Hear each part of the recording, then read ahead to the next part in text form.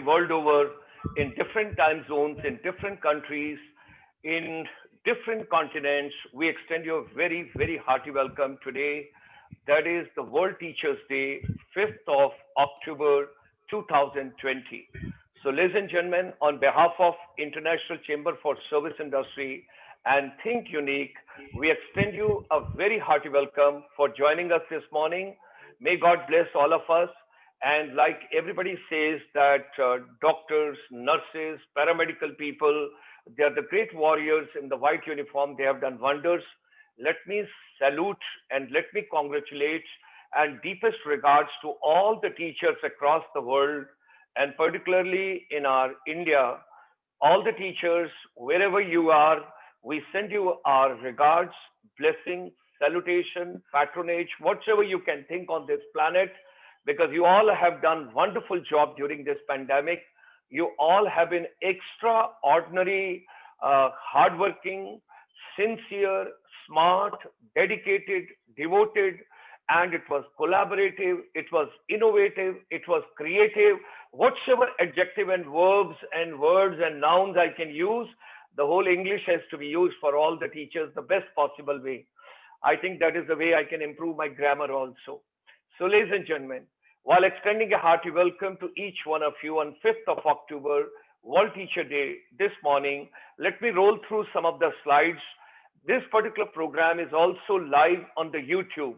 If you go to International Chamber for Service Industry, or even if you just type Dr. Gulshan Sharma, this particular program, I would request all teachers, everybody, please tell your team members, please tell your students, please tell your entire ecosystem what you have got in your schools, colleges, institution.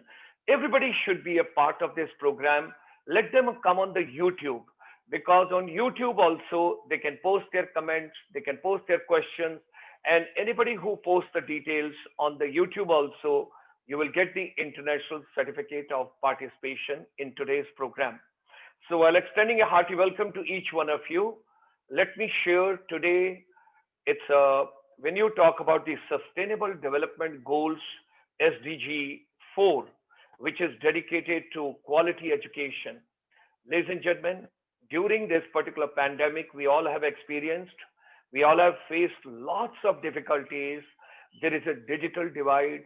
Some of the families do not have more than one basic equipment or apparatus, or for that matter, even mobile phone, which is shared in the families. Certain places you have got better bandwidth, certain places you don't have a good bandwidth. And there were so many difficult and technical glitches. And we all of a sudden, it is something like someone doesn't know how to swim, and you throw the person in a water and you say, now start swimming, you have to swim if you want to survive. So it was basically a very big challenge. And on World Teachers Day, as a soldier, as an army officer, as coming from the armed forces background, I would like to send my blessings and my best wishes to every teacher across entire India, entire Asia, globally, wherever you are connecting to us. At present, Mr. Eric is joining us from Paris.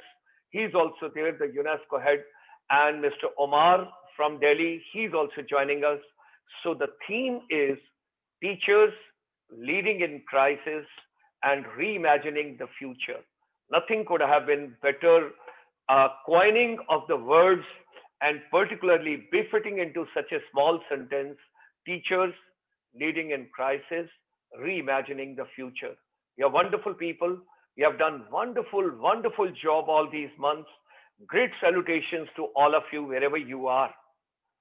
Our chamber, ICSI, some of us, those are joining for the first time and who do not know, I just wish to share with all of you. Coming from the armed forces, I was with the Ministry of Tourism, Government of India, where I set up the first National Institute for Travel and Tourism under the Ministry of Tourism and drafted the first MBA Tourism for India. And 1994, when I left Army and I left Ministry of Tourism, the journey started, because during my Ministry of Tourism tenure, when I was traveling abroad, all the time one question was haunting my mind. There are so many Indians, those have gone abroad, but there is no platform. where we can recognize them, we can empower them, we can encourage them, we can get associated with them. And ladies and gentlemen, in 1994, when I left ministry and I left army, we started focusing on non-resident Indians. And 2003, when we called on the Honorable Prime Minister of India, from 1994 to 2003, it was a confluence of basically Canadian and people from UK, some of the people from Australia and New Zealand, and of course, Middle East, very, very popular because people from Kerala, Tamil Nadu, Telangana, Andhra Pradesh, and Karnataka, and a couple of other places, they all have gone. Besides, of course, from Punjab, Rajasthan, and other rest of the states of India, what we have got. So 1994 to 2003, we have been focusing at a good conference of 6 to 7 to 8 to 10,000 people maximum. But 2003, we thought we are doing a great job. So we called on the Honorable, then the Prime Minister of India, and with a great zeal and enthusiasm, we made a presentation to him and we told, sir, we are doing a great job. He says, show me, what exactly are you doing? He had a look at the entire thing and he gave the vision. You keep doing what you're doing, and let's start Bhartiya Parvasi Divas. And that was 2003. Then he asked, when do you celebrate? We proudly mentioned 13th of January. They told, why 13th of January? We said, sir, whosoever has gone out, majority of them, they have gone from Punjab. So 13th of January is a Lohri festival when we have got a lot of dry fruits and everything to enjoy. He says, good, keep enjoying that. But let me share with you, 9th of January should be Bhartiya Parvasi Divas. And everybody looked at each other. What exactly is that? And he made a mention. Mahatma Gandhi returned to India on 9th of January from South Africa. So nobody could be a better NRI than him. So ladies and gentlemen, that was the journey. And that is International Chamber for Service Industry. We have got 30 million plus non-resident Indians. Day before yesterday, evening from 9:30 to 12:30 p.m. When I talk about 9:30 p.m. we started and 12:30 a.m. we finished. And that was basically a 3 hours marathon, how to empower education. And we have requested every NRI just devote your efforts for empowering Indian education system. None else, nothing else. Now, ladies and gentlemen, you will be hearing a message and you will be hearing the inaugural address from Mr. Eric Fault. He's the regional director of the UNESCO. He is based out of New Delhi, but at present, during the crisis, he had gone to UNESCO and he got stuck over there in Paris. And on the World Teacher Day, he has sent across a message we'll be sharing. Mr. Omar, we always get your patronage, your brotherhood, your good wishes, and everything. That is Mame Omar Diop. He comes from Senegal, a beautiful country. If you see United States, and if you move from the East Coast or the West Coast, when you're moving from the West Coast, you see the first country which you come across in Africa, that is Senegal, wonderful country. Ladies and gentlemen, this COVID, I open this box for all of you. All teachers are thinking out of the box now. That is something remarkable, and we respect and we regard that. Now, schools closed, institutions closed, colleges closed, universities closed, and we understand you have tried to make best use of the technology, the best possible way whatsoever, to reach out every child. And now is the time for education innovation. We should try and see what best can be done. Our chamber, I wish to share with all of us, those are joining today, that from morning 9 o'clock till evening 9 o'clock, we are in your service 12 hours every day. Any college, any school, any institution, any support you need, we would be more than happy. And our chamber is popular for setting up India's first finishing school in 1994. Etiquettes, manners, gesture, body language, personality, articulation, communication, confidence building exercises, creative thinking, analytical thinking, logical thinking, all that is the integral part of our chamber. Any day you wish, you want to have a complimentary motivational talk for your teachers and youth, we offer you on a World Teacher Day today itself. Write to us. We would be available to you. we would be more than happy to empower your entire system. The entire week, we have got a journey from International Chamber for Service Industry. Every evening, 5 to 6 p.m., you have not to go anywhere. You have not to register anywhere. Open the YouTube channel and immediately you can see us at Dr. Gulshan Sharma's page, ICSI, International Chamber for Service Industry. Monday, Tuesday, Wednesday, Thursday, we have got all youth, youth and youth. Millennial and millennial. Creativity, creativity, creativity. Friday, we talk about Buddhism. Saturday, we talk about Swami Vivekanand. Saturday evening, we talk about your health and wellness. Your eyes are getting strained. Your body, spondylitis problem, difficulties, sitting before the camera whole day. Sunday morning, you have got Srimad Bhagavad Gita and 10 Principal Upanishads. If you are interested about ASEAN, that is Sunday evening. And Sunday evening, last program is if you want to be a startup, if you want to start your own business, micro, small, and the medium enterprises. So, ladies and gentlemen, this is the last slide which I wish to share with all of you. Whatsoever human mind can conceive and believe, it can achieve. Let's come together. Let's make education relevant. Global confluence of educators, motivators, technocrats, counselors, wellness experts, corporate, government administrators, and decision makers, all of us together. Should you wish to reach us, here is the email given to you right over here, innovation@icsi.asia. Should you wish to send a small WhatsApp, both the numbers are listed over here. Let's become a family from today. All of us together in this journey. और एक चीज याद रखिए, शाहरुख खान का dialogue सबसे अच्छा है, किसी का कंपटीशन किसी के साथ नहीं है, दुनिया बहुत बड़ी है, किसके साथ compete करोगे, किससे आगे बढ़ोगे, आपकी अपनी दुनिया है, उसी दुनिया को आगे लेके चलो. And that is the way, ladies and gentlemen, we all got to see and we all got to work it out. We are starting in the morning, 9:30, and now in next couple of minutes, I will hand you over to, after playing the Eric's video, I would go on. The first technical session in the morning is teaching learning pedagogies to enhance the lateral thinking abilities, and that panel discussion, what we talk about, professional development of teachers, competencies and skills, impact on the present learning trends. Dr. Rupali Dhamdhere, Principal, Trinity International School, KJ's Education Institute, Pune, Maharashtra. She will be moderating. She'll be chairing the session. And we will be having 1, 2, 3, 4, 5, 6 panelists over here. So I would request, ma'am, 5 to 6 minutes, everybody. And that is the way, 10:45, we will be moving to next event. 10:45 to 11, ladies and gentlemen, augmented reality, because nowadays everybody is talking about artificial intelligence, augmented reality, virtual reality, Internet of Things, cloud computing, or you talk about blockchain. Everything is coming over here, and there is no rocket science. Nobody got to get worried. The technology is going to be made so simple in the coming times. Everybody will be able to make their own website. Everybody will be in a position to make their own thing. It's a matter of time. Nobody was knowing everything earlier. We all learned here only, and right from here, we would be taking the entire thing.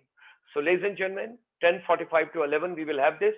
Then we have the tea break. During the tea break, we will be playing a video for you that is on the flip learning that will come over there. 11:15 to 11:30, how the blended learning, what exactly is changing the entire education ecosystem, and there the changing teacher's role as an educator, what exactly the teachers can do, that all is going to be discussed by Madam Devyalal, the Managing Director of the Flip Learning. Okay, now 11:30 to 12:15, we'll have the session 2, that is a smart campus, teachers and technology enabled environments to create an immense and impressive experience. This panel discussion, this would be chaired by Mr. Sanjay Datta, the Principal, Maharana Mewar Public School, Udaipur, Rajasthan. So, ladies and gentlemen, we again have got 6 speakers over here. I would request Mr. Sanjay Datta ji to give about 5 to 6 minutes to each person. And that is the way we proceed, because we got to do it timely, because this evening, after this event, we have got 10,000 audience waiting in the Middle East who will be joining for the program. Some of them are joining in the morning as well. 12:15 to 12:30, how to improve academic results and opt for the best online learning and assessment platform. This will come from Dubai from Mr. Arpit Dugar. Now, thereafter, ladies and gentlemen, we will be having 12:30 to 1:15. That is the next session when we talk about shift from STEM to STEAM, the effect of STEAM learning on students' creativity and problem solving skills. This also we will be taking up. And over here, Dr. John Abraham, he's the director of the SCAD Group of Schools India. He will be moderating the deliberations and discussion. One, two, three, four, five speakers you have got. So with you, and we would request you, we will try and move in the journey timely. And then 1:15 to 1:30, we'll play the EdTech presentation. And 1:30, we go for the digital lunch. The advantage in the digital lunch is organizers need not to arrange any lunch for you, no buffet. You got to just pick up your own plate at residence. We don't mind. You can have the next session while having your lunch also. Have your tea, have your coffee. Even if you want some time in between just to see your, the system remains all right. You don't get spondylitis. You don't have the problems with your shoulders and all. Keep doing exercise in between because nothing is abnormal, ladies and gentlemen, as long as your body is fit. That is something very important we all have to understand. And thereafter, we will be talking about from 2 o'clock to 2:40, 2:25, how the artificial intelligence and data could personalize higher education. This is the panel discussion. You will be having distinguished guests. And also last evening, it has been confirmed, there'll be a gentleman from Singapore Technology also who will be joining us. Then 2:25 to 3:20, we will be having integrated skill development with higher education panel discussion. So that we will take on. 3:20 to 3:55 p.m. about award winner, representative of the award winner.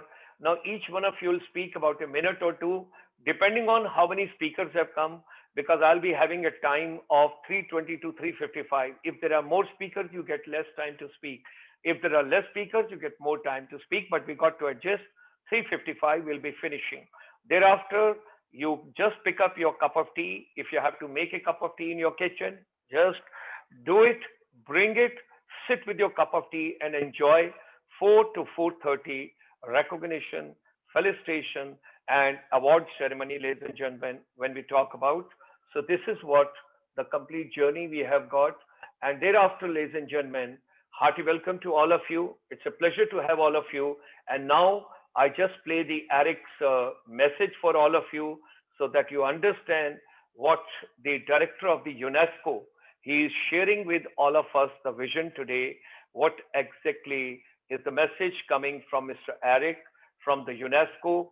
And he shares with all of us that today on the World Teachers Day, what exactly teachers can do, how the teachers should do, and how teachers have done a wonderful role.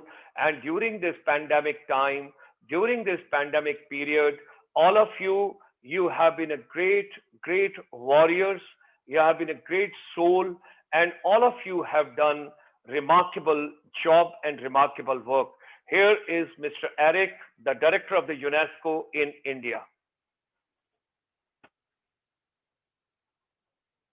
A very warm welcome to everyone gathered here virtually. I'm delighted to be with you, and I hope everyone watching this is in good health. In spite of all the challenges that the world is going through, today is a day which cannot be over. A very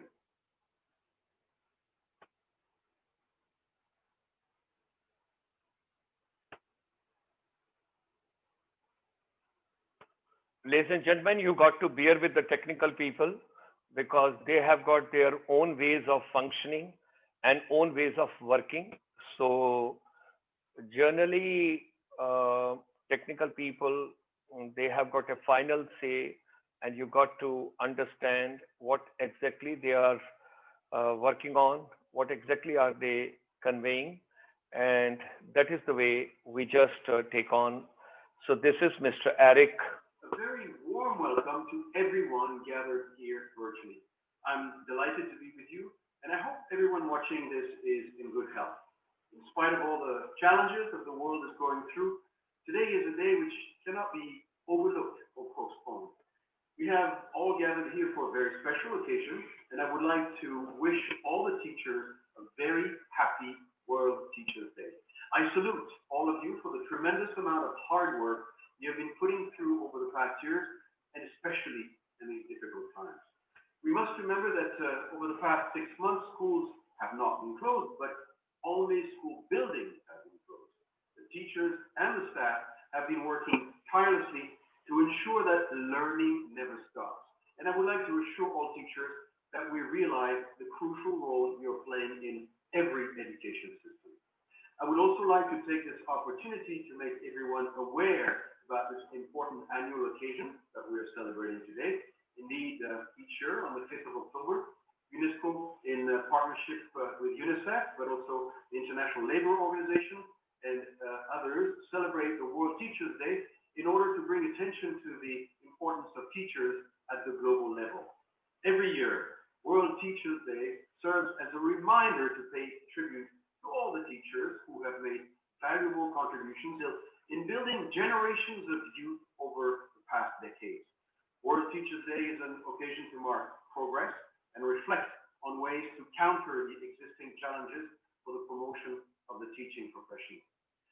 This year, the World Teachers' Day will celebrate teachers under the theme, Leading in Crisis, Reimagining the Future. And this year's theme helps us to bring attention to the frontline teachers who have shown fabulous skills in adapting to the coronavirus disease situation and using a wide range of online tools to make education accessible, fun, creative, and engaging for learners. The UNESCO Institute of Statistics has reported that over 1.2 billion learners have been affected through the school closures in response to COVID-19. As we pass through this highly sensitive and volatile situation, we strongly believe that it is our duty to ensure that learning never stops. And in order to ensure the same, it is the teacher's role that is of utmost importance in reaching our goals.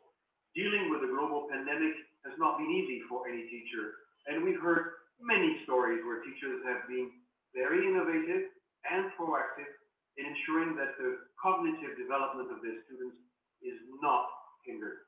Once again, I would like to applaud all the teachers who have gone out of their way and given their best to maintain continuity in learning for all children.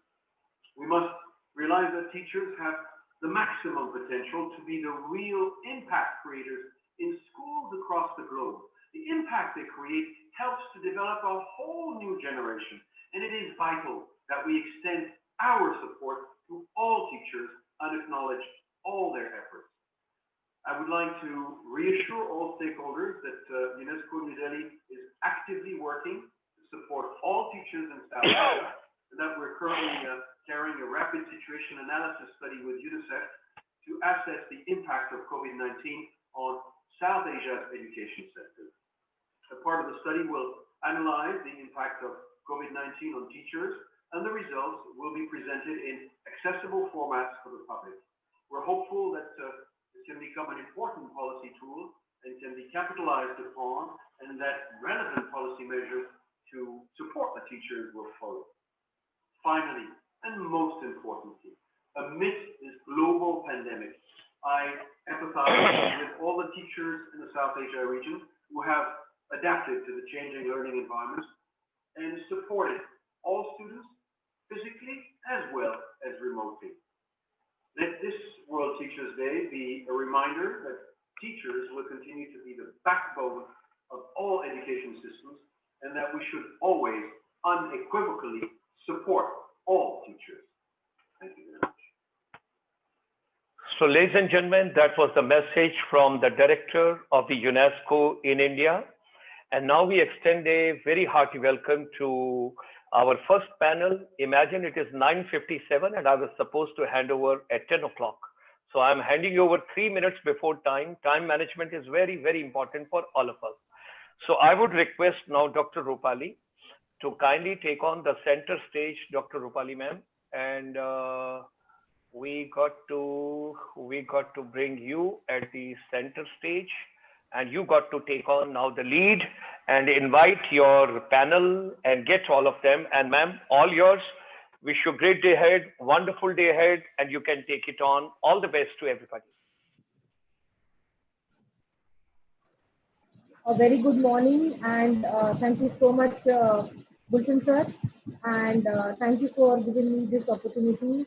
I'm Dr. Rupali Bambare, Principal at Trinity International School, Pune, and I represent a very beautiful campus, and I have a blessed with the management and the director who really give us a free hand because we are going to talk about lateral thinking and how we can implement it today.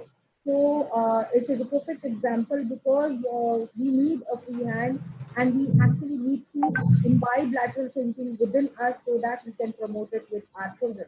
About my panelists, I have an esteemed panel with me here today, and we are around six educators on the panel. The topic that we talk about today is teaching learning pedagogy to enhance lateral thinking. So, what is lateral thinking? Lateral thinking is basically thinking out of the box. Like Gulshan sir mentioned that, because of this situation that we are in, we are the teachers have learned to think out of the box. But I think we go a step ahead and we will think like there is no box. So let's get on to that. And I would also have one question for the viewers in the end to get us into the mode of lateral thinking. To start with, I think our first panelist is Dr. Rashmi Tyagi, ma'am. Dr. Yes, Rashmi, namaskar, everyone. good morning, ma'am. Good morning. Connected with you. It is so Of course, nice. Adar Namaskar Yes, and so welcome everybody. yes.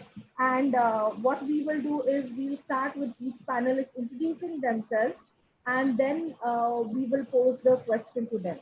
So now with Rashmi ma'am, what Rashmi ma'am I see is, has carries rich experience in the field of education and actually is a torch bearer where she can guide us and throw some light on this topic. So I would want her to give us the connection between creativity and lateral thinking. So according to Rashmi ma'am, how does she look at it? That how important is creativity and how can it be connected to lateral thinking as well? So over to you, Rashmi ma'am. Welcome to the session. Thank you very much. And happy Teachers' Day to the whole world because everybody is watching. Thank you very much, Gulshan sir, for giving us this opportunity. So, as everybody knows, it is a very trying period for the whole world. But as Gulshan sir told us that the teaching fraternity, it has shown the world that we can survive and survival of the fittest, that should be there with us. And, we are in the VUCA world. VUCA means volatile, V for volatile, U for uncertainty, and C for complexity, and A for ambiguity. So everybody, all the children, the youth, and everyone is facing the VUCA world because whatever is happening tomorrow, nobody knows. Lots of uncertainties, lots of complexity, lots of ambiguity. The children, they don't know when the exams will be there, when the schools will reopen. And the youth, they don't know that what will happen to their jobs tomorrow. So, in these difficult times, we cannot carry on with our traditional teaching learning in 21st century, especially in 2020, when lots of changes have taken place, then we have to change our teaching learning system so that our students can face tomorrow's world. And as far as the lateral thinking is concerned, this is very important. As Rupali Madam, she said that out of the box, thinking has to be there. And I think that blended teaching learning is important in today's world. And what we have to teach the students, we have to teach them how to think. So thinking is very important. And thinking is connected to the life skills. And we have to blend life skills with our curriculum. That is the most important thing. And let's see about the lateral thinking. So Edward de Bono, he was the philosopher, scientist, and he told people what is lateral thinking. And then he had taken the example of King Solomon. There were two ladies, they were fighting for one child. Both of them were claiming that the child belongs to both the ladies. Now he has done the lateral thinking out of the box. He wanted to see the reaction after giving this thing that you just cut the child in half, give one part to one lady, another part to other lady. Then what was the reaction? The real mother, she said, no, please don't cut the child. You can give it to the other lady. So that kind of, justice he had planned, that is the lateral thinking, because nobody can think of all these things. And I remember one dialogue from a film. जहां पर तुम्हारी सोच खत्म होती है वहां से हमारी सोच शुरू होती है. So that kind of a thing, when the normal thinking, it subsides, then we have to do a new different type of a creative thinking. So for that, we have to change lot of things in our teaching learning process. So the life skills, they have to be blended, and also the Bloom's taxonomy, because our present system, it is a rote learning system where the lots of stress is given to the memorization. But maybe in the near future, especially for the higher classes, the open book test will be there. So if the book is with you, then why you have to just cram up all the descriptions, all the formulae, all the derivations, etc. So that is why we have to use all these, things like analyzing is very important, evaluating is important, and at the top of the pyramid given by Bloom, what is most important is creativity. So we have to teach our children that how to create, because that is at the top means they should know how to design a thing, how to make a thing, how to plan a thing, how to just uh, give the new things. So investigate things and all these things. I can cite one example. When I was traveling once, then one young man came to me and he asked me, Madam, my child is studying in first standard. Then what line he should take for the future? Because lots of transformations will take place in the future. So then we discussed something. And then he said, see, automation has taken place, AI has come. So I don't know how many engineers will get employment in future. And the robotic surgery has come. So we don't know about the doctors and the medical also. So what will be there? Then we decided that creativity is going to capture the market of tomorrow. So those students which we are teaching now, we are teaching them that they should learn how to create things. And then critical thinking is very important. All the types of thinkings are important. We have to teach the children that how they will learn. Our teaching is not important. What is important is what the students are learning. And And we teaching them to think as well. yes. Yeah. So now I think I have contributed and I have used the time which was Thank you so given much, to me. ma'am. Thank Lovely, you so much. lovely Thank view. you very much. Lovely view. Thank you, ma'am. And it is definitely a very, very valuable start to the panel. Moving on to Dr. Shilpa. Dr. Shilpa, can I just see you here? Dr. Yeah. Shilpa, Good morning, ma'am. Good morning. a very good morning, ma'am. Thank you so much for joining us. And Thank you, ma'am. Dr. Shilpa, we'll start with introducing yourself. And then the question I'd like to pose here in relation to lateral thinking is the ability to think differently more important than the knowledge gained? So if you could just throw a little bit of light on this thing. Over to you, ma'am. Yeah. Thank you, ma'am. Thanks a lot. I'm Dr. Shilpa Jazurkar, the principal of Amba International School. This school is a upcoming school which is in Thane. It's in the heart of the city. And the vision of our school is to create innovativeness, to create a lot of design thinking in the minds of the students. And here, yes, my teachers are also working towards this cause. And today, the topic which I have got is about the thinking differently.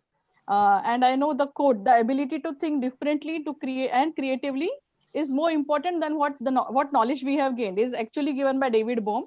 So David Bohm has given this quotation with a view that yes, being a teacher, you always have to think out of the box. And as Dr. Rashmi ma'am has already spoke about it, that how thinking differently is going to help us a lot.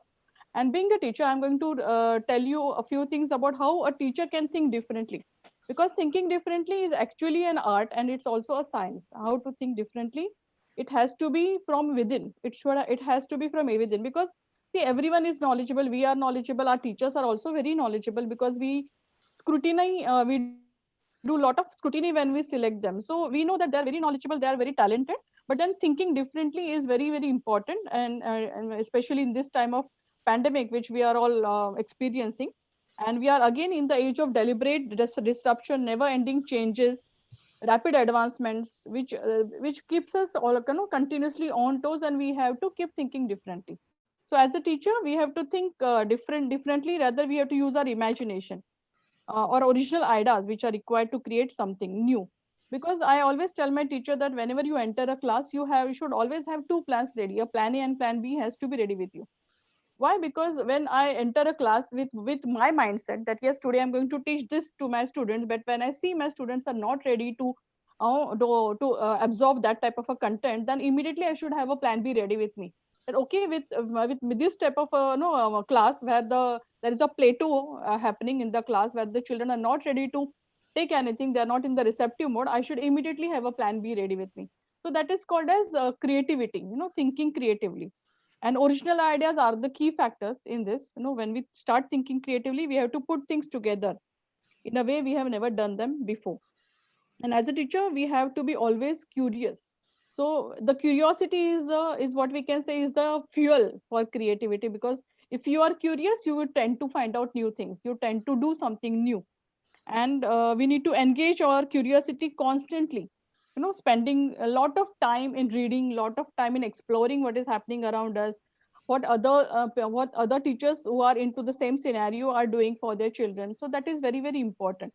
So as a teacher, I think we should always be aware about what is happening around us, what is happening with other children in other countries, what is happening with other teachers in other countries, what other teachers are doing for their children. So we have to be very, very curious to know about this. Curiosity will lead us towards knowledge gain. So thinking about things could change the world around us. If we start thinking with the help of curiosity and with creativity, everything is going to change. So perception is, I think, one of our greatest human gifts. So if we all leverage our abilities, we will have to just leverage it a little more. We would certainly go far beyond our expectations. And to achieve this, I think we should not lose our focus, because that is important. We should not lose our focus, because it happens that when we try exploring, we tend to lose our focus, and then we go away. We know that this is our target, but then we have to, we go hither. So that's and also be able to learn from failure, because not always creativity or thinking out of the box will help you. Sometimes you may also have to go through failures, but yes, you still have to be creative.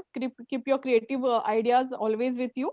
And we all have problems in our life, but the solution will only come when more of us start looking at the solutions in a different way. And in the the entire world will come to some solution, as we all are going through this pandemic, and everyone is trying to resolve it in his own way.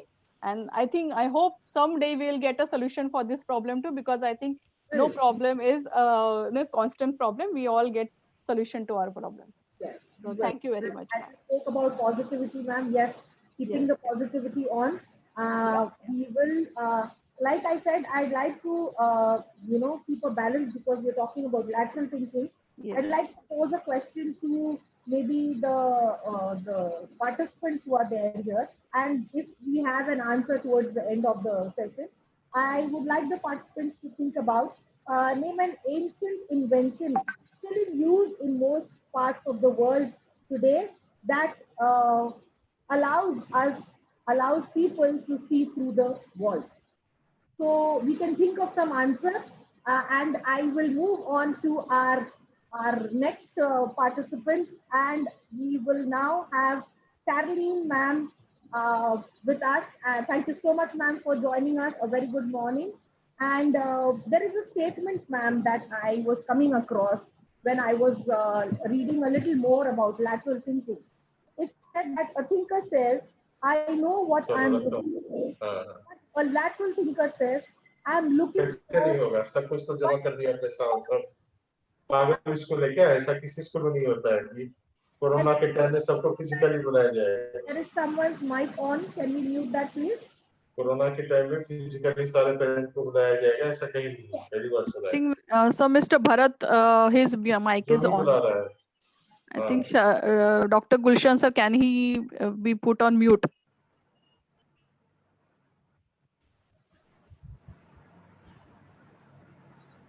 Yes. So I think I'll just repeat my statement and the question related to that to Caroline ma'am. A thinker says, I know what I'm looking for, but when it comes to a lateral thinker, the lateral thinker says, I know what I am looking for, but I won't know until I found it.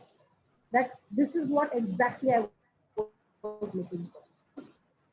A very good morning. Can you throw some light on this statement, ma'am? Yes, thank you so much, Dr. Rupali. And first of all, before I start on, a very good morning to all of you. Actually, would like to continue from where Dr. Shilpa had left off. She said that when we go into the class, we must have a plan A and a plan B. I would say we need a plan C as well nowadays. A man is but the product of his thoughts. What he thinks, he becomes. It gives me immense pleasure today to be a part of this wonderful conclave, part of all of such eminent speakers on this World Teachers' Day. I'm Caroline Ross. I'm the principal of Springfields International School at Hyderabad. Today, I would like to throw a little light on the two types of thinkers, the normal thinker and the lateral thinker. As Dr. Edward de Bono, the father of lateral thinking, said, a thinker says, I know what I am looking for, but a lateral thinker says, I am looking, but I won't know until I have found what I was looking for. This definition itself sums it all up. Linear thinking is based on logic, rules, and rationality to solve a problem, while lateral thinking is a set of processes. The human brain thinks in a number of distinct ways, which can be deliberately challenged and hence planned for use in a structured way, allowing one to develop tactics for thinking about particular issues. As I was researching for today's topic, I actually came across a video wherein an author, David Epstein, he illustrated the principle through the case of a Japanese repairman, Gunpei Yokoi. Yokoi wasn't a particularly gifted engineer, but he perceived his environment in a way that his more talented and specialized peers were not able to, because they had specialized so much in traditional thinking and the traditional ways of doing things. These engineers could only frame their environment in terms of a specific technology that they specialized in. But Yokoi, on the other hand, he saw how older technologies could be put together with other technologies and made to work together. And the result was today's Nintendo Game Boy. One of the tragic aspects of life is that we live on borrowed thinking. We walk on mental crutches, as it were. As a result, we carry prejudices wrapped in contradictions. If you look at our educational process, you'll readily agree that it teaches, reinforces, and rewards linear thinking, and punishes lateral thinking. Most of the time, our education is about questions and answers. And the more quickly the answer follows upon the question, the better that is seen to be. A vertical thinker's mind is trained to think in one direction. And should there be any hindrances on the set path, he fails to achieve the goal. While lateral thinking allows and involves discarding the obvious, leaving behind traditional modes of thought, and throwing away preconceptions. It opens the mind in all directions. It's a new way of thinking that opens a door one didn't even know existed. A way of thinking that seeks a solution to an intractable problem through unorthodox methods or elements that would normally be ignored by logical thinking. Our traditional thinking is vertical, moving step by step to a logical conclusion based of the available data. But lateral thinking is horizontal, putting the emphasis on generating many ideas while de-emphasizing the details of of how those ideas could be implemented. Both vertical and lateral thinking are complementary though. Without lateral thinking, vertical thinking would be too narrow-minded. Without vertical thinking, lateral thinking would produce too many possible solutions, but no plans to implement. As educators, the greatest legacy that we can leave behind for our future generation is to help them become independent and self-directed learners who can thrive in any situation by virtue of their adaptability as thinkers. Thank you so much. Thank you so much, ma'am. That was an in-depth, session. Your knowledge regarding, and you also passed on many facets involved with lateral thinking. Thank you so much. Moving on, we have Mr. Neeraj. Can we have Mr. Neeraj here? Is Mr. Neeraj there? Yes, I'm very much here, ma'am. A very good morning to you, sir. Thank you so much for being there. It's a pleasure to have you on the panel. And Ms. Neeraj, we'll start with your introduction, and then post your introduction, we'll have one a small control upon regarding lateral thinking is that lateral thinking sometimes leads us to solutions that are sought out through unorthodox methods, right? And these are ignored when you are thinking in a logical manner. So can you please emphasize on which one is encouraged by us as educators and why? Over to you, Mr. Neeraj. So at the onset, wonderful morning to daughters and sons of my motherland. It's indeed a pleasure to be on this platform, and I'm grateful to ICSI for providing me this amazing opportunity. Blissful morning to wonderful moderator, Dr. Rupali, the main host, Dr. Gulshan, my co-panelists, who have wonderfully put across their ideas and their opinions. It's a wonderful and thought-provoking topic which has been assigned to me. Thank you very much. So, as the other panelists and even Madam Caroline has put across almost everything in a beautiful way, I'll take it forward. When you talk about lateral thinking, so now let me first of all explain what is lateral thinking as well as logical thinking, or you can say vertical thinking, as Caroline ma'am has also put it across. So lateral thinking as a layman means simply thinking outside the box, as even you introduced this concept in the very beginning. It is a contrast to logical thinking. The concept of lateral thinking was coined by Edward D. Bourne. I think this is the name which today everyone must learn it by heart. Edward de Bono. Every panelist would for surely be repeating it time and again. So the concept of lateral thinking is an unconventional style of thinking. It is a mental process of generating ideas and solving the problems in a unique perspective, discarding the orthodoxic or the traditional point of view.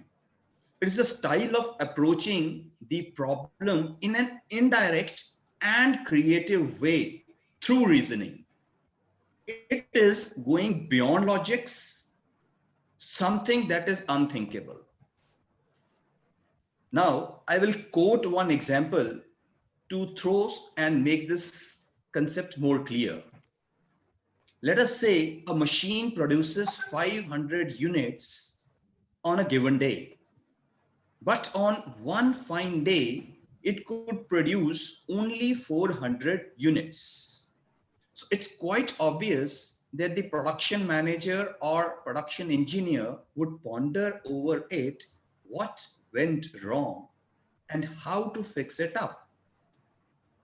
Now, as a logical mind, which always thinks systematically and processes the information in an analytical way, logically, in a sequenced manner, and deliberate and precise way. It involves a lot of data mining, and from the problem, it tries to analyze and then define the methodologies to find the logical solution. As a production manager, if he's a logical thinker, he would definitely come across that whether it was the problem of a workforce or it was a poor or defective raw material, or at the max, it can be some technical glitch which dropped the production from 500 units to 400 units. So he will start his logical mind. Contrary to it, a lateral thinker would approach this problem in another way, using reasoning. That's not very straightforward and obvious approach, of course. He may give the solution in the form that maybe reduction in the production leads to better quality.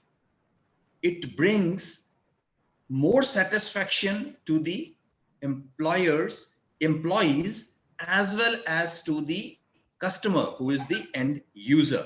So this is how there is a difference of opinion and different perspective and different opinion for same problem. When the problem was addressed by a logical thinker, he will always go same hierarchy, same procedure, same set, whereas a non-conventional, unconventional, or a person with the lateral thinking will think it in another way out. With the context to education, there are edu leaders with two different mindsets. One is fixed mindset and other is growth mindset. And the people who are with the growth mindset, they always generally preach, teach, and they approach the lateral thinking. Speaking out my heart, as the educationists, we all teach the logical approach to solve the problems. Since we want to make our students critical thinker, we want to have them a scientific temperament, so we capitalize on the rational thinking, but it hampers the creativity of a pupil. One of the panelists has already talked about the Bloom's taxonomy, that how we have to take a child from the lowest above, that is your remembering, to the creativity. And for that, we need to have a blended approach where critical thinking, that is your, you can say logical thinking, has to go hand in hand with the lateral thinking also. Now, Rupali ji, allow me to discuss one old story of a thirsty crow. I'm very sure everyone of us would have heard. So I would be very quick and precise about it. Now, see, the crow was very thirsty He reached out to the water, identified a vessel having less water, and then he dropped pebbles or stones into it, quenched his thirst, and felt away. Now, if this same problem is to be addressed by a modern crow of 21st century, who is having a lateral thinking, and we say that in 21st century, we need to work smarter rather than only and always working harder. If it is about a lateral thinker, 21st century crow, he will look around, find a straw, drink a water, and happily flew away. Or probably he will try to hit the pot कि pot नीचे गिर जाए, because of course he would be a fitness freak being a 21st century crow. Pot falls down, it lays down in a horizontal manner, he can easily peep in and can drink the water. Now this is the approach of a lateral thinker. He will always think the other way around. Like if it is about joining the dots, we play the game of cross and we play the game of circles, and then we have to bring it diagonally, vertically in a line. Same as the lateral thinker's approach will always be different to join the dots. Now, what are the benefits? Let me quickly come to it. When we are a lateral thinker, what benefits we get out of it? Trust me, every logical thinker would be having the same perspective. There is no uniqueness in a logical thinker. But a child with lateral thinking will develop the better idea generations, can solve the problems using his abilities, gain competitive advantage. I'm again emphasizing that the person with the lateral thinking always becomes a problem solver, and everyone in an organization start looking towards him, and he always have an extra niche or a competitive advantage, being vastly and more innovative. So constructively challenge current thinking and see new opportunities. Now, quickly, I will share 2-3 points how we can instill this lateral thinking amongst our students. We are running out of time. Just 1 minute, ma'am. So like first is break the old beliefs, like the thirsty crow did. Then we have to do certain simulation situations. For example, if a child is left on a metro train and we tell him, you are left alone, the train whistles out and your parents are left out, you are in the train. So these kind of situational thinking right from the childhood would help a child to develop the lateral thinking. We can play so many puzzles and quizzes with the children. There could be collaborative projects. Mind maps can be used to develop it. So finally, I will rest my voice with this, that no single approach is suffice to, but we should catch the child young, and at the foundational stage, we should start with our lateral thinking, and gradually we will introduce our logical thinking. Thank you very much to all of you, and wish you all world's happy Teachers Day. Keep contributing and keep making difference. Thank you once again. Thank you so much, sir. And lovely thought with the straw and the 21st century pro connection story. That was really nice, thinking out of the box. Lovely. Now our next panelist is Vandana ma'am. Can we have Vandana ma'am on the screen? Vandana ma'am, are you there? Yes, here I'm. Yes. A very good morning, ma'am. Yes, good morning. It's lovely to have you on this panel. Vandana ma'am, after your introduction, we'd like you to throw some light on the ways that we can encourage lateral thinking amongst our children, and also if you are, taking special initiatives in your school where you're encouraging this lateral thinking amongst your students. Over to you, ma'am. Thank you, Rupali ma'am. Myself, Vandana Singhal. I'm working with the Maharshi Urban Group that is dealing with the universities and technical colleges and the school education. So I'm working in the branch of Kota, which is famous for coaching or education hub. Modi ji has already announced it as a Nalanda of the nation. So because most of the best results we are providing from here, like in JEE or NEET examinations. So approximately more than 2.5 lakh students are coming to Kota city, and they are studying in our school.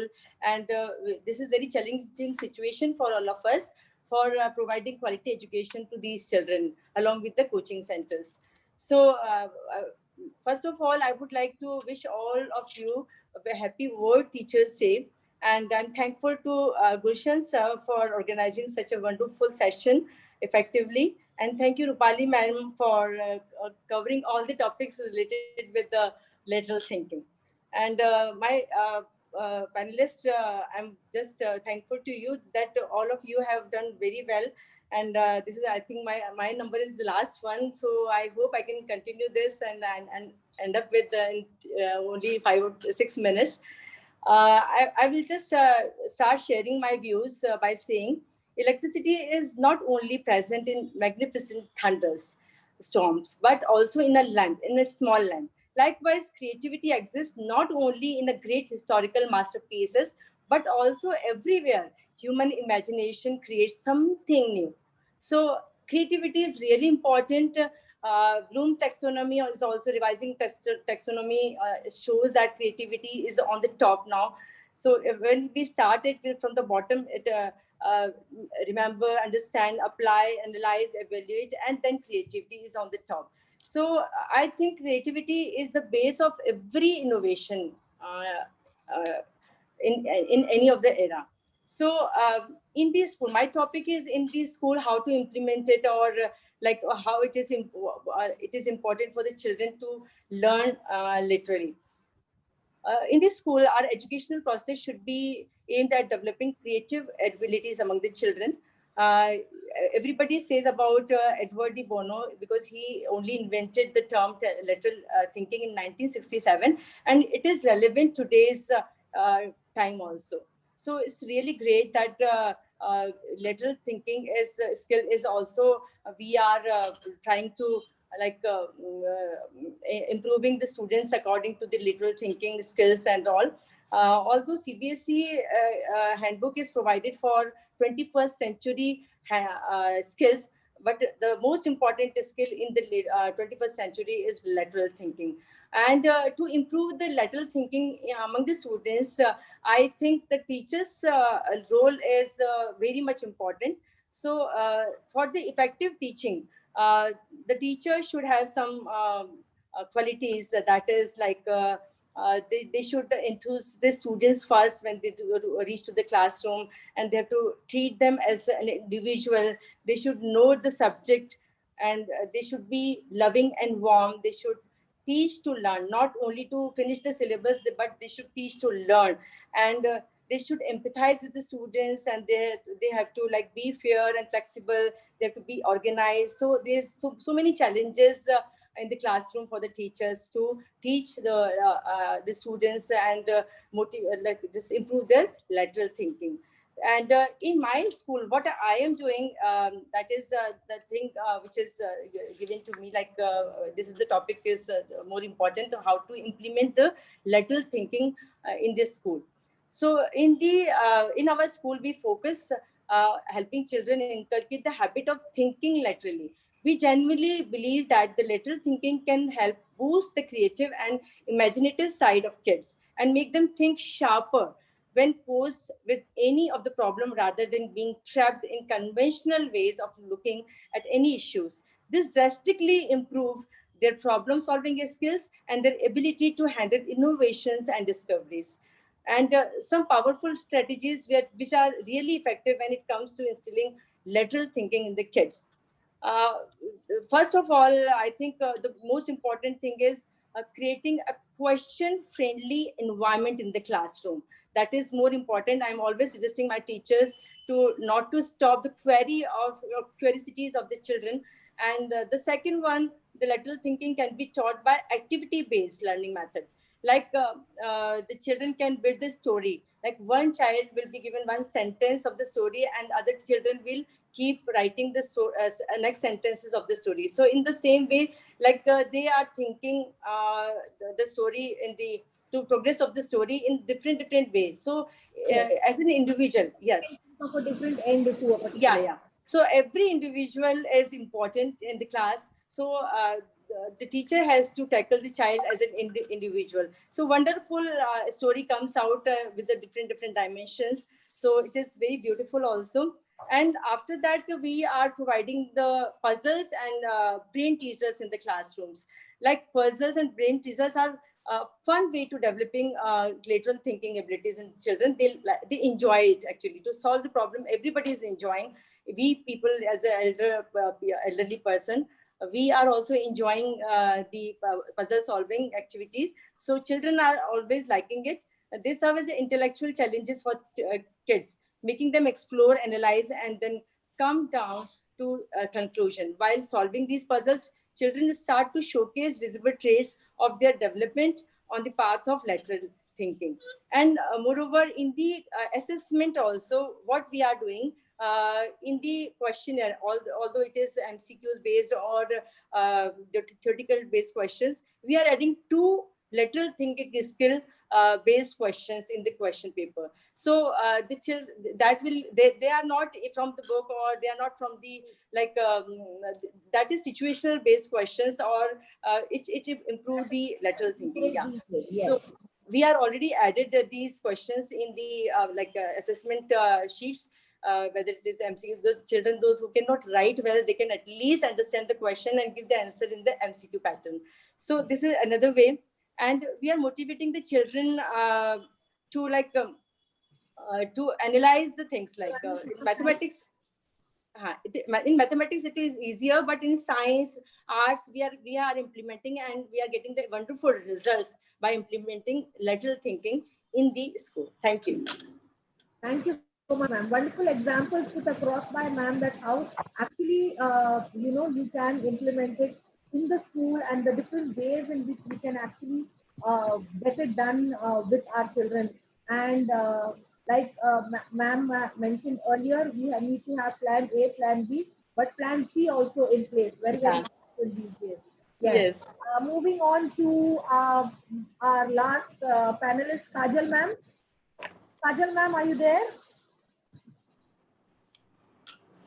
Hello, good morning. Yes, I am there, ma'am. Very good morning, ma'am. How are you? I am super fine, ma'am. Super fine. Kajal ma'am is our panelist, and she is going to wrap up this session, wherein she is going to connect lateral thinking with the past, the importance it has today, and how we are going to connect it to the coming future, and also throw a little light on how this pandemic has, or lateral thinking has helped us to cope up during this the situation that we are in. Over to you, Kajal ma'am, and we are very close to ending our session, so we Yes, need to keep up with the time. yes, ma'am. And coming towards the end, okay, I carry a bigger responsibility to, captivate our listeners, viewers, and panelists. First of all, wonderful morning, a happy morning to one and all. And a big thank you to Global Education and Skill Summit 2020 for making me a part. And thanks to ICSI and Think Unique Infomedia Private Limited for organizing such a wonderful program and gathering people from in and across. It's a wonderful feeling. Now coming to the point, to start with, I would like to quote a nation's great teacher, Dr. APJ Abdul Kalam. Educationists should build the capacities of the spirit of inquiry, creativity, entrepreneurial, and moral leadership among students and become their role model. So, keeping this thought at the center, I am giving one task to all the teachers who are listening, and towards the end, I'll come back. Okay. For example, if you have created your mask, okay, and you have to name it, what will be one captivating tagline to it? I'll give you one example. When we talk about washing powder, what comes to you? that iconic advertisement, washing powder Nirma, Nirma. remember, doodh ki safedi, so something like that you have to come up. And I hope Gulshan sir will help us read at least one good tagline. Okay, so as coming back to the question what Dr. Rupali ma'am had asked, linking the lateral thinking pedagogies, what we were doing in past, present and future, and again linking it with this time, okay, this time of corona, how we are coming up and again coming together. So lateral thinking, over the past, we can say, few years, it has taken a lot of importance to, and it is done to get deeper, you can say, comprehension of the topic. So see, looking at the traditional pedagogies, how to evaluate, how to know that the learner has gained knowledge, we used to have these assessments, what I believe Caroline ma'am and Shilpa ma'am and Rashmi Tyagi ma'am have already covered, that we used to have those, conventional true or false MCQs and having certain questions. And by the end of the year, we used to give that report card. Okay, this much now child is passed and he or she can go further. That was the traditional method which we all follow. Then coming to the present, like how we are dealing with it, giving it to our curriculum to a more structured manner. And in the digital age of learning, our pedagogies are more conceptual based, conceptual thinking and peer cooperation is required to boost lateral thinking. And as I believe Neeraj sir was talking about lateral thinking, okay, and how it works, I will just talk about by giving an abbreviation of RSRU, how lateral thinker thinks. Okay, R stands for recognize. Okay, S stands for search. Again, there is one more, R stands for relax, for calmer thinking, and U stands for use.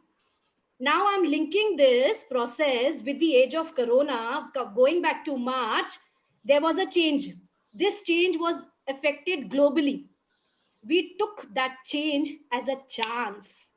With no time, we all were online. Though we were not skilled, but with our baby steps, we came, and every school had their own online mode of teaching. Lateral And thinking at its best. at its best, yes. Even ICSI, everybody, they had their own ways of engaging. And I must say, hats off to Gulshan sir. Every day he has 2 sessions, if I'm not wrong, or more than that. So wonderful, wonderful of linking. Now coming back to linking this lateral thinking in our curriculum, every institute, every school has some of the problems which we deal with it. Why don't we discuss with our children? May it be electricity bill, may it be water shortage, cleanliness. Okay, we can discuss this with our children and make it as annual project. Let them come up with the different thinking out of the box. You will be amazed. Let them go to meet to these electricians and various departments. And as we all know, in this pandemic also, electricity was a big issue. We used to get big bills, though we were in lockdown, isn't it? So make such things as your annual projects, and give this opportunity your children. I am very sure that children will be victorious, and this can be covered in a big way. That's all about lateral thinking. And coming back to the abbreviation, recognize the problem, thinking different ways, as you all said, like having ABCD plans. So recognizing. Second is search for different ideas. Third is relax and looking at it, every problem ka solution kya hai, and selecting the best. Use the change and take it a chance. I'll give you one last example. See, knowledge, as you even asked one question, what is the difference between knowledge and application and all. Knowledge I have gathered. For example, I know tomato is a fruit, okay, but when I'll apply in real life, how I'll apply, I know not tomato is a fruit, but am I going to use in a fruit salad? No.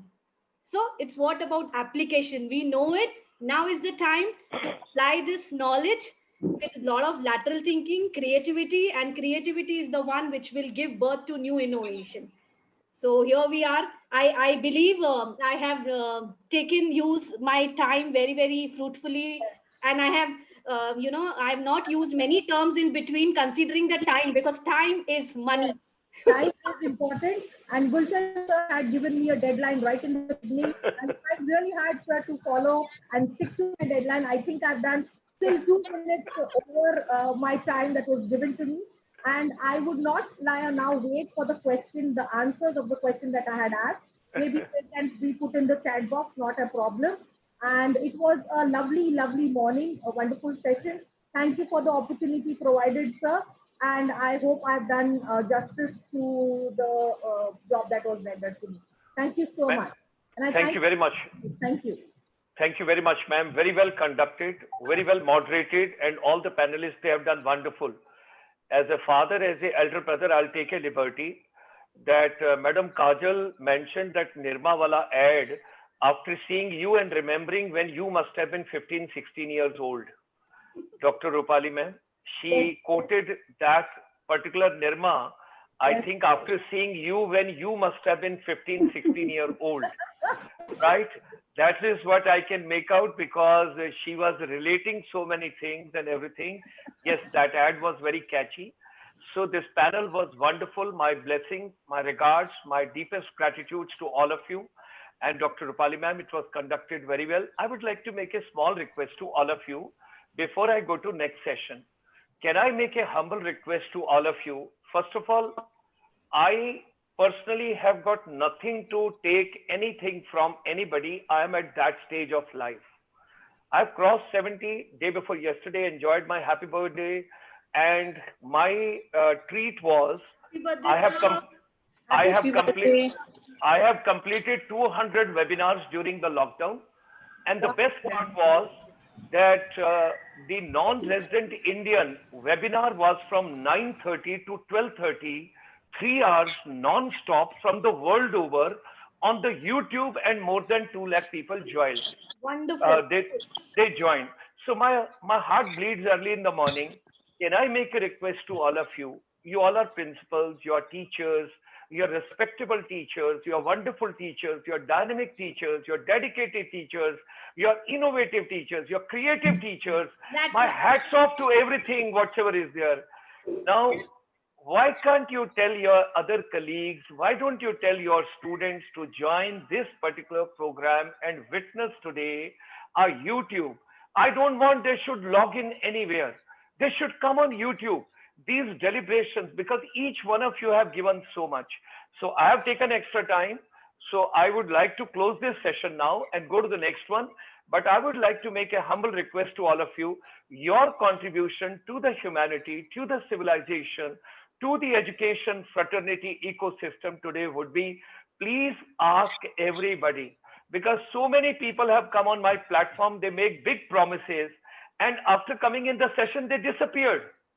They are not even traceable. So I don't want to tell them this morning, you might have thought that you have used me, but you do not know you have not used me. You have just tried me. I am not there just looking towards you. I'm looking after towards entire humanity, the entire human development. The whole world is one family. मैं किसी एक NRI को बोलूंगा तो वो आपके पूरे school को चेंज कर सकते हैं. They can empower the entire education ecosystem. So that's what I want. Please tell your colleagues, your teachers, your students, your youth, they all should come all the way and they should join the program. They should be a part of the deliberation. एक conference नहीं रह जानी चाहिए. कुछ लोग आए, कुछ लोगों ने सुना, कुछ लोगों ने बातें करी और वो चले गए, कुछ ने पैसे खर्च दिए. अरे no, we are above that. We are above that. Think about that. क्योंकि आज आप किसी को यूज कर सकते हैं, लेकिन कब तक यूज करेंगे? आप ह्यूमन को एम्पावर कर दीजिए, ह्यूमैनिटी को एम्पावर कर दीजिए. That's what is needed by all of us. So while remembering that Nirma girl at the age of Dr. Rupali and the age of 15 by Madam Kajal and all the panelists, you have done a wonderful job. God bless all of you. Blessings from father and elder brother. Thank you very much. Thank you, sir. One last line. Yes, As Bapuji said, okay, Huh. that you can shake, like in a very gentle manner, you can shake the world. And you are doing it wonderfully, sir. हम सबको जुड़ना है, हम सबको जुड़ना है, मतलब ये कॉन्फ्रेंस एक कॉन्फ्रेंस नहीं रहनी चाहिए. That's what is my request. We have to move ahead. We have to go ahead. We all have to move ahead. Let me just yes.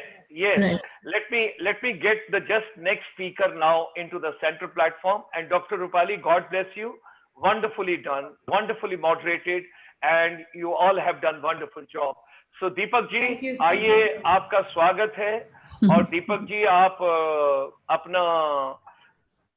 अपना रूबरू सामने आइए और अच्छे से सारे संसार को बताइए कि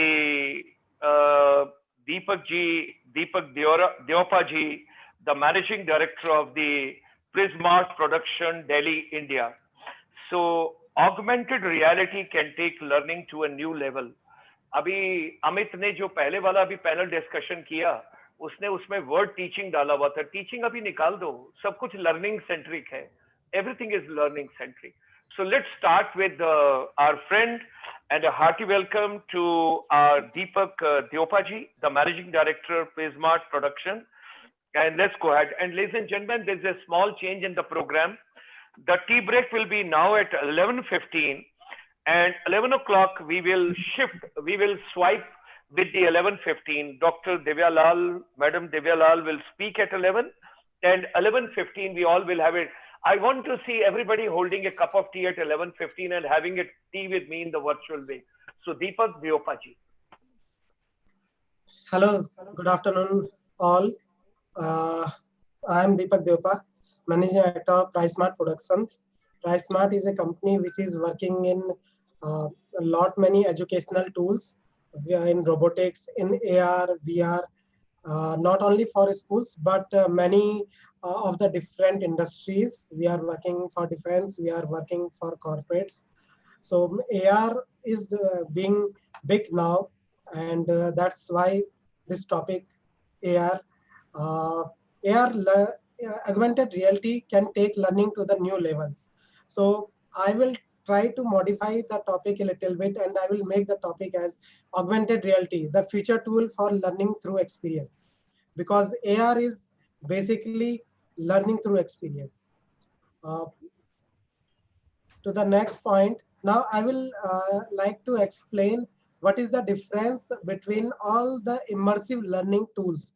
So I will start with the first one, that is 360-degree camera videos. This you must have seen. Google started it some time back, when they were taking 360-degree images, 360-degree videos of schools premises. So this started from there, and now then the next stage is VR, virtual reality. In virtual reality, everything is virtual. It is created in three-dimensional computer graphics, and then you are immersed inside it. Then the next stage is augmented reality, where you overlay virtual objects on the real objects. So what you see is any video, image, 3D over the real world. Then is the MR, mixed reality. Mixed reality is combination of both, where virtual reality and augmented reality is combined together. So so not only it just overlay, it anchors on the real objects. Now coming back to AR, I will try to explain AR to those who have a little bit idea of AR. AR is augmented reality. It is a technology which is triggered by any ways. It is triggered by markers or non-markers, and it gives digital information in the form of videos, photos, links, games, and it is displayed on top of real world items. And what we can see it through smartphones, tablets, and AR devices. So how AR helps it? It expands the natural world with digital information and enhance our senses, because now we can combine what is real and what we want the data to superimpose over it. It is extensively used in military, medicine, robotics, robotics, engineering, designing, manufacturing, and others. So how AR started, the evolution of AR. 1968, the first headset was there. It showed simple wireframe models. Wireframe is the basic structure of any object. So it is the wireframe drawings were started in AR. Then in 1990, the AR word was coined, and this word was coined by Tom Cudell. And this now it was started in 1990, but after the internet era and after the smartphones were very easily accessible to all, it really became popular. In 1994, the dancing in cyberspace was the first VR theater which started. In 2009, AR came on web, and we all were able to see AR in our day-to-day life. And after 2017, it really reached us with the help of AR kits and AR core, where Apple and Google supported this AR regime. So this is the timeline. I will not go through the complete timeline again. The timeline where it started from very basic crude designs, and now they have become very powerful, sleek models. The latest tools which are being used in AR are AR, VR, MR, and now XR. I will tell what XR is in later part. So these all are the gadgets which are being used now for engaging and entertaining. So what the future withhold for AR? AR is the AR is in mainstream now. It's basically it is superimposition of the data. So it starts with e-commerce. In e-commerce nowadays, you must have seen Zara has launched it almost 2 years back, and it is very popular in their stores. You don't have to go to the trial room.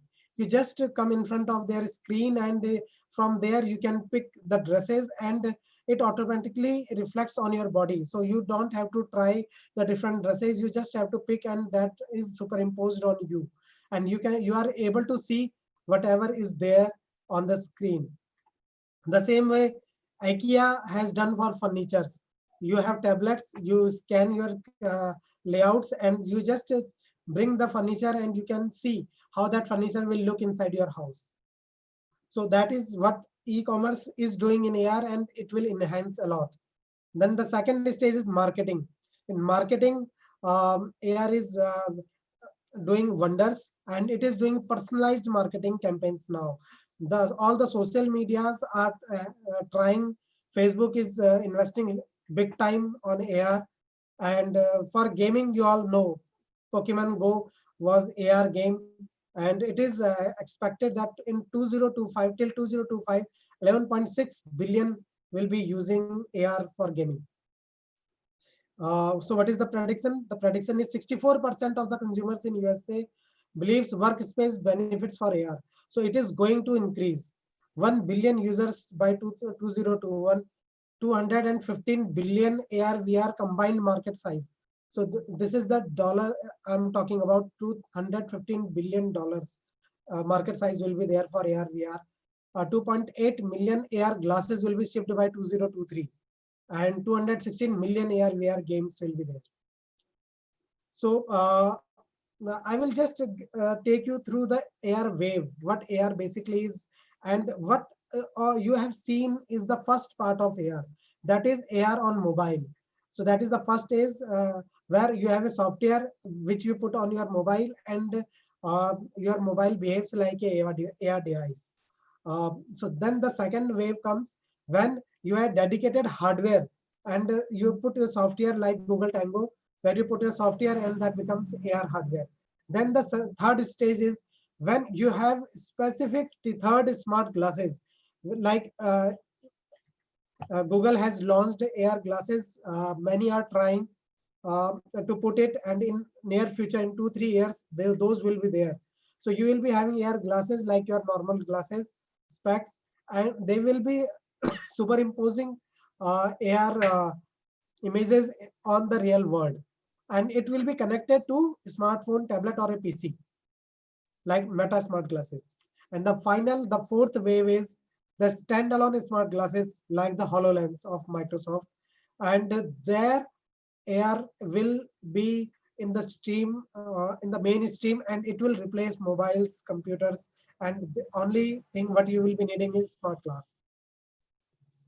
So now coming to AR for learning, AR for education. 70% of the parents even today thinks that AR is drastically improving the education system. They are using, if they are using AR in any form, they are feeling that education system is improving with the help of AR. So AR is in education now. Teachers also believe the new technologies can modify and enhance learning experiences. Augmented reality holds the power to transform the education system. It makes learning a far more engaging and fun experience. And AR is coming to the classrooms now. It is improving the method of learning for students, helping them understanding the complex informations. Now, examples of AR in education worldwide right today, as of today. So augmented reality is in classrooms now with the help of augmented reality animated content in classroom lessons. Uh, we could catch students' attention as well as the motivation and as well as to motivate them for studies. Extra data, very small extra data like short videos of a person of whom we are talking about, fun facts, historical data, sites, events, 3D models, those all helps a lot in AR enabled classrooms.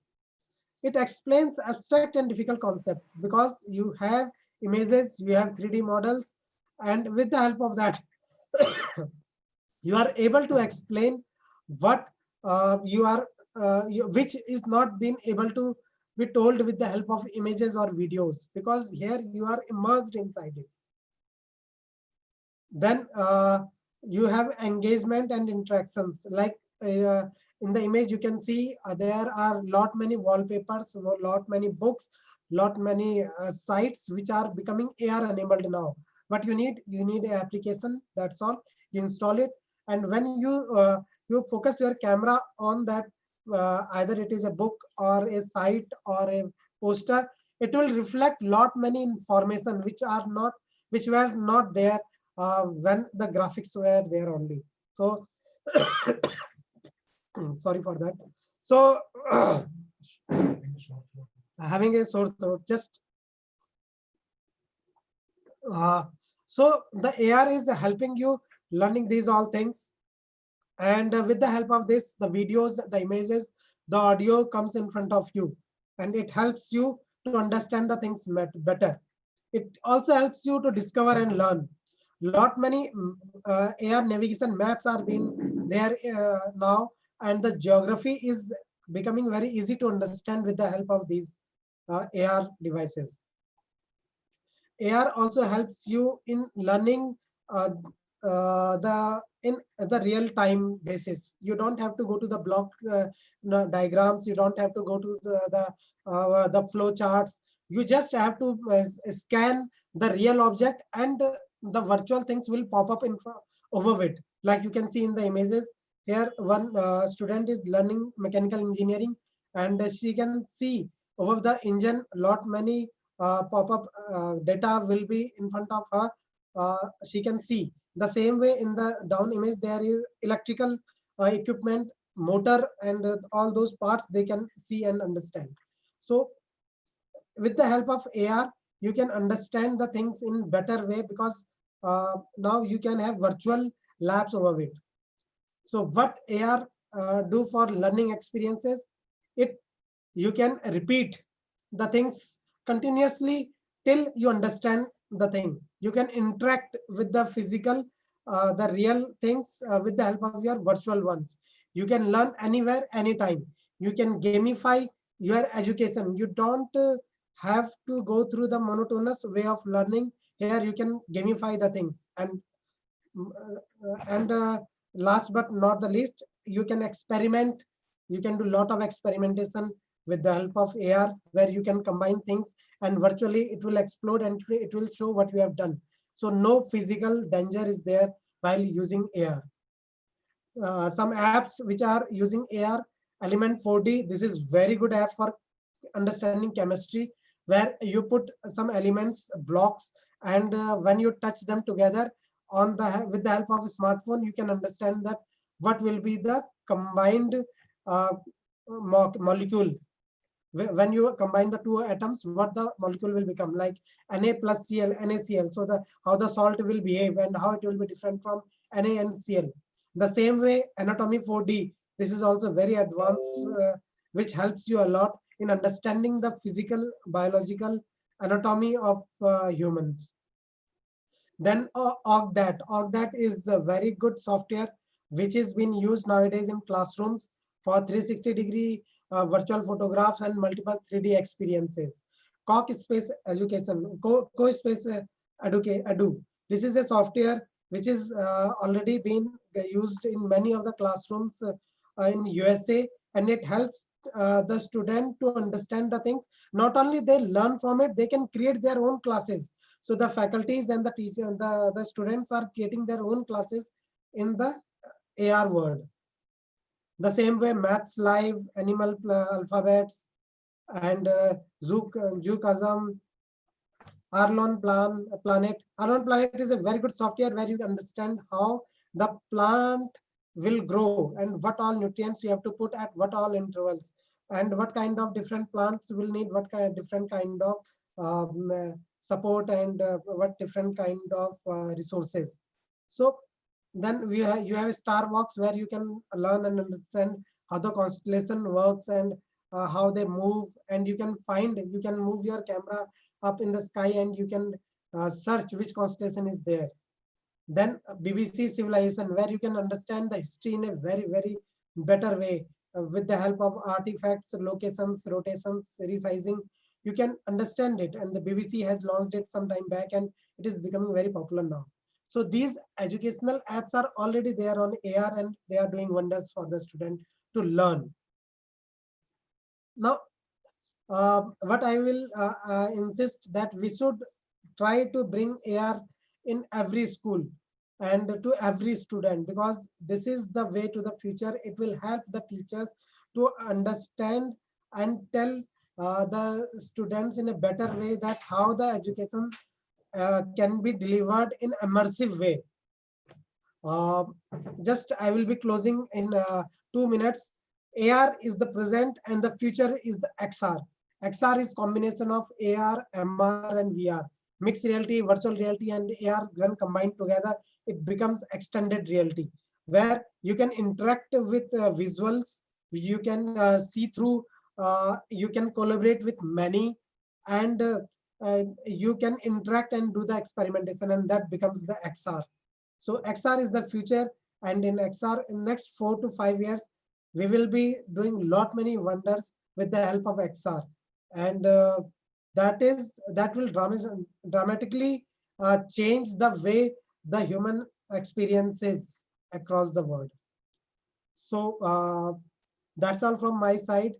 The AR is the future, and what I see, it is really changing the learning domain altogether. Thank you, sir.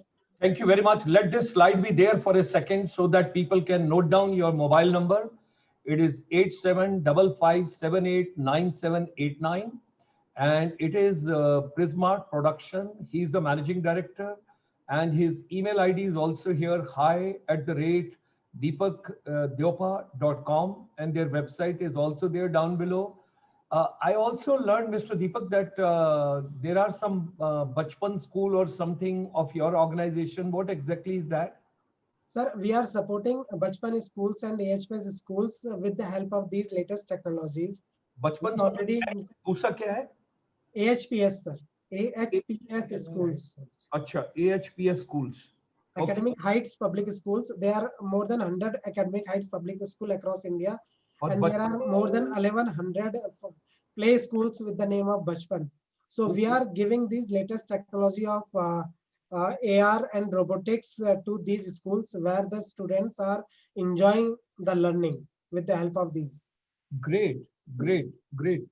आप इसको जरा बंद कीजिए, मुझे 2 minute आपसे बात करनी है, क्योंकि फ्यूचर जो है वो सारा कुछ जो है वर्चुअल रियलिटी में, ऑगमेंट रियलिटी में, और सारा कुछ भी जो फ्यूचर में आ रहा है वो टेक्नोलॉजी बेस्ड है।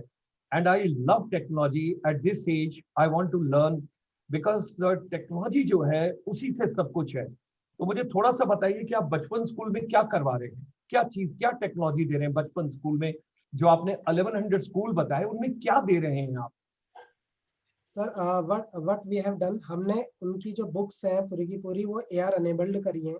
ओके। और उनकी एआर तो बच्चों को if they want to learn तो हाँ, दे हैव द थिंग। हमने उनको एक स्पीको पेन एक टेक्नोलॉजी है उसके थ्रू भी हमने उनको एम्पावर किया है। उनकी हाँ, जो बुक्स हैं उनके ऊपर एक स्मॉल पेन वो they have to touch and it start speaking. तो ओके। जो छोटे प्ले वाले बच्चे हैं जिनको अपनी एमटीआई प्रॉब्लम से दूर करने के लिए हाँ, parents also understand how to speak, how to tell. तो ये सारी जो चीज है इससे जब वो टच करता है they know the exact pronunciation, जिसमें एक्सपर्ट हमने वॉइस ओवर आर्टिस्ट के थ्रू ये सारे काम किए हैं।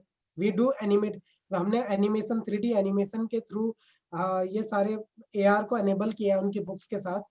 So whenever the parents, with the guidance of the parents, they scan and the videos pops up in front of them, और video के अलावा 3D objects, so they understand the things in a better way. और एएचपीएस में क्या दिया आपने? एएचपीएस में AHPS में सर हमने काफी डिटेल्ड रोबोटिक्स दिया है उनको, जहाँ हाँ, पे स्टीम एजुकेशन के थ्रू वो लोग उसको समझ रहे हैं, साइंस को और मैथ्स को कैसे एक्सपेरिमेंटली सीखना है। इन हायर एजुकेशन हमने उनको केमिस्ट्री के अंदर एआर टूल्स दिए, जहाँ पे with the help of AR cards when they combine it together they understand that how the elements are changing and how the properties are combining together to become a new molecule. Okay, and not only in that, हमने उनको history and geography में भी ये चीजें काफी help कर रही हैं to make them more understanding. Okay. Now finally while concluding, क्योंकि मेरे अंदर भी एक चाइल्ड है, as the age advances you become more a child, like a small child. और जो छोटा बच्चा होता है वो सीखना चाहता है हर एक से। मुझे आज टेक्नोलॉजी से इतना ज्यादा लगाव है कि मैं आपको बता नहीं सकता हूँ। आई वांट कि हमारी कंट्री में, हमारे देश में, भारत में हर बच्चे को टेक्नोलॉजी का, और खासकर आपको क्या लगता है जो 6 से कोडिंग अब आ जाएगी स्कूलों में, उससे क्या चेंज आएगा? आपको क्या लगता है? सर कोडिंग बेसिकली एक वे है कम्युनिकेशन का। Coding okay. को मैं सिर्फ एक डिवीजन नहीं मानता हूँ कि जो हाँ, साइंस साइड में जाना चाहते हैं वही कोडिंग करना चाहिए। हाँ, कोडिंग एक मेथोडोलॉजी है जहाँ पर बच्चा साइंटिफिक वे से किसी भी प्रॉब्लम को अप्रोच करता है। तो हाँ, जो साइंटिफिक वे से अप्रोच करने का तरीका है वो कोडिंग के थ्रू आपका बहुत ही लॉजिकल हो जाता है। You okay, do step wise, जैसे पहले आप एक्सपेरिमेंट करते हो, अपने कॉन्सेप्ट्स को पहले विजुलाइज करते हो, उन विजुलाइजेशन के ऊपर आप कुछ एक्सपेरिमेंट करके आप कोड लिखते हो, हाँ, then you see systematic way में कि वो हो रहा है नहीं हो रहा है, फिर आप डिबगिंग करते हो कोई प्रॉब्लम आती है तो, और finally you get the thing what you want. So okay, coding is a way to make the mind more logical, and the analytical skills get improved a lot. Okay. मेरा बेटा अभी 4th क्लास में है हाँ, and he is doing coding a lot मेरे साथ जब भी मुझे टाइम मिलता है। And he is so happy while doing coding, जहाँ पर वो गेम बनाता है, जहाँ पर वो अलग अलग चीजें बना करके शो करता है, because that is the best time जब वो कोडिंग कर रहा होता है। That 2 hours is the best hours for him. I wish हमारा भी बचपन दोबारा लौट आए, कोई हमें फिर से दोबारा 4th स्टैंडर्ड का बच्चा बना दे और हम किसी स्कूल में एडमिशन लें और वहां पर कोडिंग और इस तरीके की चीजें, because it is so wonderful, it's so wonderful. मुझे टेक्नोलॉजी से इतना ज्यादा लगाव है। अब एक लास्ट कंक्लूडिंग वर्ड मुझे बताइए कि भारत जो है एजुकेशन में, लोग हमेशा एग्जांपल देते हैं फिनलैंड का, सिंगापुर का, कोरिया का, बाकी कंट्रीज का, लेकिन जब हम भारतीयों को देखते हैं और मैं अपने एनआरआईज को मिलता हूँ, जब मैं सिलिकॉन वैली जाता हूँ, जब मैं अमेरिका जाता हूँ, जब मैं किसी और कंट्री में जाता हूँ, तो जितने सीईओज हैं वो सारे आईआईटी से, और कुछ उनमें से स्मार्ट थे जो आईआईएम भी कर गए और बाहर निकल गए। तो मुझे सिर्फ ये बता दीजिए कि भारत को हम बाहर के लोग सुन भी रहे हो तो कोई बात नहीं है, मुझे कोई दिक्कत नहीं है क्योंकि देशभक्ति तो होनी चाहिए। तो मुझे ये बताइए कि मैं भारत के बच्चों को, अपने देश के बच्चों को नंबर 1 पोजीशन में टेक्नोलॉजी में कैसे लेके जा सकता हूँ, ये बताइए, क्या करना चाहिए हमें? सर इसमें ना 3 बेसिक रिक्वायरमेंट्स हैं जो हमें उस लेवल तक पहुंचा सकती हैं।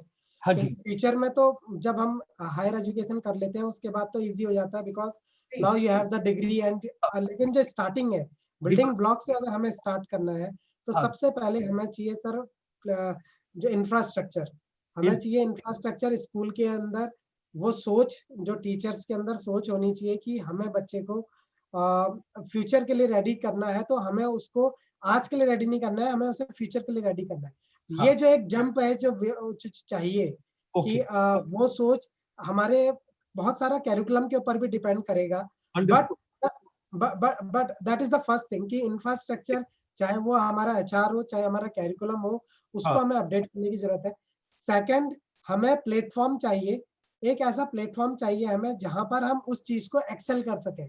अलग अलग अलग इवेंट्स नेशनल इंटरनेशनल लेवल पे हो जहां पर उसको अप्रिशिएट किया जा सके बच्चे के अंदर की वो जब तो बच्चा जब अप्रिशिएट होगा, उसके पेरेंट्स को जब वो एक्साइटमेंट मिलेगा नेशनली इंटरनेशनली, जब उस चीज को अप्रिशिएट किया जाएगा तो more and more talent will be putting together. बच्चा इधर उधर की चीजों से हट करके फोकस कर पाएगा उन चीजों पे जिन चीजों पे वो करना चाहता है।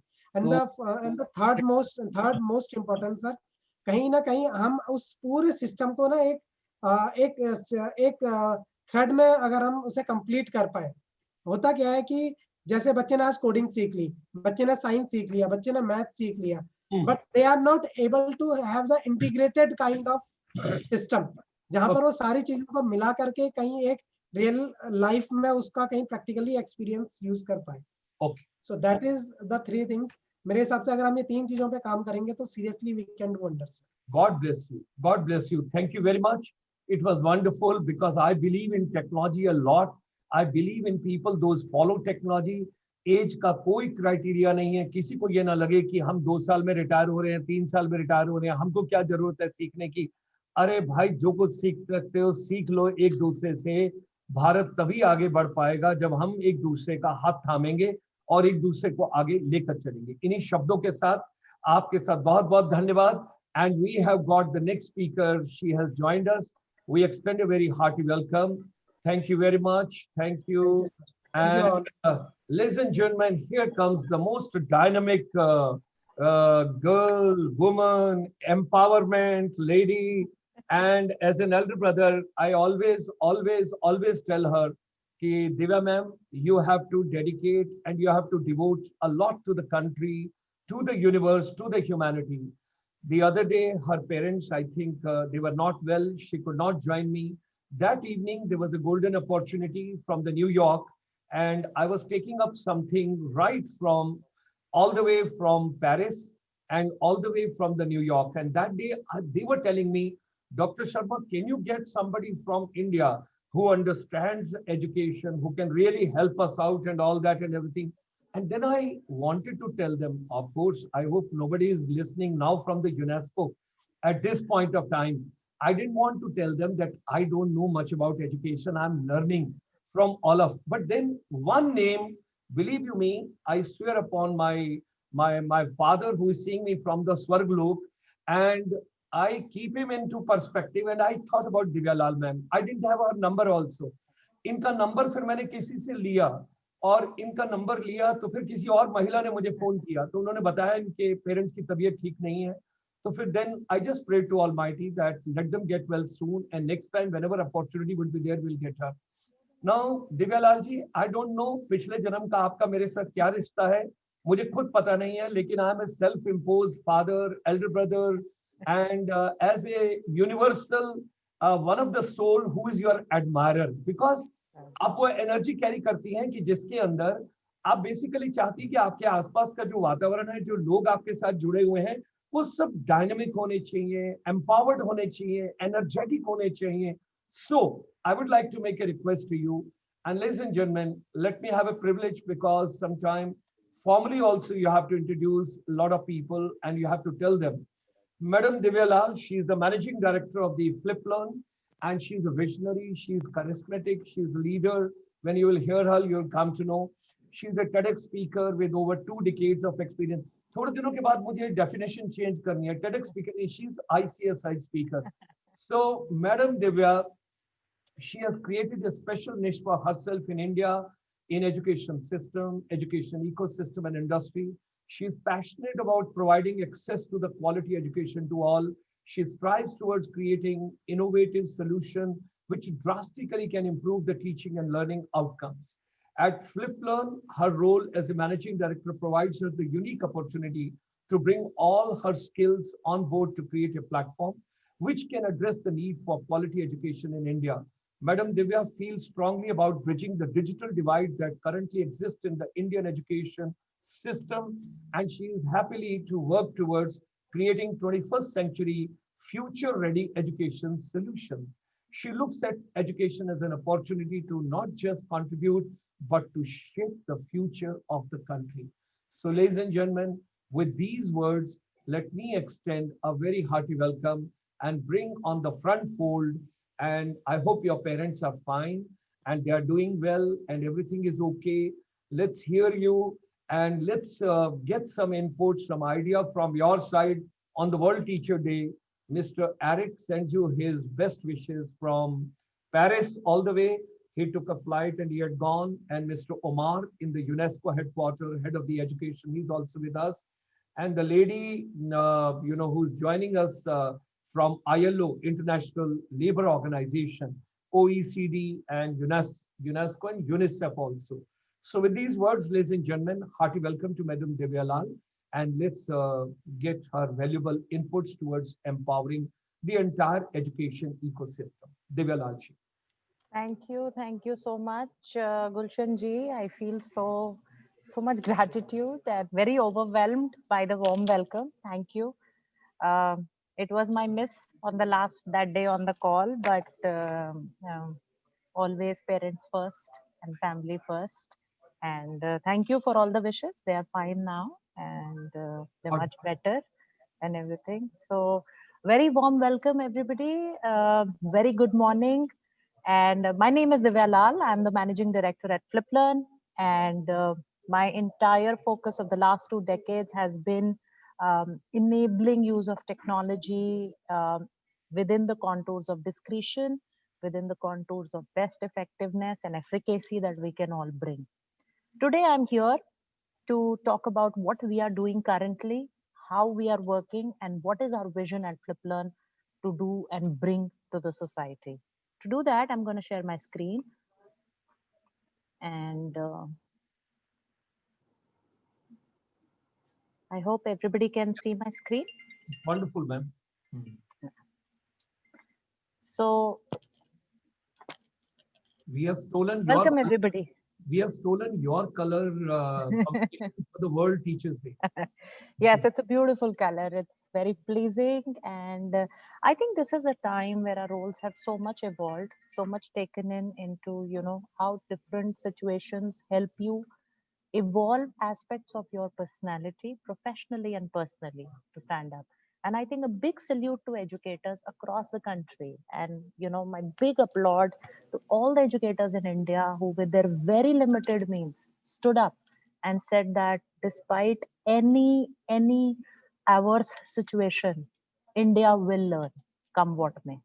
And I think that is a proof of our and testament of our spirit at India, of the educators, and the spirit of this entire community in education, who everybody took their roles to say, I can help this, I can do this, but children should learn, learning should continue, this should be an interface. I think we are looking at possibilities very strongly of how the world will evolve into a blended learning phenomena. We can't wait to get back to school. We want to see our children. We want to meet them, talk to them. They want to be with each other. They want to be on the field. So much learning happens in sports, the spirit, the camaraderie, and so many other things happen. But I think what these 6 months have taught us is that the barriers we used to carry before March 28th were all about that, pollution levels are high, school band kar dijiye. It's too cold, let's close the schools. It's too hot, let's close the schools. And all the learning was only about the school is open. Today, we are now looking at a possibility where you can actually optimize what 210 working days you really want, okay, or what 180 days. And that is how we see that learning will now evolve very differently, having both face to face and the online learning blending. There are so many things that technology can help you to do better. Leverage that piece. There is so much power of personal communication, human warmth when you are with each other. Leverage that part and blend it into the perfect mix that we can bring in. I always say these are the four top case uses of online learning. If you look at segmentedly, what are people trying to do when they are online with each other? Either they're trying to do a live class, like we are talking to each other in a conferencing environment, or people are sharing assignments and expecting other people to fill in, maybe upload it, write it, type it, click a photo, do whatever, or as a test or a homework. Today we are running so many assessments. Actually, a lot of schools are going through their half yearlies at this point of time. And the fourth is communication. Now these are the four legs essentially of how online learning is evolving, four pillars on which, and how different solutions, products, services, efforts are happening around all of these. I'm happy to share with you. We've been very, very brave, got about 200 schools on board that are using the Flip Learn Edge platform. It's a platform that enables you to, show content, to teach, to do a live class, to give homework, to do automated tests, automated checkings. 200,000 children with us at this point of time. And some of the things we've always been very careful about. And I always say this: if you're bringing a solution, a product, or a service in India which is online, this is the three pillars you have to define. It has to work on low bandwidth. You have to have the basic level of the moment it clicks 3G, it should stream. You shouldn't be bothered what device and what platform people are using. My basic audience is if they have a desktop and an internet, they are the people who you should reach out in every home and come to. Okay, whether you're mobile, tablet, laptop, desktop, smart TV, Windows, Apple, Android, anything. So basically, when you're defining a solution, there cannot be a entry barrier, like we say. Everybody can use it. Everybody can work on it. And so today, FlipLearn Edge, the FlipLearn for Schools, is working and enabling all these 2 lakh children and 10,000 teachers and 2 lakh set of parents and all the schools. And this is all that you can do. We have negated completely on helping teachers not to type too much, use smart features where they can record their voice and embed it. They can click a photograph of their written assignment and upload it. Automatic checking, check the scores, check performance of class, give dashboards that are amazing. And for students, beyond after their live class with the teacher, after doing their homework and their test and assignment, they have access to high quality curated content and not just on science and maths. I'm a firm believer a child learns every subject, and every subject teaches you something and gives you a perspective. So you can take a journey into any of those. You can move one class up and one class below to access your concepts. I always say this, what defines your vision for a product or a solution? So when it comes to Edge, we are like irrespective of the time, place, device, or platform, irrespective of whether you're a teacher, management, or parent, whether you are teaching, learning, assessment, personal space of practice, the child has to be at the heart of everything. You have to think about the child. At the end of the day, whatever we are doing, who are we doing it? We are doing to ensure that India, the youngest country in the world, is the most amazing country 20 years from now. Because after 20 years, the people who are going to lead and represent this country are in our schools today. How we do and what we define with them will define how India will be in 2040. And that is important. That's the impact that we can create. That's the influence that is with us. And for this purpose, Gulshan ji, I'm very happy to share. We were awarded the Economic Times Best Brands 2020 just last week. And with that purpose, we are making our entire platform free. We are bringing it and saying, any school in the country, please reach out to us. We will help you go online. We will help you make this change. We are here to take this journey. And I've thought through enough to say that somebody will have to start and take this ownership in this country and say that, yes, I will do it. Come to me. I will help you go online with the peace thing, etc. So if you're a school here who's still exploring, who's still doing something and wants to explore, we'll be more than happy to take you through this journey, to reach out to us. We've been well recognized over the years, with a lot of awards coming our way for best edtech solutions, online learning, best brands. I feel this is the journey. We are all here to collaborate. This is not a one person's journey. This is not a one person's vision. This is us playing our role into making the India of tomorrow. And, like we all always say this, history will judge us not by what we debated, but by what we did. And I think that is what important. Action is what is the key word for us. And we are being given this opportunity to undo things and actually create the experience that we wanted. This has been the pandemic has been the biggest disruptor as far as education is concerned. All the myths, all the apprehensions got broken. And I think this is an opportunity where we believe each person in India, I'm not saying everybody has to do flip learn. Everybody can choose whatever they want to do, but do something. Stand up and define something which is not like a physical classroom to an online class, but actually create a different experience that helps India to grow, that helps our children to become better citizens and better pieces. Thank you so much, Gulshan ji. Getting associated with you has been our lucky break, actually. The pandemic made it happen. And it's always been a pleasure to come hear you. Today, I'm a little hard pressed. We have our leadership meeting, and that is why we were requesting going back and forth. And but all the best to you and to ICSI. And that is what I want: better discussions, more coherent actions, action points coming in. And like I say, each one of us has a role to play. I think the point is we have to do this. Thank you so much, Gulshan ji. Thank you. Thank you very much. First of all, our deepest and heartiest congratulations for your award, Economics Times. And secondly, you made a mention that you are made now for time being complimentary, few things and all that. Yeah. People can come and they can join. और कितना अच्छा sentence है, do something.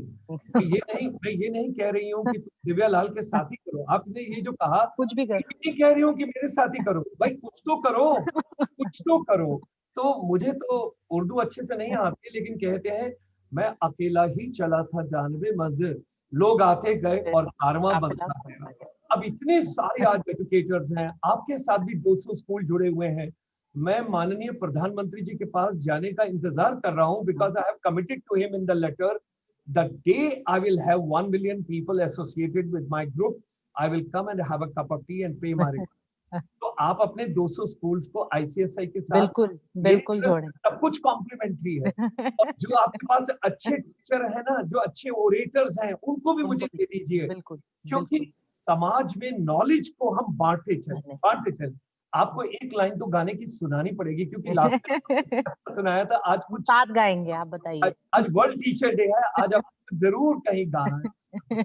कोई भी जो आपका मन करे, देश के लिए, टीचर्स के लिए, सबके लिए कुछ भी एक लाइन तो आपको सुनानी है। बिल्कुल। एज ए एल्डर ब्रदर आपको ये तो yes, मैं गाना ही सोच रही हूँ कि कौन सा गाना गाऊंगी। आप पहले गाइए, मैं आपके बाद गाऊंगी। कुछ भी गाइए। आई थिंक क्या गाना गाया जाए? Gulshan ji, I am completely blank today. नहीं। उस दिन आप गा रहे थे, इसलिए मैंने गा दिया। देश से है प्यार तो ये कहना चाहिए, मैं रहूं या ना रहूं, भारतीय रहना चाहिए। And we should sing, ये देश है वीर जवानों का, अलबेलों का, मस्तानों का, इस देश के यारो, इस देश का यारो, होए, इस देश का यारो क्या कहना, देश पे दुनिया का गहना. This is a wonderful country. Cheers to India. People. Yes, ladies and gentlemen, Cheers to and India. that is Divya. I will always tell that you inspire, you bring new energy, ecosystem. God bless you, ma'am. Thank you, sir. Thank you so much. Best my regard for your parents. Thank Stay you. safe, look after them as a good daughter. That's always good. Thank you very much. Thank you so much. Thank you, everybody. Very kind, very kind. So, ladies and gentlemen, now let's move to the next. We have got yes, we have got the next panel discussion, and I would request my friend Sanjay Datta ji. Sanjay Datta ji, all कैसे हैं आप? All well, absolutely. Great pleasure to see you, sir.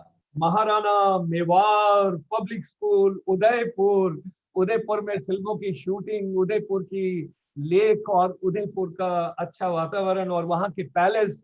I mean, it's such a beautiful place, you know. We are really blessed to be in the city palace of Udaipur. Actually, we operate our schools out of the city palace because they are initiative of the royal family. Wow, wonderful. So one of our schools is within the city palace. Got this, wonderful. So, Sanjay Datta ji, I would request you to invite your Tijay Gupta, C.B. Mishra, G. Usha Srinivas Murthy ji, Anil Mukhija ji, and Palis Sindhu ji, and Shruti Lakshmi ji. So, a smart campus, yes, that's something is beautiful. A smart campus, teachers and technology, enabled environments to create an immense and impressive experience, and that is the thing, immersive and impressive experience. So that's a challenge and opportunities, changing role of a teacher, need of a digital library in the school, and digital ethics and the privacy. So, ladies and gentlemen, I request Sanjay Datta ji to invite his eminent speakers. Each one of them gets about 5 to 6 minutes, and we close down because 12:15 की जगह हम late शुरू कर रहे हैं, तो मैं 10 minute और रखूंगा. So we will work out accordingly. कोई problem नहीं. Lunch का time हम कम करेंगे. So आपका समय अब शुरू होता है. Thank you, Sharma ji. It's always a great pleasure and a lot of energy, you know. I remember talking to you last time, and one thing that you had promised me was that, you know, I'll have you soon with me, so you kept that. Welcome. I would like to welcome all the panelists, the esteemed panel that we have this morning with us. I cannot see Mr. Tijay Gupta, if he's there, if you could just, you know, because he's first on the list. But while we wait for him to join, I'll introduce the rest of the panel. We have Dr. C.B. Mishra, Director, Principal, Prudence Group of Schools, Delhi. Welcome, sir. We have Mrs. G. Usha Srinivas Murthy, Principal, Bloomingdale International, Pune. Welcome, ma'am. We have Mr. Anil Mukhija, Principal, Raj International, Rewari. Welcome, sir. Mrs. Palle Sindhu Shloka Birla School, Tirupati, Andhra Pradesh. And we have Mrs. Shruti Lakshmi Saravan, Creative Director of Tri Leaves Group of Schools, Chennai, Tamil Nadu. So I think it's a pan-India presence that is here. We have people from Delhi, Maharashtra, Haryana, Andhra Pradesh, Tamil Nadu, and I bring in the desert experience, although Udaipur is not strictly a desert. So if I could just get a confirmation on Mr. Tijay Gupta. You can check up later, no problem. So can I request Dr. C.B. Gupta to go first on today's topic? Today's topic, as introduced by Mr. Sharma, Gulshan ji, has been a smart campus. We all know that when the lockdown happened, we were all suddenly taken aback by some things that, you know, we were not really sure about how it would go in practice. We had heard about lockdowns in other parts of the world, and education especially, we had no clue. We thought it's going to be a short-term thing where, you know, schools will eventually open up and things will get back to normal. But now we are already into the 6th month and no signs of it abating. So the challenges on schools, we have such a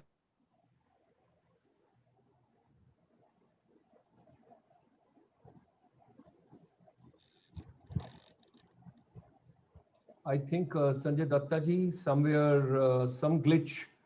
Dr. C.B. Mishra ji, you can start. Thank you, Dr. Gulshan Sharma ji. Thank you, first of all, that we are discussing about smart. Yeah, exactly. I had said that. So I would say that as our opening challenge, and then the opportunities and challenges, and the importance that libraries can play in such a pandemic. So over to you, sir, Dr. CB Mishra.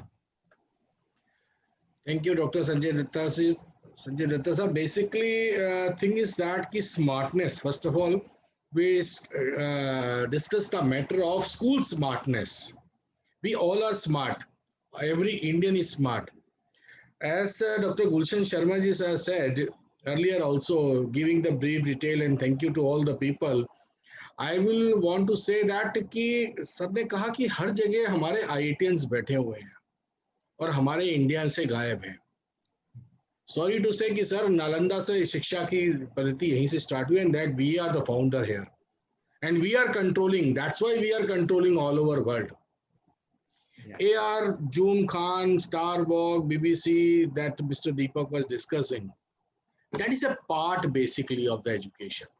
That is a tool of the education basically. First of all, for making the smartness, I want to say these 5 fingers basically. Panch Tantra jise hum kehte hain, that is the 5 things we require. And that 5 fingers, basically the 5 parts of that hand required is, first is the finance. The finance is the private sector, we have the good financial structure, the government sector also having the good financial structure, but it all depends how they are going to spend that amount. The financial is the one of the important part for the smart school. Second part is the administration. Administration should be the topmost, you can say. The weakness part of the non-successful schools are only the weakness in their administration.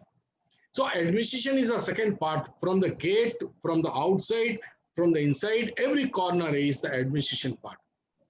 Top priority, academics. Academic doesn't mean the result. Academic means how much you give the learning part, how much the students get the, you can say, self-employment basically. Self-learning part is the requirement. So third part is the important part is the academic. Next part is the infrastructure. If you have a good infrastructure, automatically you feel better to sit and discuss, and your work environment will also good.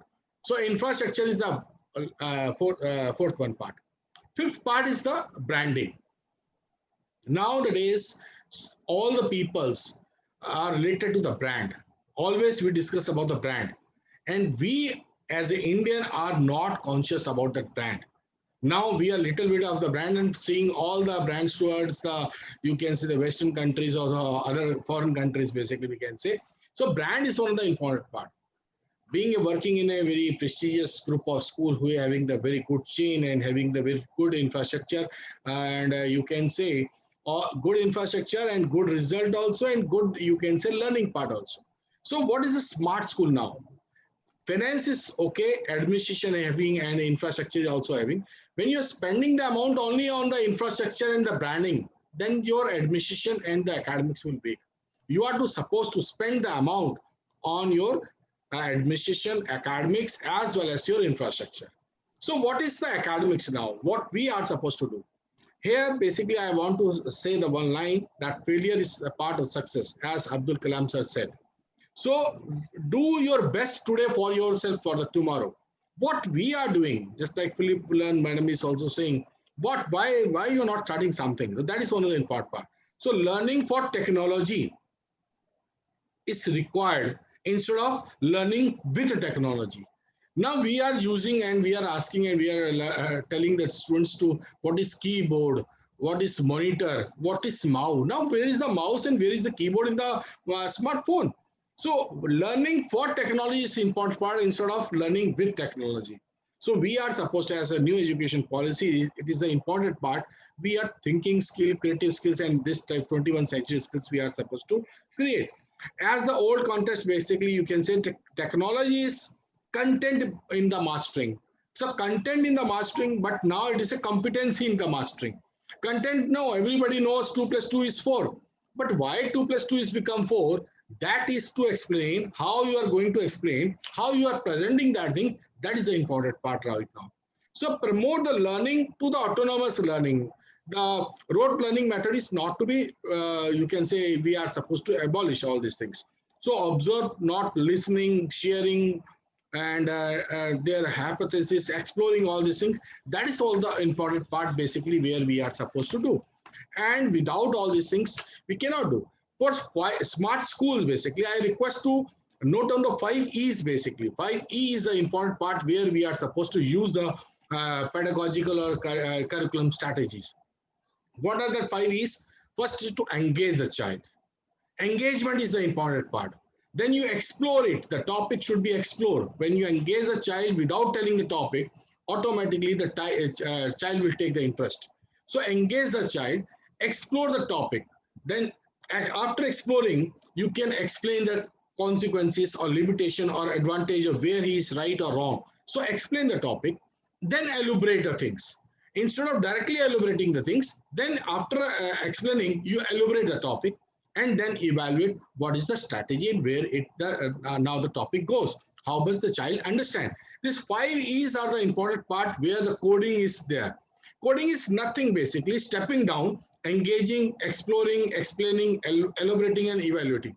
I'm not from the commerce I'm from the commerce background, not from the computer science background. But I know stepping the things from one point to another point, reaching from one stage to another stage, that is the important part. That is the 5 E's. And now in the pandemic condition, we require the top five.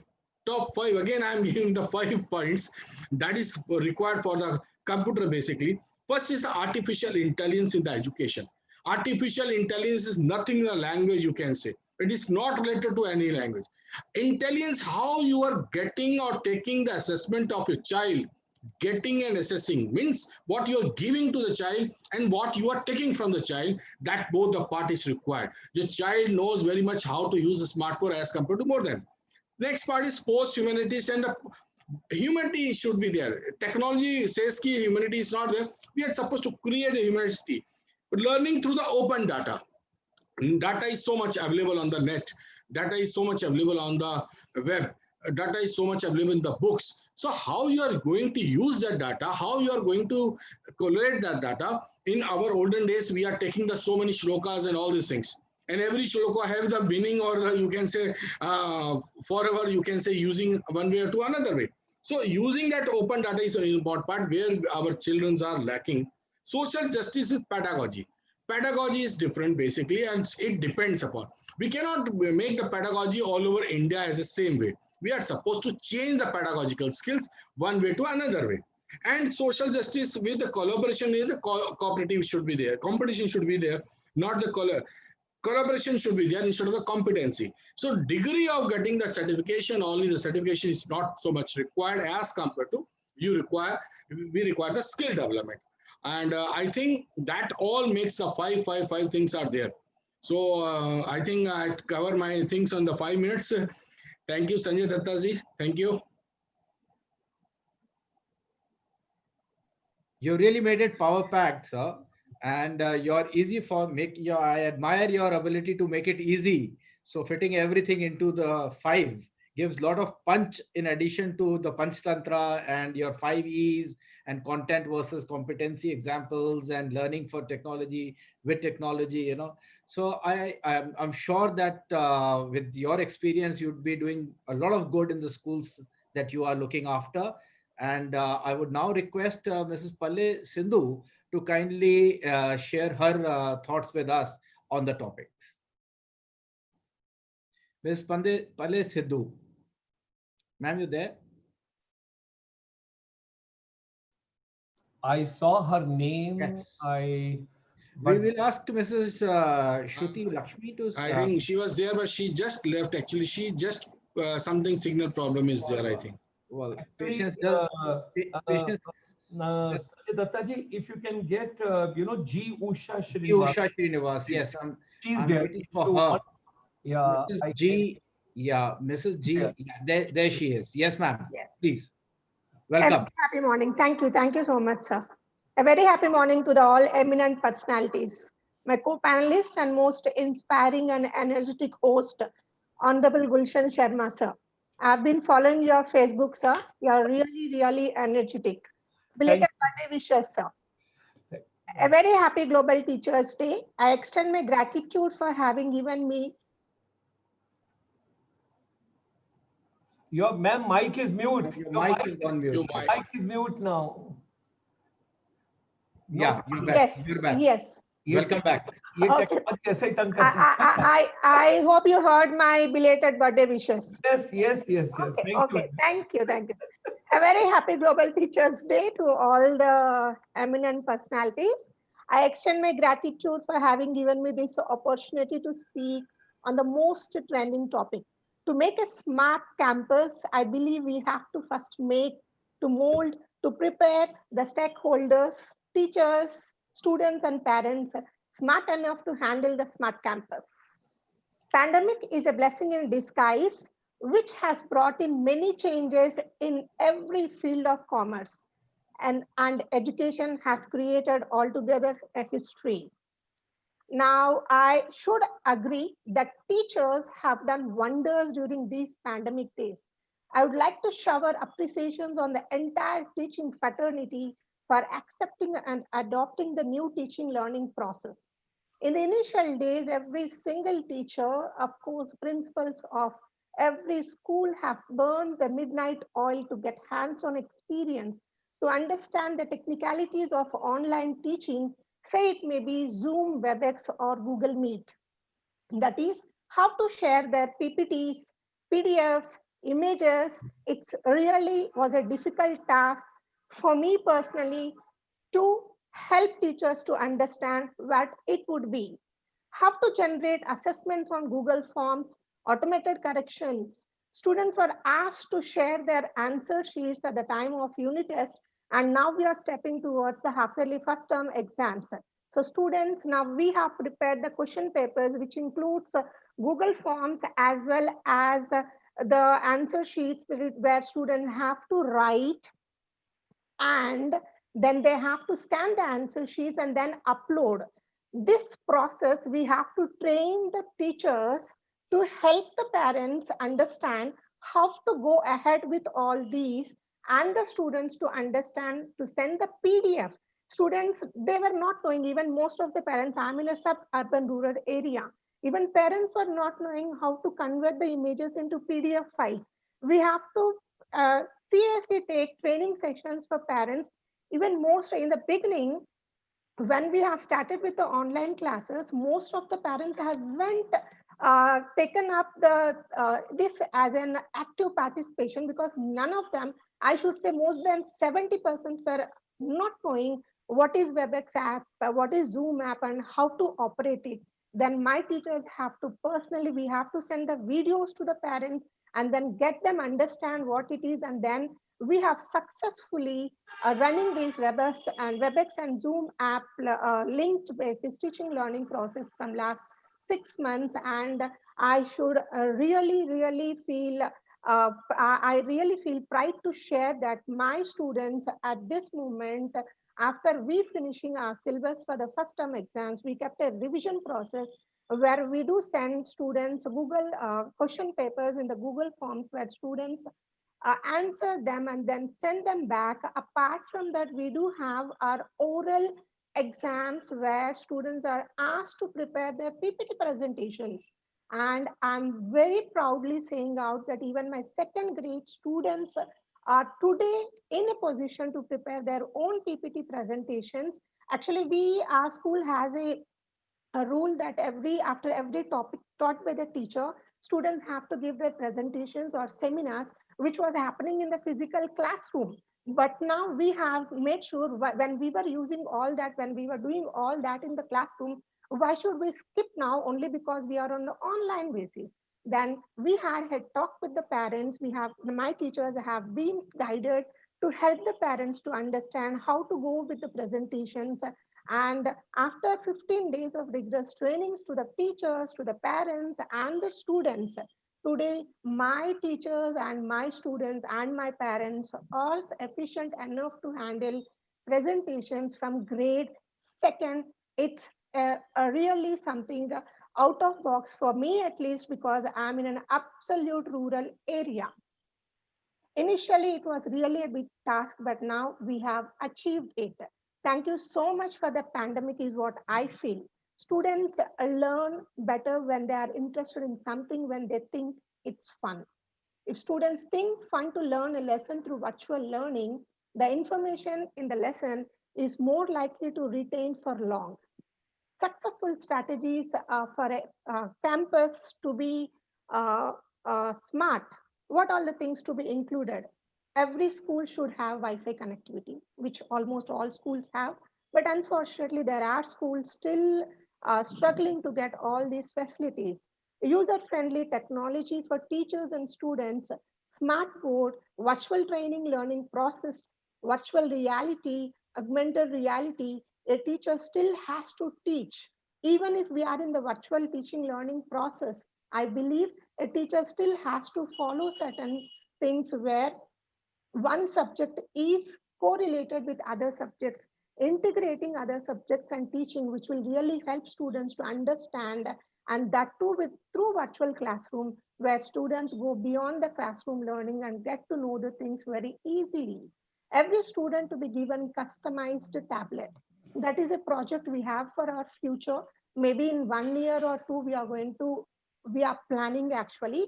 And this year we have launched this methodology for our grade 11th students, where students are given a customized tablet, where it is only limited to the academic information.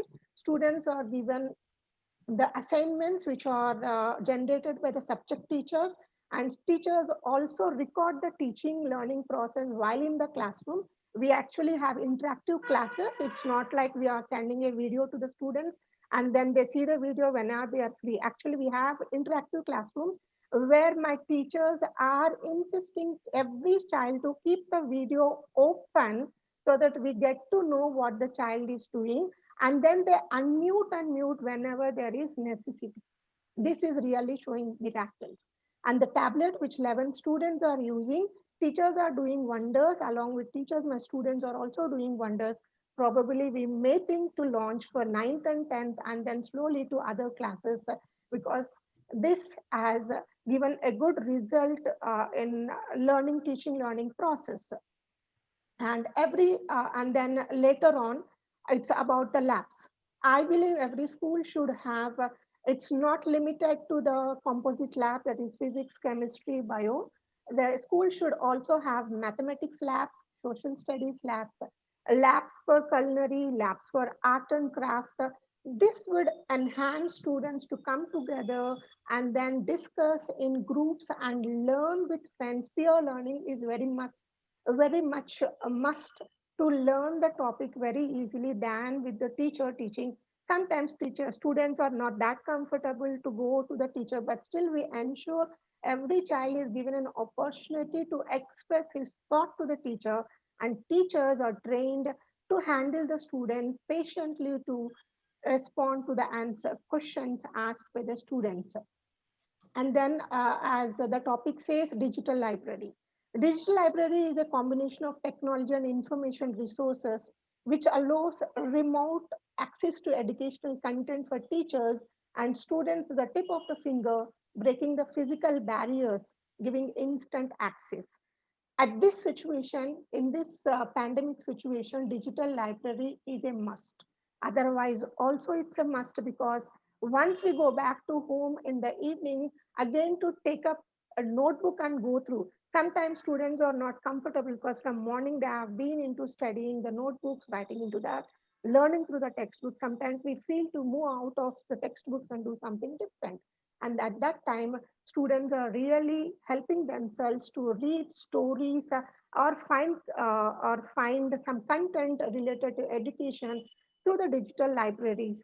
So we have even shared some links to the students, though we do, as such, we don't have digital library actually working as of now due to the pandemic situations, the librarian and other technical issues.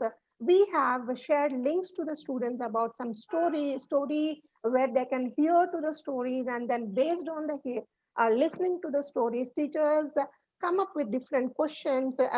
We give a story and then we ask students to go through the story, and then teachers next day make sure to raise questions based on the story given to the students. So here also students are enriching themselves to learn through digital process. And there are different apps, offline apps, free of cost, which are also shared to the students, where it may be mathematics, it may be in English also, where students got an opportunity to get an exposure to play games, games of vocabulary, games of grammar, games of facts of speech, games of mathematics, and games of social studies too. So this is all we are doing as of now. Probably we too need to explore more into these things, and then probably it would help us to launch better things in the future. So after having spoken about the digital world and the digital campus, how far is the digital campus alone helpful?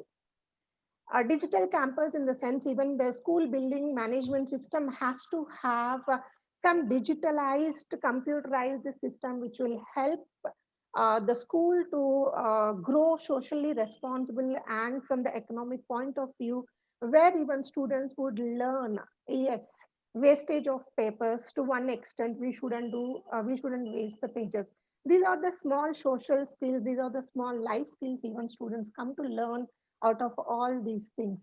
And then next, to talk about the teachers training, teachers should create a content of exactly what they need for their purposes. While they create the content, they really have a question which website to take, which to understand. Is this a genuine website to take in? Is that a genuine? So we do actually serve so much, and then we come on weekly basis together to conduct meetings, and then we come to a final conclusion. The topic chosen by the teacher is right. So I should say I almost conduct training sessions to the teachers on daily basis, especially to the teachers for pre-primary to grade 4th, because when we appoint teachers for these classes, these grades, we don't get much trained teachers, and trained and learned teachers and experienced teachers would prefer to go to higher classes than to be in the lower classes. And this is the time where it's really challenging for the school, and the teachers are to be trained on daily basis. And that's what is going on, especially with the content selection. So fortunately, all these months of training, teachers have understood the genuine websites where they can pick in. And now we are framing our own content so that that would help teachers in the future years also to move on with this content, and then adding maybe now 90% of content is already prepared. Every year, every sometime, maybe frequently, after certain intervals of time, we may even upgrade our content with 10 or 15%. This is what is all about the technicalities and the smart class and other things. So I would also I would also want to speak on few other things. So to empower teachers, what exactly we have to do is CBSE is already coming up with Mr. Sanjay Datta, we are running short of time. It's a last few seconds I'll be taking, sir. It's a few seconds. CBSE and even NEP has come up with number of training sessions for the teachers. I think these teacher training sessions should be added with principal training sessions, because whatever trainings they get from the NEP, I mean the faculty, the senior faculty, I myself am a teacher trainer, but still I feel I have to keep on upgrading myself, and then my teachers also to be upgraded on now and then, for which as a principal I too need training sessions rigorously. And so I think government should think on the teacher and principals trainings also, a rigorous principals training, so that Thank you. would help the teachers to work on to execute the training things. Thank you so much. Thank you, Gulshan sir. Thank you, Datta sir. Srinivas, excellent thoughts from people blaming the pandemic, you thanking it for your parents switching to technology, and starting with the grassroots right up to the way of customized tablets and a library being operational. I appreciate your journey, which you have told us in great detail.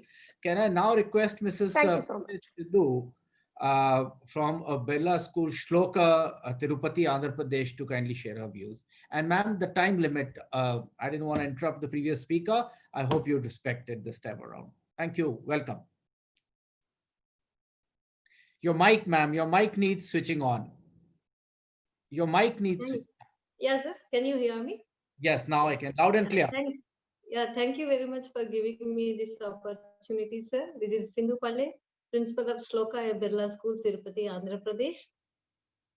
And first of all, my gratitude, I would like to say my gratitude to Mr. Gulshan Sharma Garu.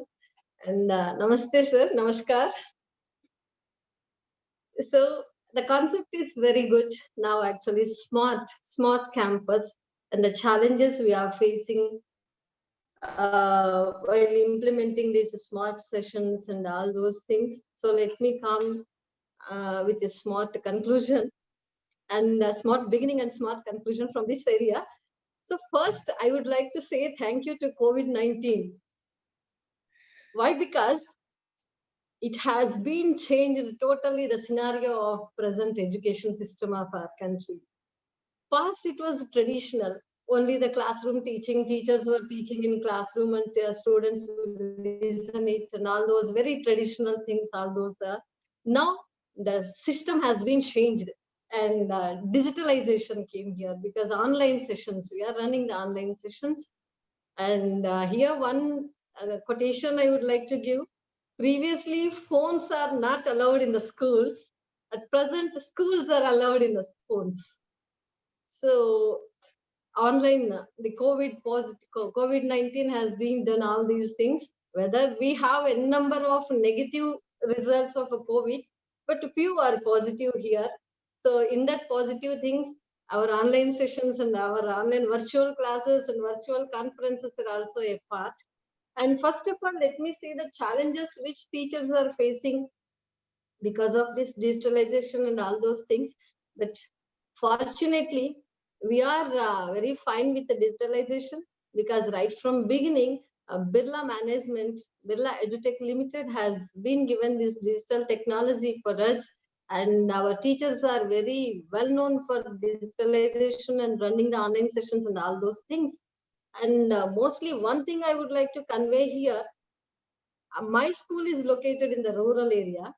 So initially we faced many issues with the parents and the students regarding the curriculum and the system which we are following, because we never run back of the marks, but the area where we situated is running back of the marks.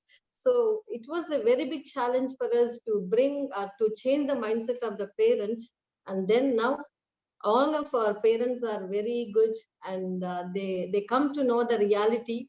First of all, the children should learn the concept, not the marks. So the reality they came to know, and now they started supporting us. So, and here the teachers, the challenges of our teachers.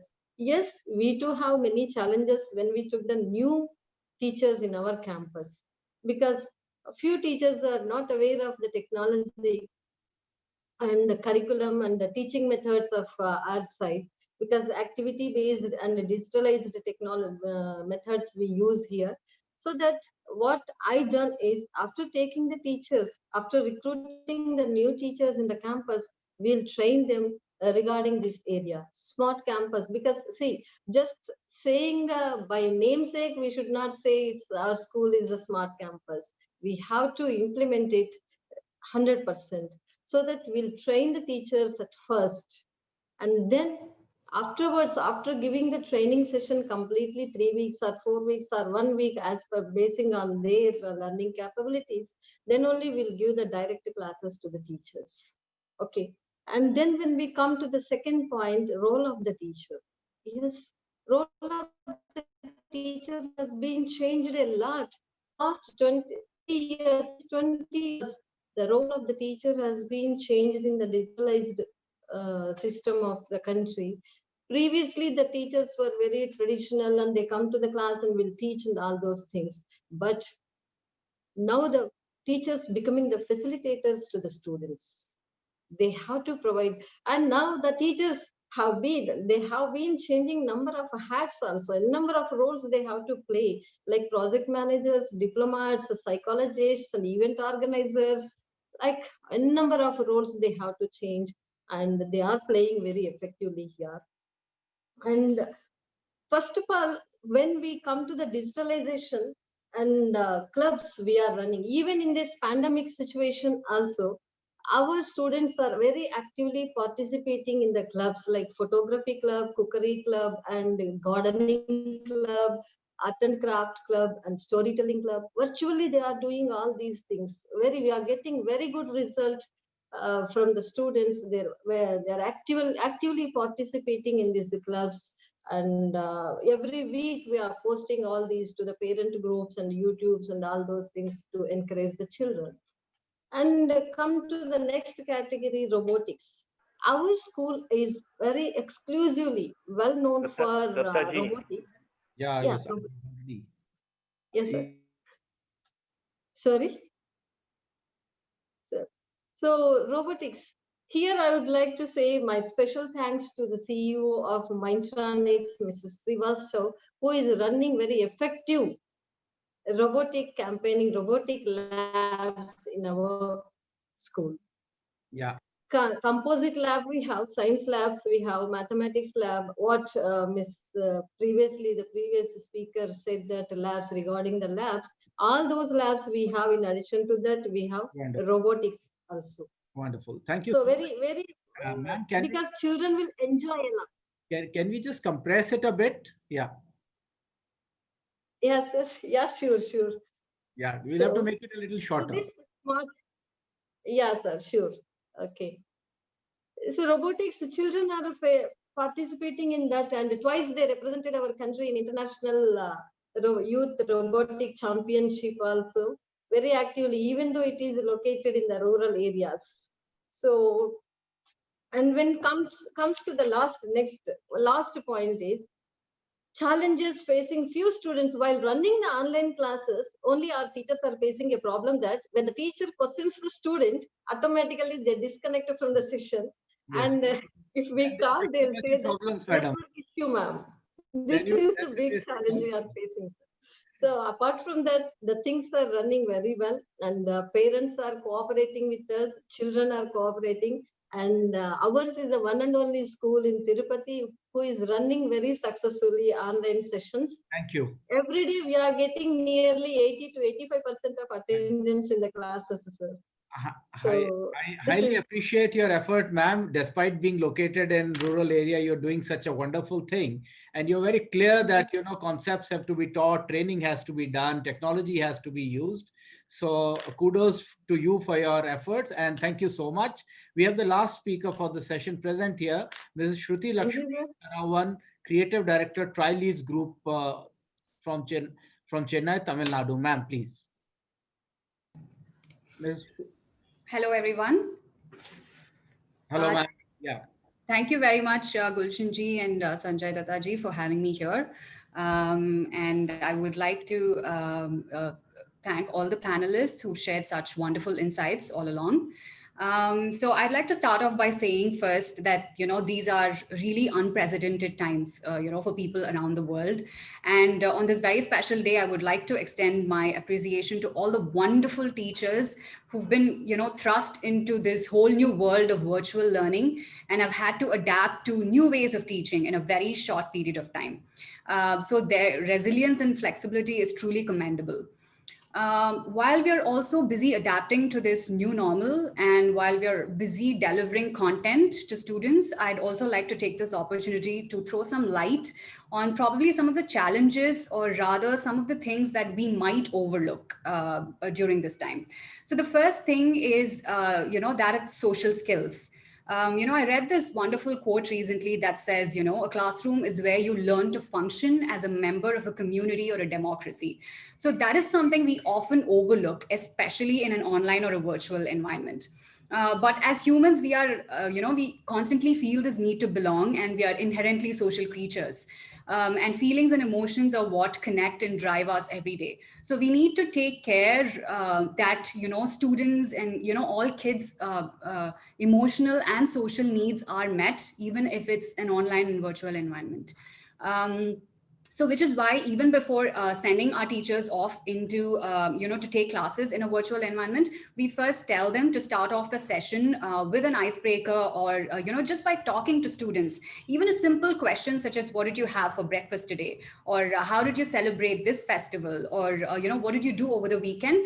Could actually, could spur a lot of conversation about, different cultures and different thought processes. So that is something we always tell our teachers to do right at the beginning of the class.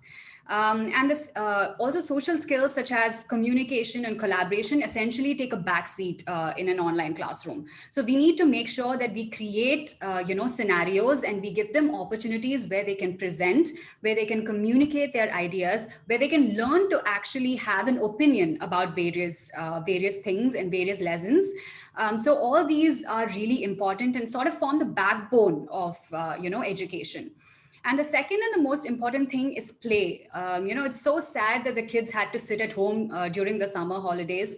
And play has generally been the most underrated part of education for the longest period of time. I mean, if you ask any of us even what our favorite, subject was during school days, we would first say PT, right? And I'm sure that's not changed over, the last many, many decades. Play is, and especially social play, where there are no rules, or where the kids don't have to follow rules, and there's not a box that they have to be inside of. I think providing those opportunities become hugely challenging in an online environment, because how do we even create a space for them to play with each other? But just being aware that they are missing out on this crucial aspect, because play is where kids essentially learn the ideas of conflict resolution and conflict management, and how do we negotiate, how do we come to terms with certain things. And those are really key life skills that are also transferable, and they carry on as they become adults and go into the global workforce. So just being aware that, play is something that they're missing out on, in a virtual environment, but also being cognizant of that, but also, making a few changes. Like, for example, you can have like an online puzzle that the kids can do, or provide like various, in addition to puzzles, provide just a dashboard, or like a digital whiteboard in which the students can collaborate with each other, can create a collage, or can just work on something with each other. That is more, it's not exactly physical play, it can never equal that, but just something that they do with each other, that they collaborate with each other around. So those kind of activities, thinking about activities and designing activities where the kids are encouraged to, step out of, this content, and step out of the rigor of the everyday, classroom, and just, be in an informal space, even if it's virtual, and just collaborate with each other, and, think about, reflect with each other, I think is very crucial. Yeah. And the third and the most important thing is character development, personality development, as well as imparting the values that we generally do in a physical classrooms, right? That is often overlooked. And one of the most, important, attitudes or character traits to have these days is that of empathy and compassion. So thinking about ways in which we can integrate that into our daily classroom routines is I think is extremely crucial. Whether it's making them aware of the environment and sustainability, and taking up such courses. Whether it can be a very simple science activity, like asking them to build a bird feeder, or asking them to just keep water for the birds and observe the birds, from morning to evening, and all of that is just a very simple experiment for, especially for the primary kids, but can add a lot of value over the period of time, and they become much more responsible adults as they grow up. So these are in terms of challenges. I'll wrap up with some of the opportunities if I can. Very quickly, if you could do that, we can have a chat after that. Yes. So I think the visual aspect of online learning, I think, is a huge opportunity. The fact that your visual sense is engaged when they're presented with provocative images or videos, accompanying a lesson, I think that kind of reaches every student in the classroom, because one really positive thing over the last couple of weeks is that we've heard from many parents and even teachers that some of the so-called backbenchers or some of the, you know, so-called slow learners or introverted students have actually come out, you know, brighter and better in an online environment.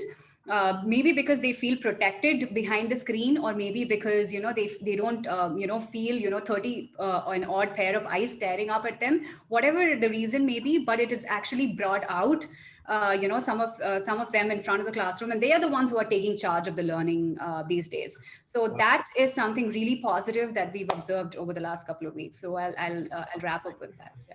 Thank you, Shruti ma'am. I'm, you know, being the last to go sometimes causes its own problems. Uh, I would like to thank all the panelists. Dr. John Abraham is already here, I guess, for the next session. But I would like to thank all the, because we had people from predominantly from rural areas today, and I was surprised, frankly speaking, that how quickly the journey has been traversed by them. So my congratulations to these teams, and Ma'am Shruti, to you for you know, including these democratic values, social skills, play, asking about the experiences, using these things online. I think it's a much neglected area which you were able to throw your light upon. So thank you to all the panelists. Thank you, Mr. Gulshan Sharma. I'm sure, sorry that despite two of them being missing, we have overshot our limit. So I would hand over the charge back to you, which I'm sure you all are in. Thank you very much, Sanjay Datta ji. My deep regards and thanks to all of you. Wonderful panel. And the best part was, this particular panel told, thank God there was a COVID. There were two of them, and that's what was interesting. Because initially when they mentioned, because that was so interesting, because it has exposed the entire education ecosystem. Correct. And it has brought so many challenges, but at the same time, let me tell you, whatsoever happens in the humanity and whatsoever happens on this planet, it happens for good, because our education system would have never been empowered, realized. It would have never got that fillip. Technology was to come, but the only thing, it was to come in phases. 2 years, 4 years, 6 years, slow pace, all that. It came like a tsunami. And when it came like a tsunami, and one of the lady, when she mentioned about parents learning how to basically do the photocopying and that scanning, and thereafter, you know, sending the answer sheets and all that, Usha ma'am, I think. And then Shruti ma'am also brought wonderful points. Thank you, and then Sindhu ma'am brought a lot of good points, you know, and the first lady also brought, and the gentleman, Mishra ji, he brought some of the wonderful points initially. I think the whole panel needs a big applaud on the World Teachers Day from all of us. It was wonderful, wonderful. So much of creative deliberations. Thank you very much. Now, look, I'm a dream merchant. I'm a dream merchant. Without charging any money from all of you, I will take you to Dubai. I'm not taking any money from you. I'm not charging any air ticket charges, nothing of that sort. But I'm going to take you all the way to Dubai, ladies and gentlemen. And let's travel to Dubai, and let's have our speaker from the Dubai all the way. And when you will look at him, he looks like, I always tell him, you look like Abhishek Bachchan, because I love him so much. He's a wonderful person. You look at his smile, and if he gets up and if he stands, you'll say, oh my God, duplicate Abhishek Bachchan has come. And he's a wonderful soul, wonderful person. It was a treat to hear him earlier also. And today we got him once again. So ladies and gentlemen, here is Mr. Arpit Duggar. He's a General Manager, Next Education Services. And he's going to talk to us all the way from the Dubai. And he is going to share with us how to improve academic results and opt for the best online learning and assessment platform. If you ask me, Arpit, my heart says, academic results we don't want to improve, yaar. Forget about it, रहने दो. क्योंकि ज़्यादा marks नहीं चाहिए अभी. हमें scoring ज़्यादा नहीं करनी है. But the best online learning. That is something which I'm deeply, deeply associated and interested. And like a humble student, we would like to learn from you. That's what comes to my mind. Because now scoring marks, what subject to be taken, which subject to be studied, thank God, arts, commerce, science, everything, all barriers removed. Asha Bhosle ji ringing up Prime Minister and telling, now the science student can take a music and commerce student can take fashion designing. So marks कहाँ रह गए, subject कहाँ रह गए, percentage कहाँ रह गई. मेरे जीते जी अगर कुछ ऐसा हो जाए कि कोई भी बच्चा कहीं भी एडमिशन ले सके, कोई बच्चा कहीं भी शिक्षा पा सके, एक ही बोर्ड होना चाहिए. और बोर्ड भी क्यों होना चाहिए, बोर्ड भी नहीं होना चाहिए, कोई एकेडमिक ऐसा नहीं, मतलब it should be a uniform system. And when I went to Finland, I learned Arpe. I learned in a very great way. You know what it was? 14 साल तक फिनलैंड में किसी बच्चे से कुछ लिखवाते नहीं है. Up to 14 years, nothing, no writing skill. और यहाँ खींच के जान ले ली लोगों ने कि ये कर दो, इसके अंदर ये कर दो. I mean to say, that is something, you know, I would request all of you kindly mute your mic please, because you all have to mute your mic, because otherwise the sound is coming. Okay, with these words, ladies and gentlemen, Mr. Arpit Duggar, right from Dubai, sharing his vision and his cerebrum with all of us. Please go ahead. Thank you so much, sir, for again such a warm welcome. It's so nice to see you. I mean, you give me more energies to speak. I was more excited to come on this platform because you were there. Okay, all right. As sir said, I have been in touch with sir, and he's absolutely a great source of motivation for all of us who are present in this meeting. So perhaps, you know, just for on a personal note, I don't think anyone can actually guess what you know, what's the age of Dr. Gulshan Sharma. I was actually surprised when I had a word with him and he told me that, you know, he is this age, and I was like, oh God, you know, you have 10 times energy. Day before yesterday, Arpit, I celebrated my 71st birthday. I'm just 71 years and I'm 20 years old.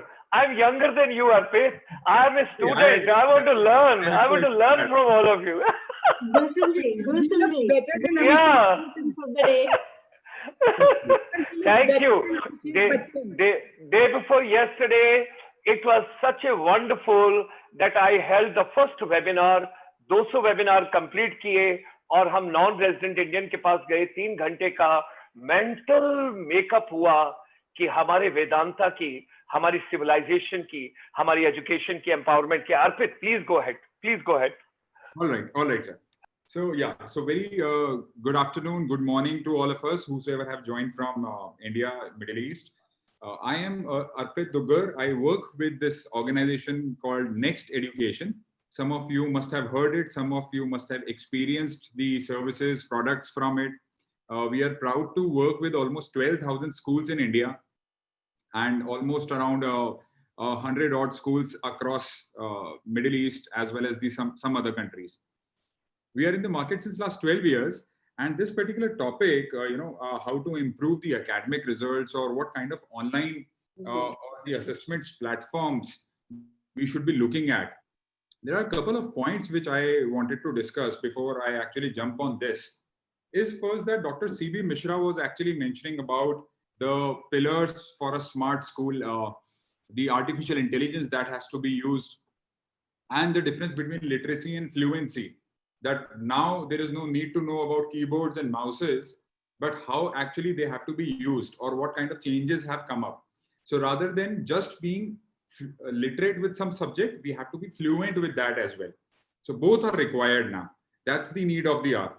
And going forward, as Dr. Gulshan Sharma also mentioned, that now we should not be running behind marks or assessments or some particular subjects, but we should be preparing our students with the skills so that 10 years, 15 years down the lane, when they are into their professions, they are able to cope up with the challenges of that world. That is, which is by far the most important aspect which has come into picture. 3 months, 4 months back, the jobs that were existing are now no more there. So we need to ensure that our kids are supplied with sufficient skills. wherein they are able to grab up the latest things coming up, meet up the challenges. Now, to do this very effectively and efficiently, any particular school or an educational setup needs to have a system, needs to be independent in terms of executing processes, so that some standardization can be brought in. So when we talk about the academic results of a school, so for us as an organization, and for me also personally, academic results is not just the marks, but it's a holistic view. In that holistic view, what the whole cycle has to close for every particular student. So inside a school setup, like a lot of educators are here who would agree with me, as well as will be able to take some points from here, that this whole cycle should start from the diagnostics. That if I have got a set of people, rather than straight away jumping onto curriculum standards and working on with learning outcomes, first we need to know our audience. So it should not be like I am, asking that very famous example which circulated on social media, that I'm asking an elephant, a snake, a frog, and a tortoise or a fish to climb a tree, and a monkey also. And then I am doing a competition that, okay, who's reaching to the top first. So actually the parameters and the rubrics are wrong to judge these 5 capacities. So similarly, when we have a set of students, rather than having some stringent rules of identifying them, there should be a comprehensive diagnostic system wherein we get to know the levels of the child. And it should not be just our low achievers, medium achievers, or high achievers. There are infinite combinations, and we should be accommodating all those combinations in our curriculum. So that's the foremost important thing of any academic platform, that we should have these diagnostics done at the very first instance. Now, post this diagnostic, we get to know the gaps, that these are the gaps that we have to fix with these set of students, or these extraordinary learners who are exceptionally good based on our diagnostics. These are the supplemented or additional resource or challenging resources to be provided to them. That is the way we tweak the whole curriculum which we should be having. And then aligning the resources. So as the question says that, what's the best way of online learning? Now, this online learning has actually opened up possibilities wherein resources specific to those category of learners should be there. So sometimes what happens is something which is very easy. For example, what is the capital of India? It is easy for all of us, but the same question can be a very difficult question for one particular child. So that gap we have to first fix up by allocating the respective resources, that this particular child would require these resources. And all of this definitely requires a system. It cannot be done manually all the time. So you need an artificially intelligent machine learning based system which supplements all of this continuously. Then based on these resources and child's response and engagement. So I think a lot of us were mentioning about child's engagement as well. Based on the child's engagement, our individual study plans should get created. And again, there should be an artificial intelligence input from the system in getting this thing done. Once this is in place, a teacher gets a lot of help in understanding the psychology and motivation and improvement in a particular child's level. So as Shruti ma'am was also mentioning, that there has to be more focus on social and emotional environment, which is missing in the online learning. This individual study plans and resources should be able to guide the teacher proactively, as well as should provide immense of opportunities for a teacher to create social and emotional learning opportunities via the online mode also. So what kind of collaborative activities can be done through this is something which the system should definitely incorporate along. And now once all of this is done, you get to know the weaker areas of the child, the stronger areas of the child, what are the weak concepts, strong concepts, interest areas. That kind of DNA scan should get built up. Now, based on that, now as an educator, I get the complete learning gap analysis, that my child may be good in mathematics, but in mathematics also he is just good in these 6 areas, these 6 chapters. Within the 6 chapters also, these are the concepts which he performs fantastically well. These are the concepts he struggles, and these are the concepts he is not able to cope up. That level of analysis across each subject, scholastic and co-scholastic, when that comes up, then I think the real idea of education gets delivered. So the whole system should be driving this. And then the system should definitely have some feedback mechanism wherein a teacher is able to provide feedback and reflection to the child that these are your areas wherein you need to improve. These are the areas you need to work more on. These are your stronger areas wherein you need to face some challenging set of questions. So all that creation of challenging set of activities, questions that support the complete learning curve should get mapped at the end. So this, everything that I spoke about, when I try to do it manually, I can do it with a set of 4 or 5 students if I have to do it very efficiently. But when a class has got 20, 25, 30, 35 in India to up to 40 students, it is practically impossible for a human to execute this with precision. So you need a strong system backing wherein you get a lot of insights, a lot of proactive analytics to get this thing done. So when we talk about this assessments or an online platform, I think as a part of organization also, 3 things are highly important. One is the artificial intelligence, which the system should be driven with. Second, the system should be completely secured. Cyber security and data security and network security is utmost important, which the system should take care of. Otherwise, for students, it becomes very easy to do violate or do infringements. So that should be the core strength of any particular system. And the whole system should have some proctoring tools wherein teachers can actually monitor, supervise, invigilate what exactly is happening at child's end. So when we do all of this together, that is something that we should expect from any learning platform or an assessment system inside a school. So I'll just share my screen to give a glimpse of what we also do here.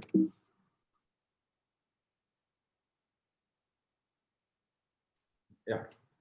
So this is about our organization, Next Education. We started our journey in 2007, and this is 2020.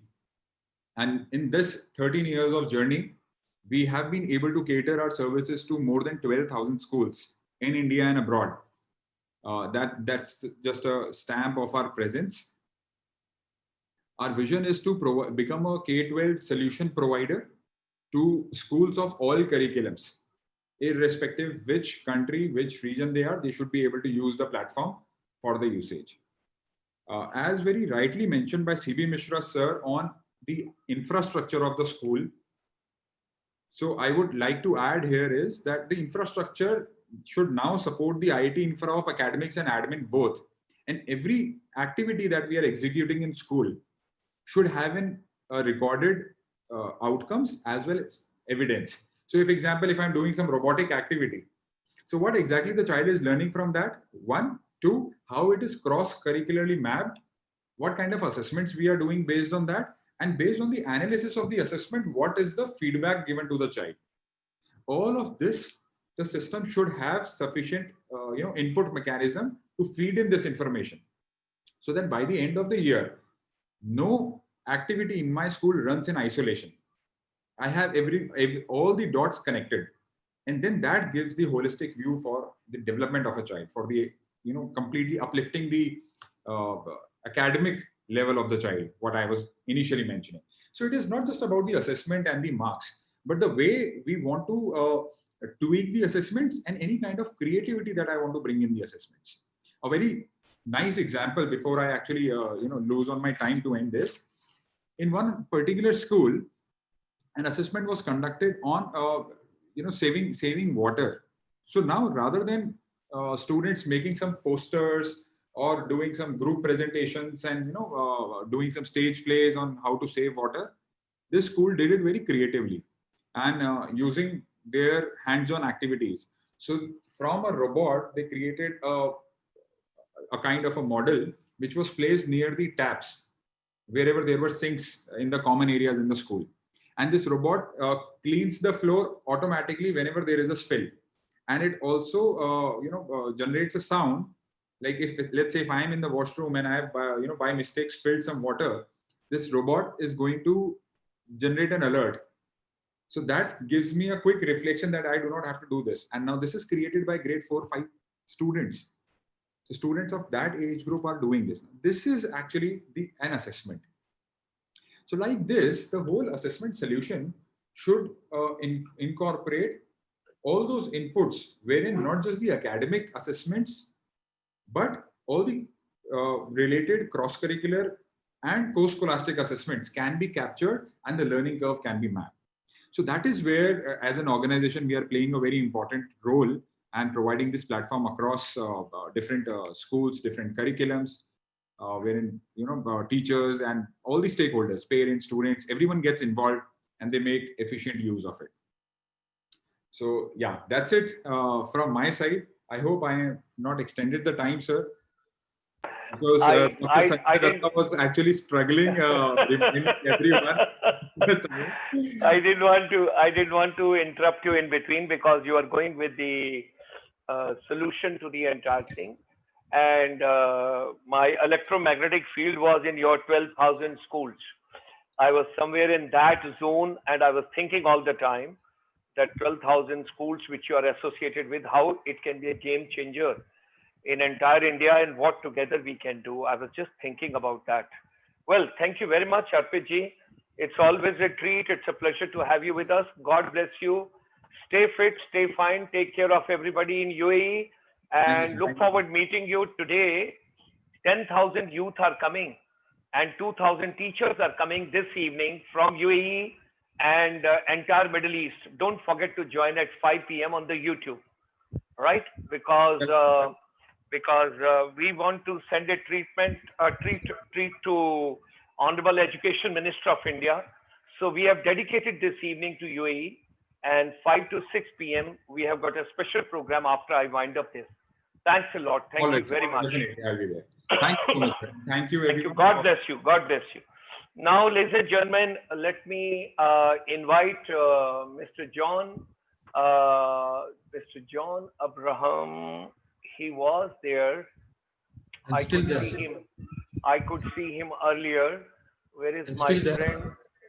If you are still there, then why are you not visible to me? My eyes can't spot you. Yes, now you are there. Now I can see you. So God bless, and such a pleasure. You were the first to join me in the morning. It was a treat because my mic testing was done with you. Thank you, sir. It's my pleasure. We started together in the morning. So Dr. John Abraham, the director of the SCAT Group of Schools India, he is going to moderate this deliberation. And with you, you have got Anju Mehta ji, Dr. Rajiv Kumar Chauhan, Madam Nikita Kothari, and Madam Maheshwari Natrajan, and you have got C. Pratibha ji. All of them, 5 of them, they'll be with you. Ladies and gentlemen, this is the third technical session, what we are going to discuss about. It's a shift from STEM to STEAM. The effect of STEAM, learning on students' creativity and problem-solving skills, panel discussion. Teachers need to evolve their creative thinking to utilize unique teaching methods, design age-appropriate learning models, and creative aspects of learning. So this afternoon, under the dynamic leadership of Dr. John Abraham, let me also become a student and we all enjoy. I hand you over, sir. Let's take it and let's start the journey. Thank you, sir. It's my pleasure. On the 5th Global Education and Skills Summit, as we celebrate the World Teachers' Day, the International Chamber for Service Industry, heavily led by Dr. Gulshan Sharma. Sir, I just wanted to give you a big salute. I've been following you on the Facebook. The wonderful work that you're doing to get educators like us on a common platform. We may have different ideas, we may disagree, but at the end, we may agree to disagree also. And I just wanted to thank Dr. Rupali, who started the relay in the morning, handed over the baton in correct time. You know, she finished the lab in a wonderful way without wasting time and handed over to Mr. Sanjay. And I think there were some technical issues here and there, but the baton has come to my hand now, and I have to moderate. And on a very light note, I just wanted to, bring this to your notice. It's always ladies there, to support us. Dr. Rajiv Sharma is not there on the show today. So I just wanted to have a big thank you to all my panelists, ladies, to support me to carry this baton and give it safely to the fourth lap, without wasting time. And let us see how we take it up. We are from different parts of the world. If it was good if Dr. Rajiv Kumar Chauhan would have joined us from Muscat, Oman. Maybe he's busy with some work, who's caught up. Let us wish him all the very best, whatever work he is involved in. I would like to introduce my panel member. I should say that they are well experienced with age as well as with the work that they're doing. I have on top of the list Ms. Anju Mehta, who's the principal of Angel Valley School, Rajpura. I think it is in Punjab, if I'm not wrong. Absolutely. Welcome, madam. Welcome. Thank you. Thank you and good afternoon. Discussion. Next is Nikita Kothari, principal of Arnoyada Public School, Thane, Mumbai. Yes. Thank you, madam. I've been watching you right from the morning. You have been giving a company to Gulshan Kumar ji and to me. Thank you very much. So much. Thank you very much. And last not but the least, Ms. Maheshwari Natarajan. I could see her. Thank you, madam, for joining us to take this baton carefully and giving it to the fourth lap. And last, I could see Ms. Pratibha, coming and going on and off. I think she must be having some technical problem there to get connected. Ms. Pratibha, if you can switch on your video, it will be very good to see you live.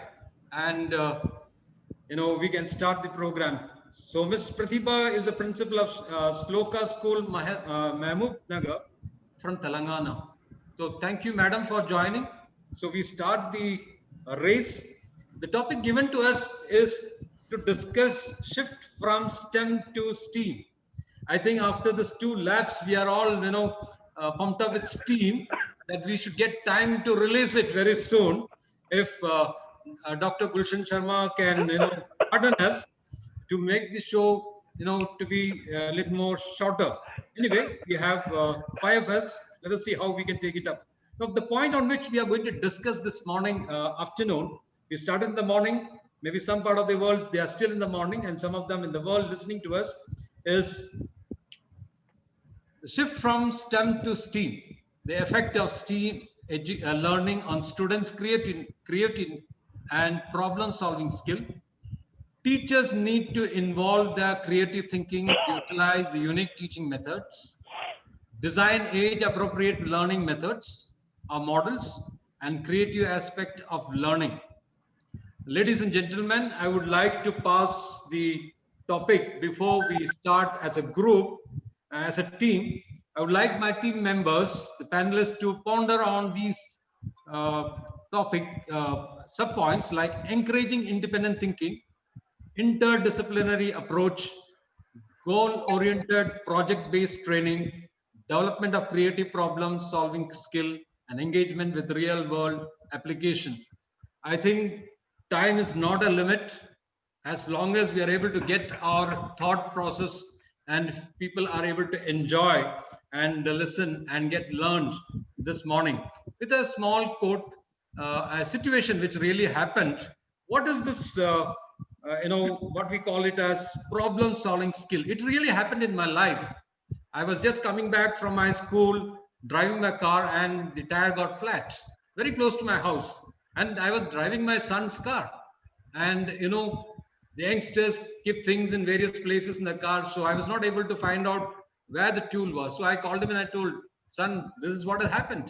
So he said, Pa, I'll come as early as possible. So he came within 5-10 minutes and we put the jack and we started removing the tire. And it was alloy wheel. And we all know that alloy wheel, the circumference will be always smaller when compared to the real wheel, which is given to the vehicle. And we just put the jack and we lifted the vehicle and we removed the alloy wheel. Now the problem was to put the wheel, the original wheel, the Stepney into it, and we struggled and we were not able to fit it. And people who were there was just watching us and we were just cutting a sorry figure. We didn't know what. Then I told my son, what we will do is we'll put off the alloy wheel. Now we'll raise the level of the jack, and then we'll remove this wheel and put. He said, Pa, just wait for a moment. Let me see whether I can do something. He went behind to the boot and he took a pin and he came back and he just inflated the, the wheel, removed some air, the blow from it. You know what happened? The circumference of the wheel reduced and he was able to put it. Thanks to his teacher and to the school and the college where he studied this application of maths, geometry in real life.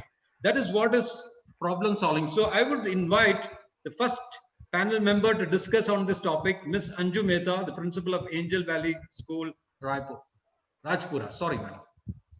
Thank you, Dr. Abraham. And always a pleasure to be back. My greetings to everyone here, Dr. Gulshan. Congratulations on your celebrating 74 years. You're still youthful and your energy is definitely infectious. So stay blessed. And it's always a pleasure to be a part of, global educators so that we can benefit from each other's ideas and thoughts.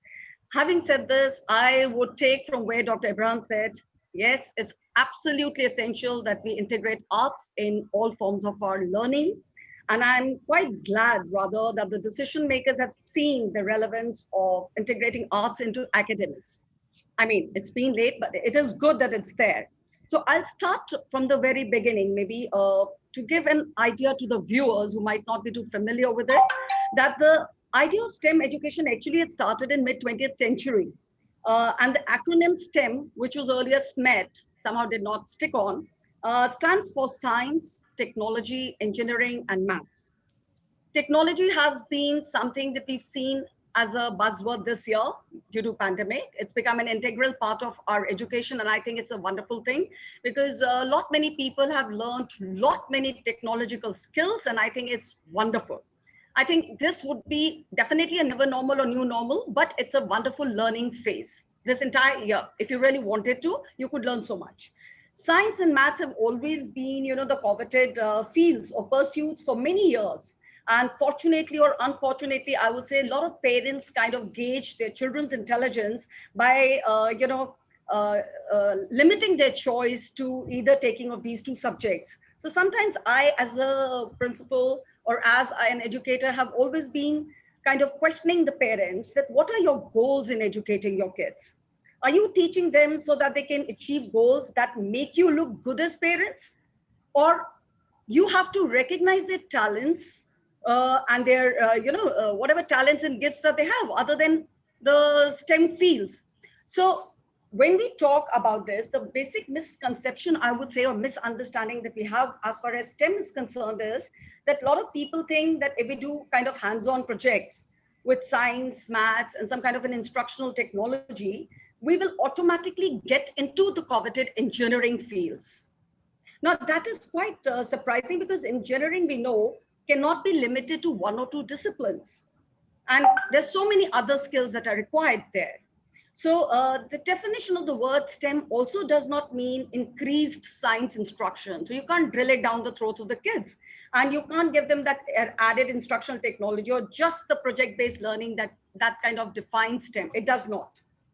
So the very reason why STEM education became popular around mid-20th was because, it was somehow linked with economic growth. And when we talk about STEM fields, we basically talk about the critical innovation that takes place in this area. So when innovation takes place in this area, of course, that is tied directly to the economic growth, I would say. So personally, I feel that we've got all kinds of kids. Some are convergent thinkers, some are divergent thinkers. And when we kind of blend the two, the convergent and the divergent, and let me just explain the two terms. So convergent thinkers are some people, those who are partaking of the science field or the maths field or engineering field. They get the work done, they execute and get the work done. But divergent thinkers basically work in a less constrained space. And I feel that the horizon of possibilities expand with their thoughts. So when we bring divergent and convergent thinkers together, the chances or possibilities of innovation definitely increase. So when we talk about STEM to STEAM, The reason is basically we need to instill in them the greatest ability of 21st century, that is creativity. And why are we so hankering after creativity? Because creativity is going to help them solve the problems. Now, for example, the pandemic, the present pandemic is a case in question. Now, we do not know what's going to happen 20, 30 years down the line. But if we train our kids to think creatively, they will be better equipped to face the future. That is for sure. And innovation has to be made the rule and not the exception.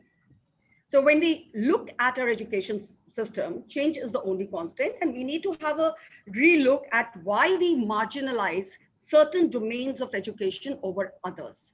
So even if we talk about the 4 domains of arts, like your dance, visual art, theater, or music, here also, surprisingly, dance and theater would be given given less importance as compared to music and arts. So in STEAM, basically why I absolutely endorse the view of STEAM and why I say that every school needs to incorporate this is because it is kind of making connections between disciplines that were previously taught in isolation.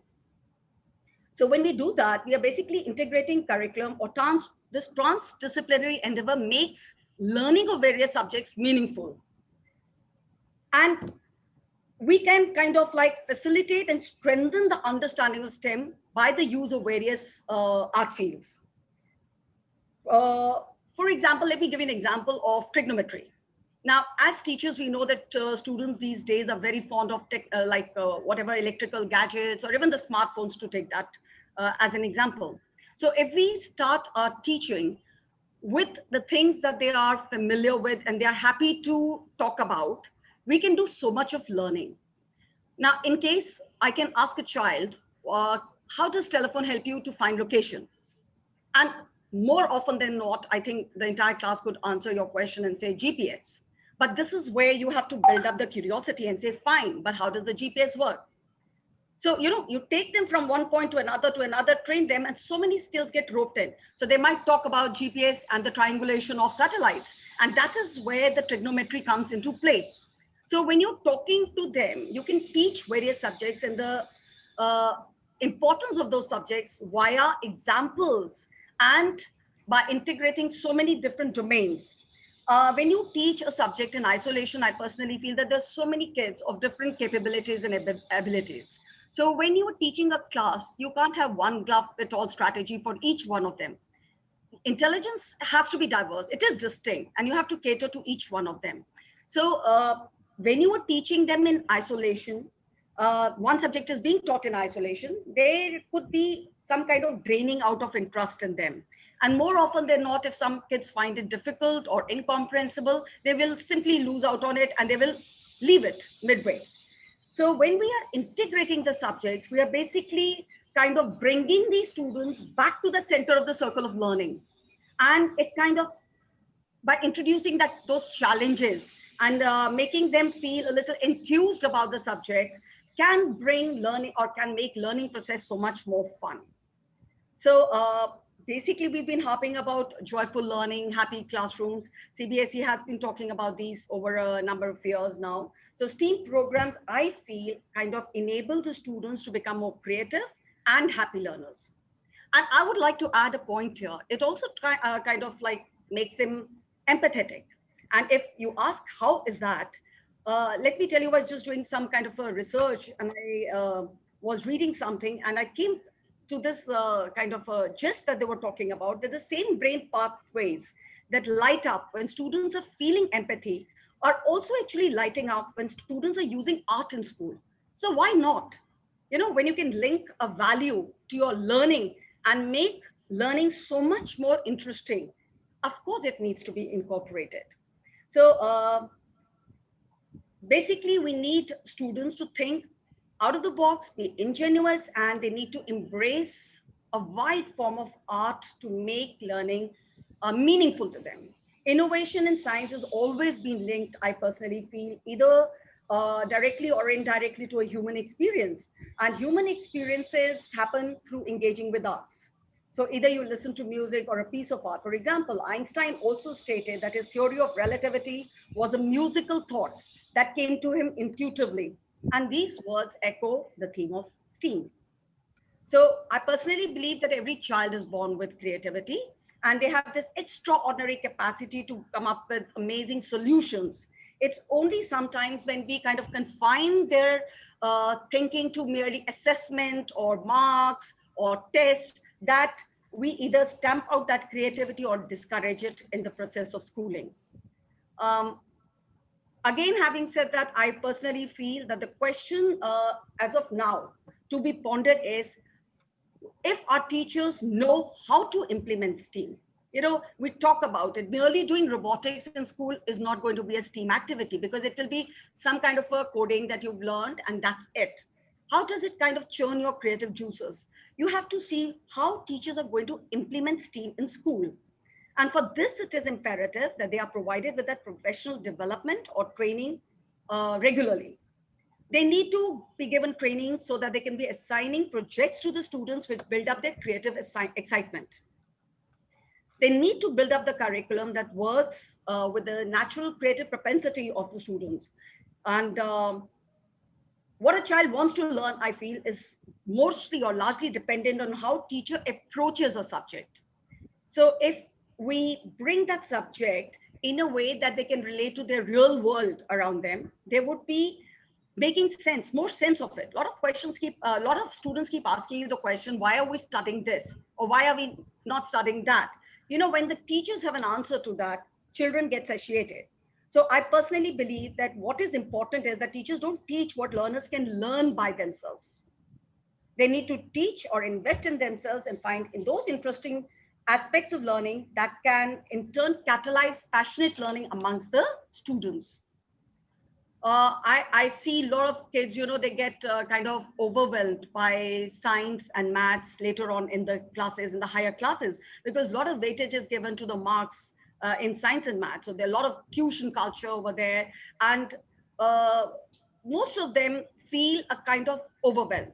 And by blending music or art or dance to this kind of learning will definitely kind of bring kind of an interest into these.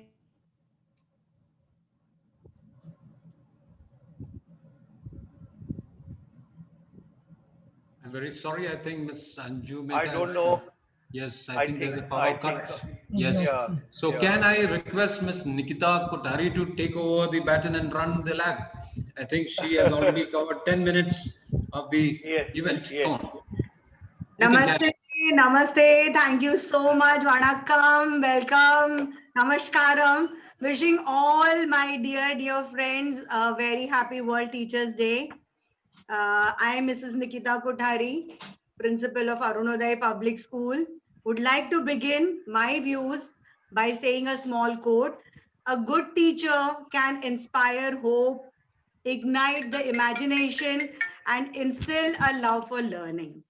To shift from STEM to STEAM, the effects of STEM learning on students' creativity and problem-solving skills. I'm very thankful to Mr. Gulshan Kumar and his entire team of ICSI.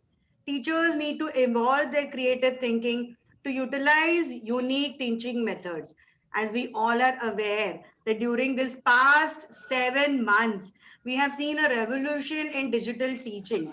From physical mode, our schooling has shifted to online mode. Life like this, it has changed a lot, like making stepping stones out of stumbling blocks.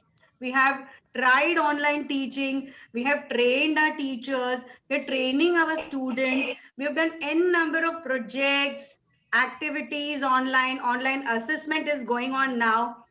So again, to quote it, be the change you want to see in the world, and education being the powerful tool which can change the world. We spoke about teaching learning pedagogies to enhance lateral thinking abilities. We moved to blended learning and changing the role of teacher. Moving ahead now, we are shifting from STEM to STEAM, creative thinking to utilize unique teaching methods. Again, I would like to add what Arpit Duggar correctly said. John sir, you have closely observed me, so I am watching each and every one. I would like to take from Arpit Dugar what he correctly quoted, an example of animals in jungle, like a tortoise, a fish, a tiger. These all animals cannot be analyzed like, on a formatted assessment. And to add on, now we are undergoing revolution with adding on, after 34 years, we have come out with NEP. That is a revolution in the education itself. So overall, adding scholastic, co-scholastic, we should find a balance, and looking into Bloom's taxonomy. I would again come to Bloom's taxonomy. The goal of an educator using Bloom's taxonomy to bring creativity, how to understand a child-centric learning properly, is to encourage high order thinking in their subjects by bringing up lower level cognitive skills, behavior cognitive learning outcomes, and which is at a high low now at Bloom's taxonomy, which can be incorporated in larger scales educational goals or guidelines. When teacher, when I started, she is the one who is encouraging and inspiring the students. When planning lessons, when we use Bloom's taxonomy to create activities, see that 40 minutes of lesson or 45 minutes of lesson, when we are teaching whatever content is there, and to encourage the student to inspire and to bring his interest into the content. That's why Bloom's taxonomy is very, very important, according to me. For example, the basis of Bloom's taxonomy is the knowledge level, where the students learn basic information and are able to memorize it, remember it, and then apply. The logical reasoning, what ma'am just said ahead, that 6 levels of Bloom's taxonomy, in order from lowest to highest, are knowledge, comprehension, application, analysis, synthesis, and evaluation. So in this all domain which relates to again applied, like ma'am just said, the example of GPS. To move ahead from that, let me take that example where trigonometry comes into the picture, and how the new technology, creative thinking and innovative thinking is going to come into the picture. For example, now CBSE has introduced skill subjects, AI, which is a tool and which can be used, even subject integration, art integration, music, dance. Sometime back, just Deepak ji told us about artificial intelligence. Artificial intelligence has already been applied into education, primarily in some tools, helping out, coding, robotics, that can drive efficiency, personalization, streamline admin tasks, even teachers. We have 5 senses. How can these 5 senses be used in creative thinking? Now is the age, a revolutionary age of AI coming into the picture, online classes coming into the picture. As the education world explores strategies to equip students with the skills and knowledge with the help of creative thinking, and a shift from STEM to STEAM, we will now be helping our students to successfully become innovators of the 21st century workforce. There has been a growing emphasis on STEAM, the educational discipline that engages students all around the subjects of science, technology, engineering, art, and maths. STEAM aims to sparkle an interest and lifelong love for arts and science in children from early age. Science, technology, engineering, arts, and maths are similar disciplines that all involve creative processes. Also considered helpful in preparing secondary students to succeed in higher education. STEAM has gained popularity among the educators, parents, administrator, corporation, and other institutions. Now, taking my time precisely in that time limit, before I end my speech for the day, I would like to conclude with a great thought. Great thought. Learning gives creativity. Creativity leads to thinking. Thinking provides knowledge, and knowledge makes you great. So, my dear friends, Jai Hind, and thank you so much, Dr. Gulshan Kumar, Dr. John Abraham, for giving me the opportunity to share my views on the global platform. Thank you. Namaste. Thank you, Ms. Nikita Kothari. You are on dot 6 minutes 32 seconds. You run the lap, and I pass on the baton to Ms. Maheshwari Natarajan from Chennai. And Madam, I just wanted to request you if you can even touch, as you discuss this design age appropriate learning model, if you are going to bring in, and where Ms. Anju Mehta left, whether our teachers are equipped to take it. Yeah, I just want somebody to discuss on that. Definitely, definitely. So, good afternoon, all of you, and thank you very much for having me on this forum. And I would, at the outset, like to wish all of you a very happy Global Teachers' Day. And this is to some of my friends who have tuned in from abroad too, right? So, to start with the topic, I would like to take up the concept of STEM very briefly first. STEM has been the baseline of our Indian education scenario for quite a few decades now. Our engineers, our computer science specialists, our doctors, our astronomers, all of them have touched the global scene in one way or the other.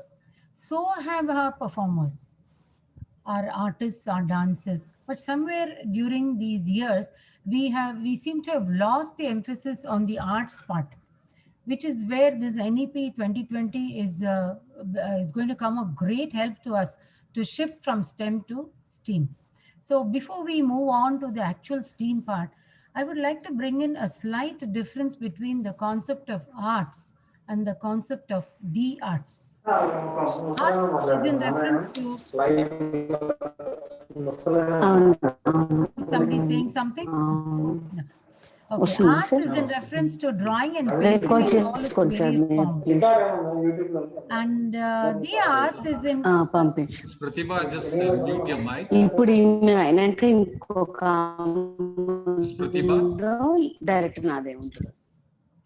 So arts is in reference to the drawing and painting in all its various forms. And, we have state-wise concepts for this.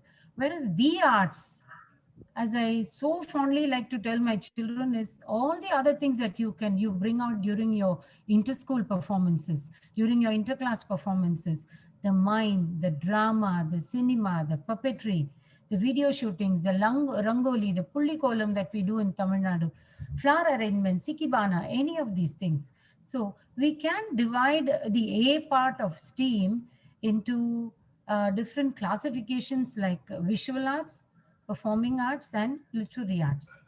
Integrating some or many or most of these art forms into our curriculum, into our TLP, into our teaching learning process is where we are going to highlight the STEAM process in our system. And the idea of STEAM is to keep arts as central to learning. The S, T, E, and M are going to revolve around the A. It is not that we've not done this before. We've been doing this for ages, right from our Gurukula system, from the Takshashila University. We have found that arts has been integrated in one way or the other. There has been no Gurukula where the teacher is not, where the student has not been taught to cook or clean or wash or paint or do cookery or bakery or any of those things. Even baking of bricks has come into being. So integrating the A into STEM definitely is not new to the Indian education system. In fact, we were one of the forerunners of the STEAM education. And I can give you some examples from my travels. The valves that you see in Gujarat, the wells that were dug for travelers to have water, the temple gopurams in Tamil Nadu, the weft and the warps of the Paidini or the Kanchipuram saris, the color combinations of the mural paintings of Kerala, all of these involve the artistic abilities of a student. Here, when I say student, I don't mean just the school-going students, even those who have learned from their masters and gurus. So most of these 64 art forms that Indian history talks about, which were taught to students in little or more, is something which has helped them to evolve as a student in a holistic manner. Somewhere after the British rule, I think we seem to have gained a focus on the STEM and left out the A part of the STEAM. And I must remark with sadness here on a personal front, many of us right-brained people, we have lost a lot by not being allowed to implement our artistic abilities. So for this to change, for a genuine change to occur, it's very important for our schools to believe in the necessity of integrating arts in our curriculum. It should not be done because the CBSE or the IB or whatever board forces us to do. We need, as teachers, as principals, we need to believe that it is important to encourage the creativity of the children to come out to the fore. For this, we need to have hands-on training for the teachers. Teachers need to be, I think a couple of others before me have definitely mentioned this, teachers need to be given a focus, need to be given an exposure on how to integrate arts. I might know how to do embroidery, but how am I going to do this embroidery as part of my curriculum? I need to be given training on that. And hopefully with these kind of trainings, the quality and the mode of education in India in the near future, it's going to include STEAM in its curriculum. For this, every school must necessarily have a STEAM lab. Now, what is a STEAM lab? It is a place for students to play, think, and create across disciplinary subjects without any boundaries. There should be a seamless movement from one subject to another.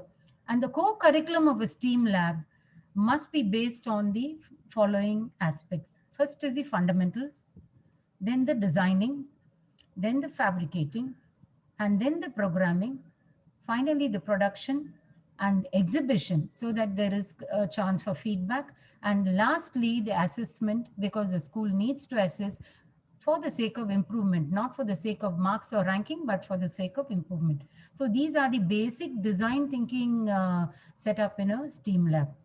Now that we believe that arts integration has come to stay, especially with the NEP 2020 coming in and children being, so I'll finish in a couple of minutes. Children being forced to, or rather allowed to take other subjects, it's definitely going to foster the creativity and the individuality of the school. So here the most important thing is that teachers do not lose their childlike qualities to be, so that they are better able to connect with their students. And going beyond the textbook is not something a student dislikes, it's only the teachers who dislike it. So let's have a holistic curriculum where arts is infused into the teaching learning process, and the concept of experiential learning, personalized learning, and shall I say non-textual evaluation is definitely going to help convert STEM into STEAM. So thank you so much, and thank you for the opportunity, all of you. Thank you, madam. Now we know that why you are an advisor to your school. You have so much in your memory that you can give it to your school, and I think your school must be doing very well as you as an advisor there. Thank you, and I you don't have know about enlightened that, but us. they are doing well. Thank you. Thank you, madam, and all the very best for the future endeavor also. We have the last panel member who is going to speak is C. Pratibha, who is the principal of Sloka School, Mehboob Nagar, Telangana. Madam, all yours. I think she is there. She's gone out again. She's there. I can see. She's there, but I'm not able to see her. I am not able to see her Video or now. audio. She did come, but I can see her on my screen. Her name is there. Okay, can I request Miss Anju Mehta to just take it up from where you left? You know, I can just give you some few minutes and then we'll wind up with permission from Dr. Gulshan Sharma, if you permit us. All yours, sir. Yeah, thank you very much. Thank you, sir. Thank you. Now, this is what happens, when we talk about technology and Murphy's law, the electricity conks off at that time.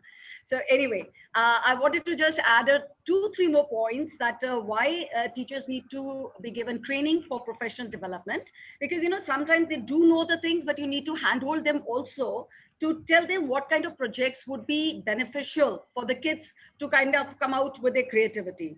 Also, I feel that teachers have to have a very self-directed learning, the heuristic learning as we call it. It has to come from within. So if they are learning and they ensure that whatever projects they're giving, those learning outcomes are met, and then this effort is a sustained one rather than just being a honeymoon period, I think things can really work out very well. So the onus, I would say, the teacher, they say the classroom is an island. The teacher has so much to do and to exercise as long as the management, and herein also there's one more thing that I'd like to bring in. The management has to be very, very flexible, very progressive, very friendly to let teachers exercise certain kind of creativity in the class. We cannot micromanage the teachers at all times, because that creativity doesn't happen if it is constrained or restricted. So there was a teacher who asked me that, ma'am, how do you expect us to have creativity within the narrow limitations of what a traditional school and its standards ask kids to do? Because parents are all concerned only about what are the marks in science and maths, end of the day, like how are they doing according to their grades or the percentage. So I feel that we need to kind of ensure that arts are given their due respect. And though we do appreciate and value the artistic ability in students, as a skill, perhaps it is not treated akin to science or maths or coding or computer or whatever. So yes, we need to have this one point into focus. Second, I would say that not all teachers are very good at arts. So they have this thing in the back of the mind that, you know, those insecurity issues. What will the others say? So that is why I very, very strongly believe that collaboration is the key word in this STEAM studying. So if you collaborate, I think 2 or 3 minds are always better than 1 mind. And for this, you just can't say, okay, go collaborate. You can't do that. You have to give the teachers the space, you have to give them the time, and you have to give them the freedom to collaborate with whosoever, create art and try out lessons together. Then we come up with amazing kind of results. I wanted to clarify 2 points. I have a few points, but as and when the discussion proceeds, I'd like to continue with that. Thank you, Ms. Anju Mehta. It has been so wonderful that you came back and picked the baton and you finished the race in time. I'm so thankful to all my panel members. You know, they test all the 4 points what I put forward, that is creativeness, confidence, problem solving, and last, collaboration.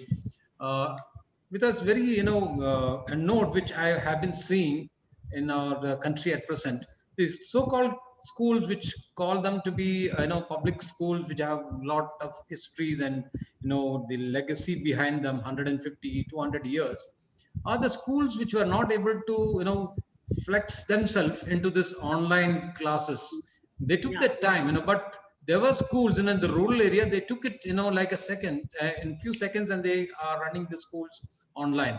I think that these schools are the one who have teachers who have that problem solving, creating, to solve the problems. You know, see, when there is a situation, we always get 2 types of people. One is who react to it, and one who responds to it. I think this COVID situation, as some of the members told, it has come as a luck for us, good for us. We could identify who are the members who are, you know, responding to it and reacting to it. And we have 2, you know, columns now, which, you know, a dividing line between it, and the schools which have responded are the ones who are doing well. Thank you once again, Dr. Gulshan Sharma, for giving us this opportunity to come on the World Teachers Day as we celebrate. Pratibha ma'am has come. Yes, I think with your permission, can I give a few minutes yes, to? Yes, please, please. Yes, Miss Pratibha, you can share, maybe take 2-3 minutes to put forward your points. Yes. A very good afternoon to all the members, especially Mr. Gulshan Sharma sir.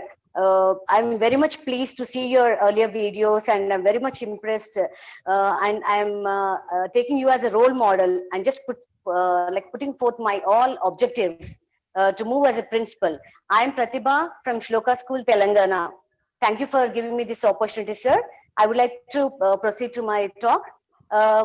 Relevant studies have shown that STEAM education in the school plays a positive role in improving students' creativity, innovation, engagement, problem solving skills, and other cognitive benefits. And in terms of improving teamwork, communication, adaptability skills for future career and economic advancement, especially with the rapid development of science and technology, such as the internet and artificial intelligence, the process and prosperity of our country needs to rely on innovative talents of science and technology. As children are important talents for the future progress and development of society, it's necessary to update childhood society. It's necessary to update the curricula in order to keep up the international trend and address for growing needs for engineering programs in schools. STEAM curriculum is the activity-oriented curriculum. It causing children to rush through various activities and materials, improving their cognitive needs, along with comprehensive practical skills. The principle of interdisciplinary learning. STEAM education emphasizes the principle of interdisciplinary learning, and it means that teachers in STEAM education no longer focus on specific subject, but on a specific problem, emphasizing on the specificness of the specific topic, and the use of science, technology, engineering, arts, or mathematics, and other interrelated or each other, how they are interrelated, we just understand with the real problems and we solve them out. The integration of the interdisciplinary learning not only enables children to have a deeper understanding of the content of a single field, but improves children's ability to comprehensively apply multidisciplinary knowledge. The principle of contextualization. The design and implementation of STEAM curricula should be based on real or similar social contexts.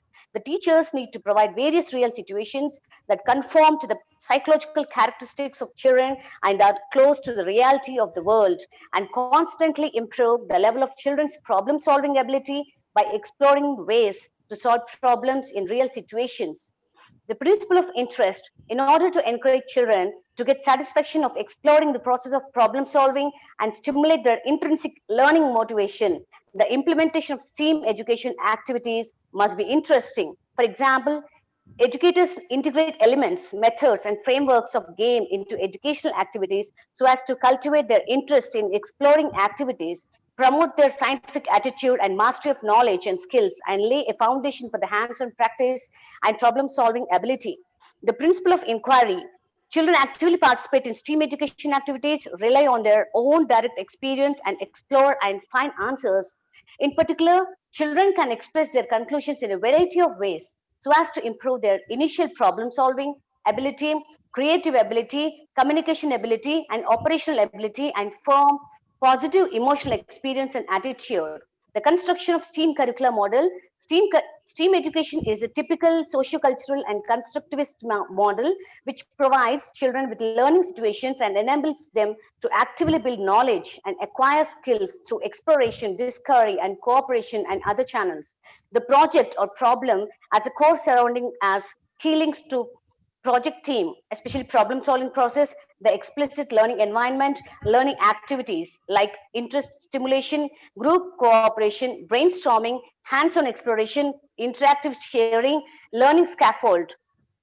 Before carrying out exploratory activities, educators need to determine the project theme in combination with teaching objectives, children's characteristics, teaching content, and also many other aspects.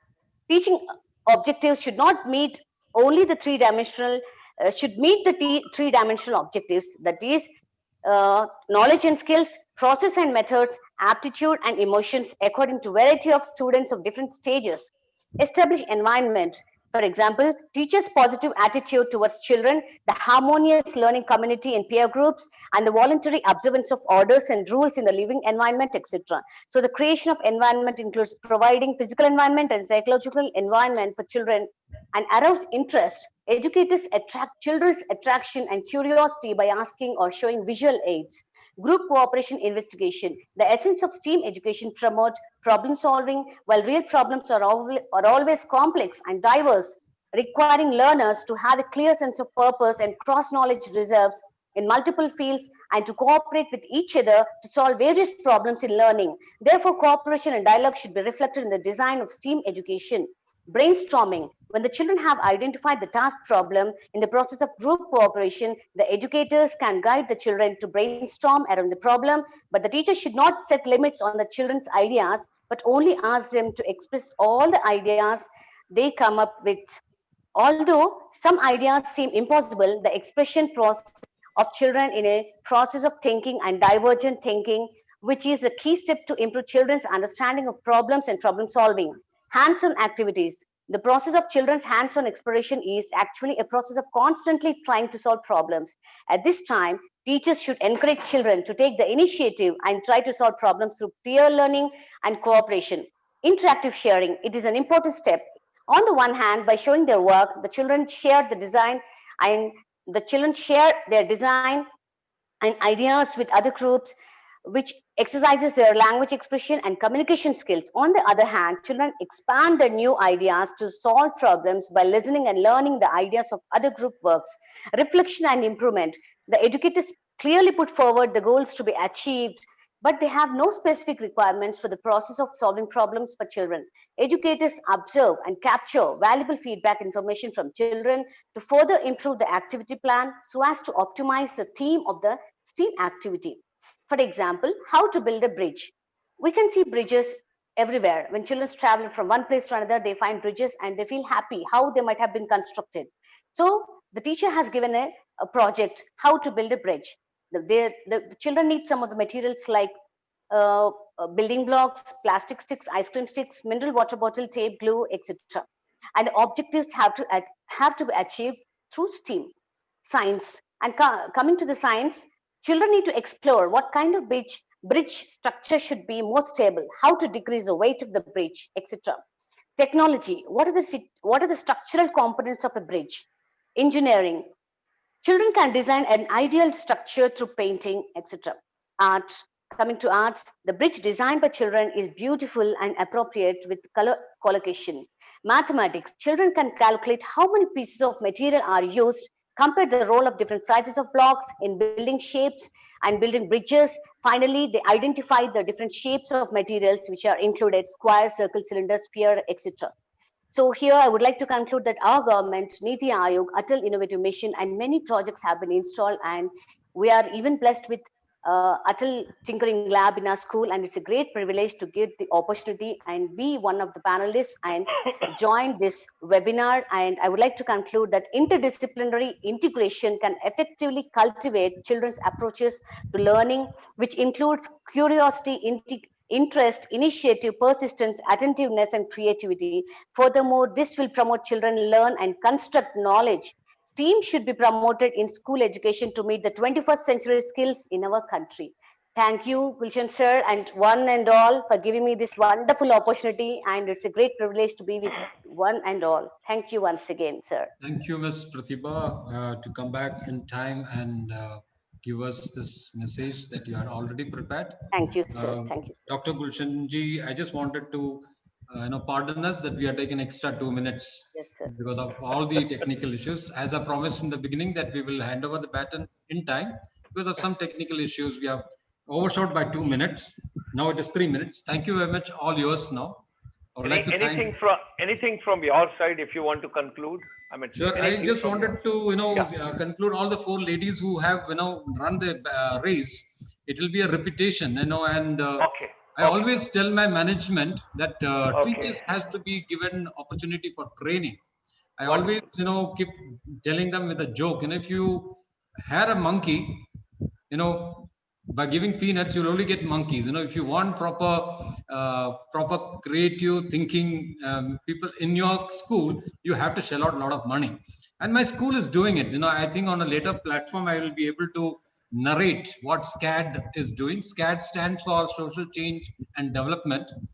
We got almost 21 institutions in Tamil Nadu, but on a later platform, when there is time, maybe I can share what the organization is doing, and the students and teachers are involved in what we are doing at present. That is one thing. It's not like classroom learning. It is learning beyond textbook and beyond classroom. So I think we are preparing the students to meet the challenges. I can also say the school where I am at present, I am actually from Bangalore, but I am at present in Manchester of South India, that is Coimbatore. We have a world school, and after lockdown, within 2 days, we started online class. That means our teachers were prepared, well in advance. It's a Cambridge University run syllabus that we run in this school. The others are all CBSE schools that we have. But within 2 days we started. I should say hats off to all my teachers who are well equipped. If you just walk in, we have if you would have seen the video, we have something called as place where life skill is taken, and we were rated as 7th top schools in India in life skill, the residential schools, because we are producing kids for facing the future, not the present. So that is the things that we are doing, and the topic which was given to our team was so relevant that I was able to moderate, and I got 4 lovely ladies with power pack, to take the race. Thank you very much once again for giving this opportunity to us. Thank you. Thank you very much. Very kind of you. Thank you very much. And Dr. John Abraham, I hereby give you an offer on the World Teachers Day. I will record a separate session with you for 40 minutes webinar, one of these days, one-to-one. And the title of my talk, if you see the keywords at the back, there is one program which comes on the BBC. It's called Hard Talk. So over here it is soft talk. So when I talk about soft talk, that's a soft skills. And when you're talking about the skills, what you're talking about, and you made a mention of your prestigious organization, we set up from our chamber in 1994 with the help of NRIs, India's first finishing school for service industry.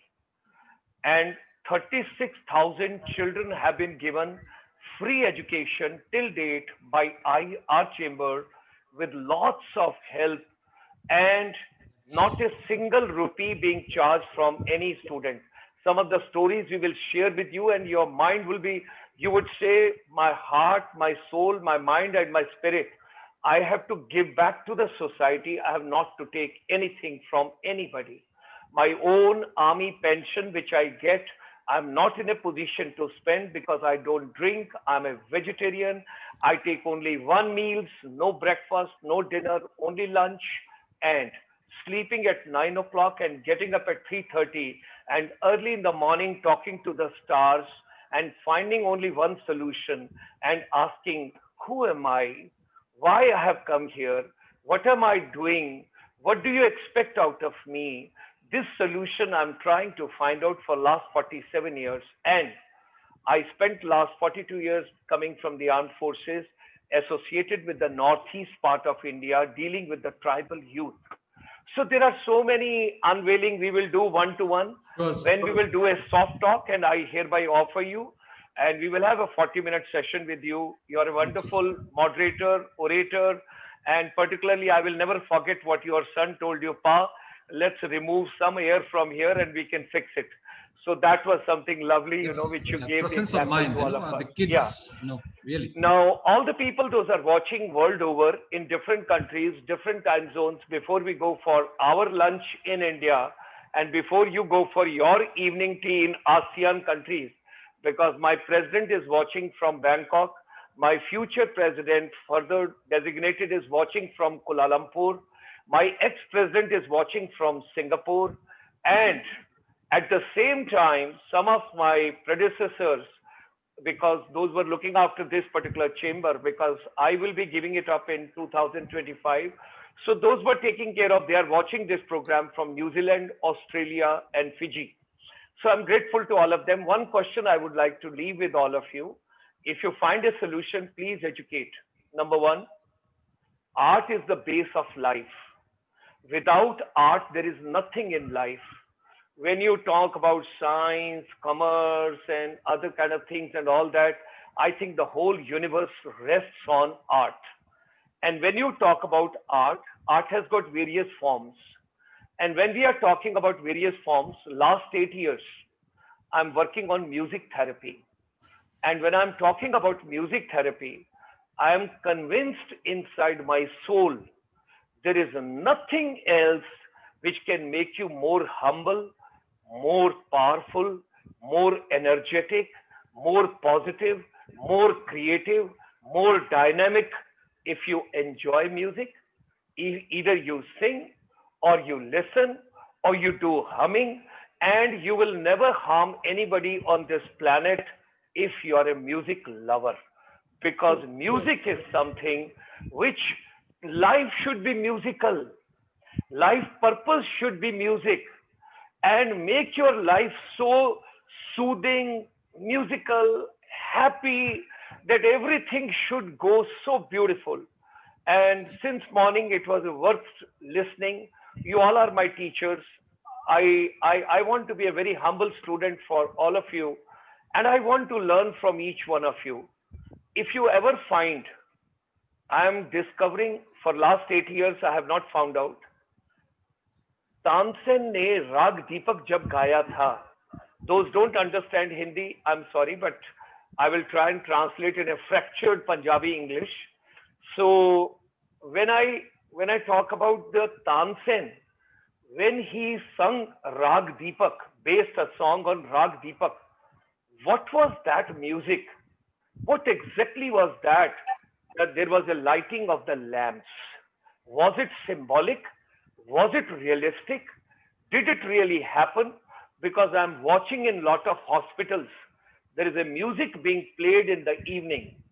If you listen to meditation, Tibetan music in the morning, if you listen to Om or whatsoever you believe in, wherever you are, if you listen to certain sounds, they can change our student, they can change their life, and they can be more positive because today's kids, I want to close before the lunch on this. All teachers throughout the world, wherever you are, please see one movie. It's a 1 hour 26 movie, 1 hour 26-minute movie, and the movie name is The Social Dilemma. You must watch this movie. If you have not seen, you will be zapped to see this movie. I mean to say, your heart will come to your mouth and you would say, oh my God, what a world we are living in. What is the future? And lots of, I do not want to name certain videos because they are so difficult to watch. The Social Dilemma movie we all must watch. What is happening on the YouTube? What's happening in the digital world? What's happening for the younger generation? My son made me sit at the time of dinner to watch cut by cut every step of this movie, The Social Dilemma. The Social Dilemma. One more movie I will name in the evening. These two movies on the World Teachers' Day, I want all teachers to watch and thereafter make our youth watch. And then you will come to know what fantasy and what platonic life they are leading. Where are they going? What exactly are they doing? Where are they heading? And thereby the art, the ancient art, 16 कला नहीं 64 कलाओं को दोबारा लाना होगा. We have to bring it back because I watched more than 60 videos on Nalanda, Takshila, Dharmashila, and couple of other things, and I read so many books. What we are teaching and what used to be taught earlier, what should be taught, what could have been taught, and how the Indian education system was destroyed intentionally, knowingly, willingly, professionally. There was a reason behind that. If you want to finish somebody, if you want to finish anybody, destroy their education system. And one thing good has happened, at least the system and the ecosystem of the global ecosystem and the political system world over has realized that when the pandemic has come and we are talking about health, we are talking about wellness, we are talking about well-being, they have also realized what is the importance of educators and education ecosystem. I hope there is a further improvement in it. With these words, kindly have your digital lunch and thereafter we meet at 2 o'clock. Namaskar, pranam aap sabko. And you all are my teachers. I want to learn from all of you. So much, so much, so much. So we all meet at 2 o'clock once again. Thank you very much. Thank you. Thank you. Thank you. Thank you, sir.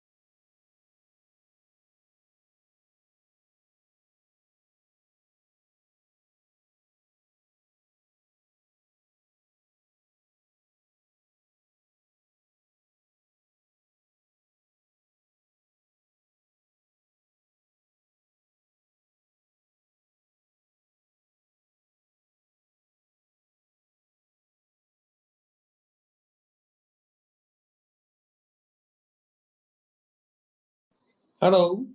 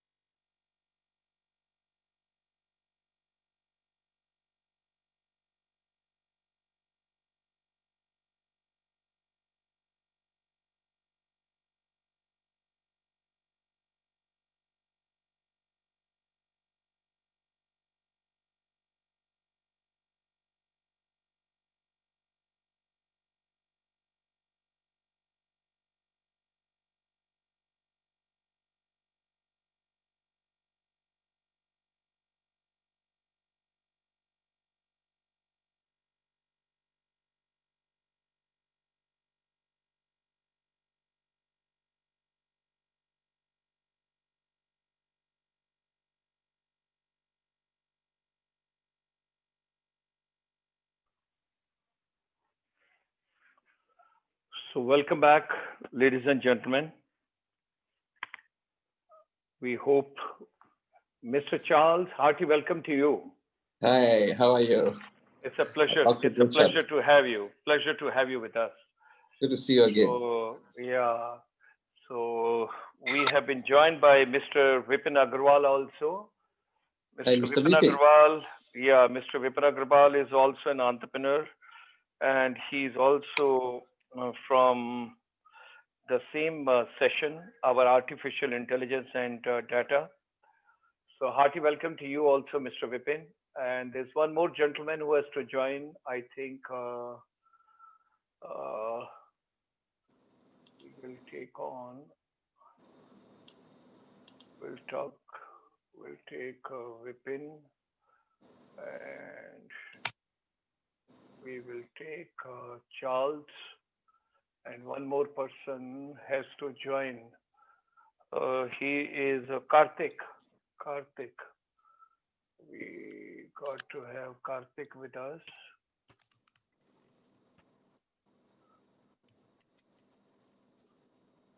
Okay. So I think Karthik is still not there. Just a second. Let me just.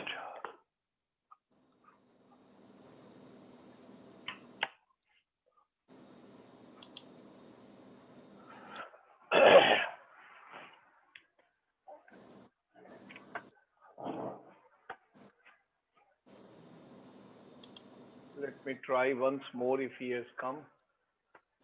Karthik Sharma. Yes, he is there. Karthik, good afternoon. Good afternoon, Dr. Gulshan. Yeah, it's a pleasure to have you with us. And I think our forum is complete now. You can, if your camera, you can switch on, then we can get you also down. Yes, one second. Yeah.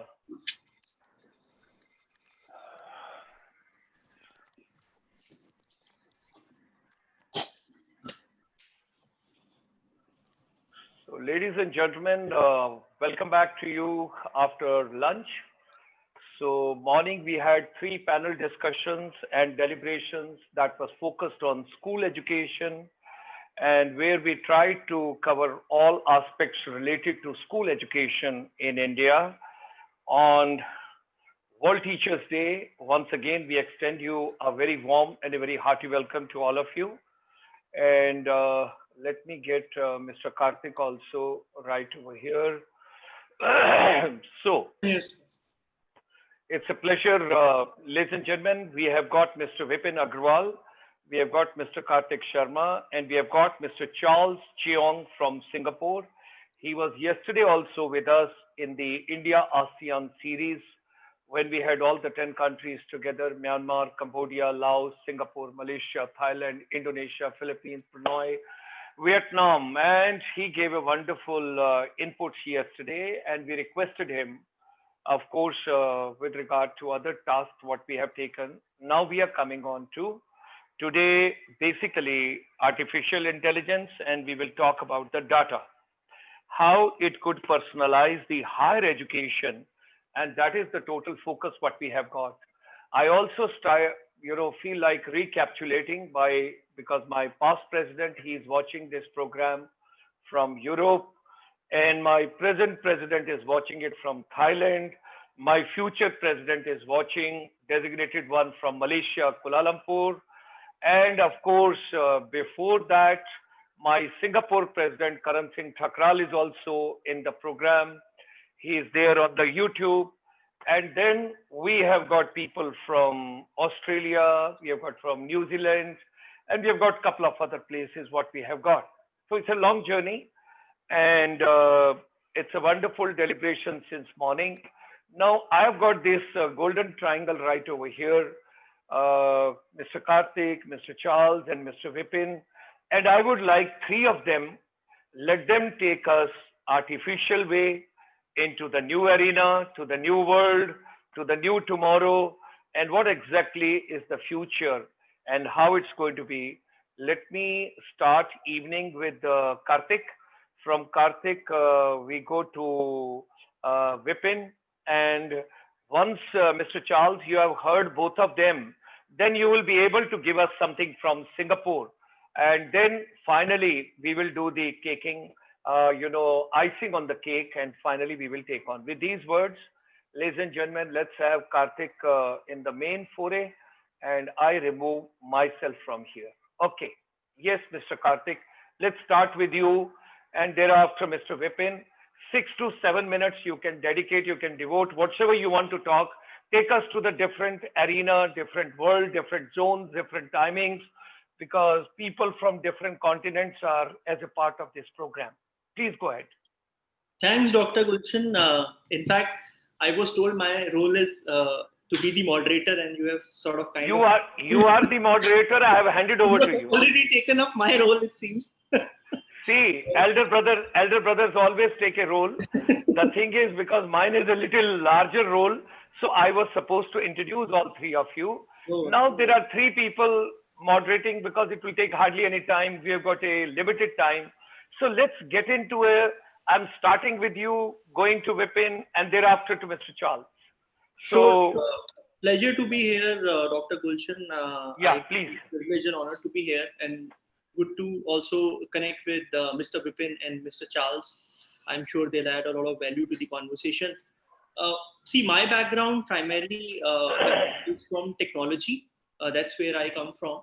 And I've been a technology enthusiast who got into education almost a decade back now. And the way I see, especially when we talk about things like, and I always believe that AI in itself is a vast gamut of set of technologies and science, and you always need to talk about AI in conjunction with big data, with immersive interfaces like AR, VR, blockchain, IoT, and the entire stack as such, right? And when we talk about in education, and you mentioned about how you've already covered about school education and AI, I for one believe that school education in fact has and school education and higher education needs to be in sync because one feeds into the other. And I feel strongly that school education and school curriculum with regard to AI has really taken off, especially with CBSE curriculum around AI class 6 onwards. I've also written a couple of books for that. And the way I see the curriculum, I believe that if somebody goes through that curriculum from 6 to grade 11 and 12, they really wouldn't need a undergrad degree per se in AI because that's the amount of details which are covered in that syllabus. Very and I think that really sets the tone for higher education to embrace AI and the entire stack. That how do we teach AI to the students? And I think AI in higher education has got three broad components the way I see it. One is actually using AI to help students to actually make their career choices as well. So whether it's about taking admission into a particular stream or course of program into the college, which is mapped to the future career demands in their broad areas of interest. So, we, for example, have done a lot of work around career counseling using AI. So, we've created career pathways, and then bots are there to have sort of an interactive chat with the prospective student and parent, and also help them in hand holding and guiding in terms of what kind of a program they can get into, what are the similar profiles of people who have done or undertaken similar journey like yours, and create a personalized pathway for them. So that's one when you enter the higher education space. then I think, as we all are aware, that it's becoming more and more stackable modular. So like you can take up different courses. So I can be studying, calligraphy in arts, and I can also be taking design thinking, and I could be taking mechatronics. Gone are the days when people are just stuck in broad categories of even within engineering, nobody is only doing mechanical or chemical now, right? Everybody is doing blended hybrid programs. So I think that's where AI can also help in terms of creating a custom learning program, for lack of a better word, for an individual, depending upon their interest area, depending upon how they're performing when they're studying in the education program. And also, since the job market is so dynamic, if we are able to create an AI engine where you can as much really get a feed the information in terms of what's happening in the outside world, and create a real-time dynamic program for every semester for a student. I know there are logistics issues around uh, building up teacher capacity to deliver such kind of dynamic programs, but I think that's where AI kicks in. If we are able to do first level of facilitation and handholding and support through AI technologies, so I think almost like using AI to teach AI, right? So that's the mantra which I would really believe we should use, rather than only talking about these concepts. If we can actually implement it, I think that's where the beauty is. And third component I believe is, I think everybody's studying for a reason, that they really want to get into a job, or they want to become an entrepreneur, and either get into public service. And that's where again AI can help you in terms of making the right career choices, mapping you with the right employers, creating an industry academia interface where you are getting personalized recommendation depending upon what your interest areas are, depending upon what kind of job opportunities interest you. You can also get upskilling or reskilling programs which are completely customized to you and delivered in a format which you like the best, right? I mean, if you an auditory learner or a visual learner, it will give you that same amount of information packaged into a different format and content which you like to consume, and the entire engagement is very adaptive and personalized.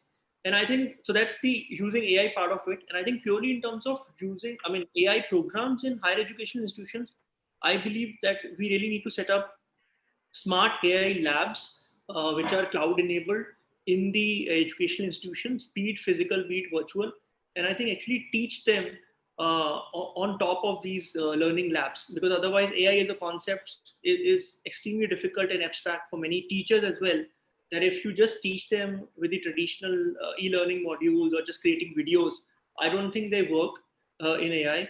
It needs to be extremely hands-on. If you're talking about natural language processing, they should be able to understand, interpret, and actually create a NLP-enabled chatbot on the go, whether using TensorFlow or Dialogflow.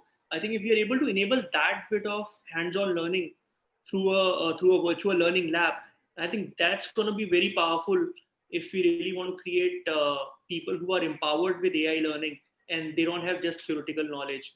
And I think just to sort of sum it up, my belief is that we should create a structure in higher education where the curriculum is mapped with the school curriculum, so there are limited redundancies. It shouldn't happen that somebody who's gone through AI elective subjects till class 12, when they enter into higher education institution, they shouldn't be feeling that there's nothing new to learn, and they're just skimming through the first 2-3 years. So that's the curriculum part.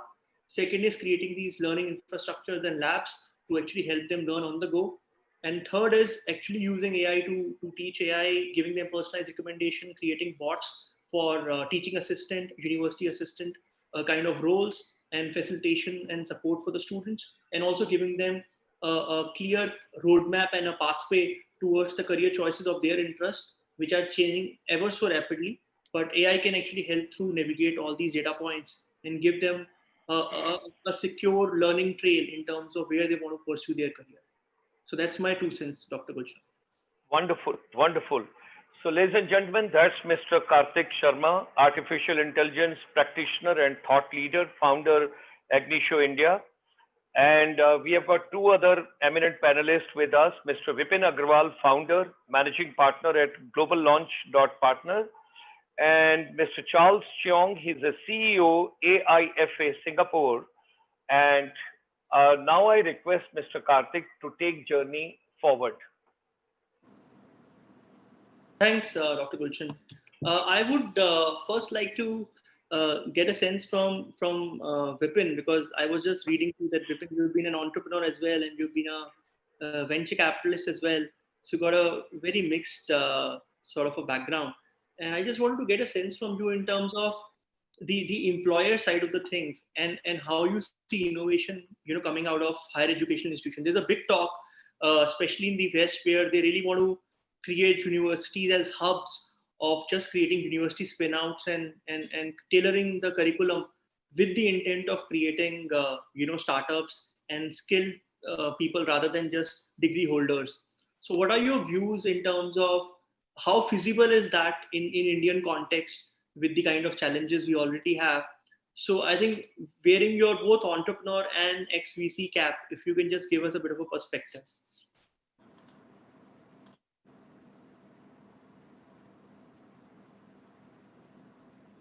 Vipin, we are not able to hear you.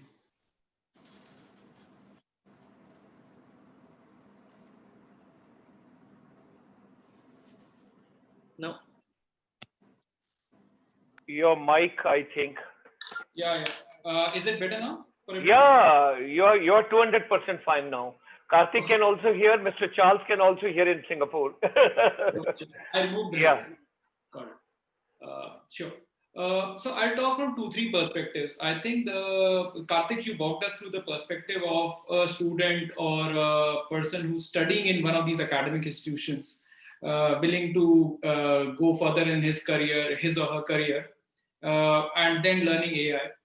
Our panel also includes a lot of educationists and a lot of people from the reforms side, who I think would also be interested in trying to understand how is AI influencing the entire education reforms and education pedagogy in the paths ahead.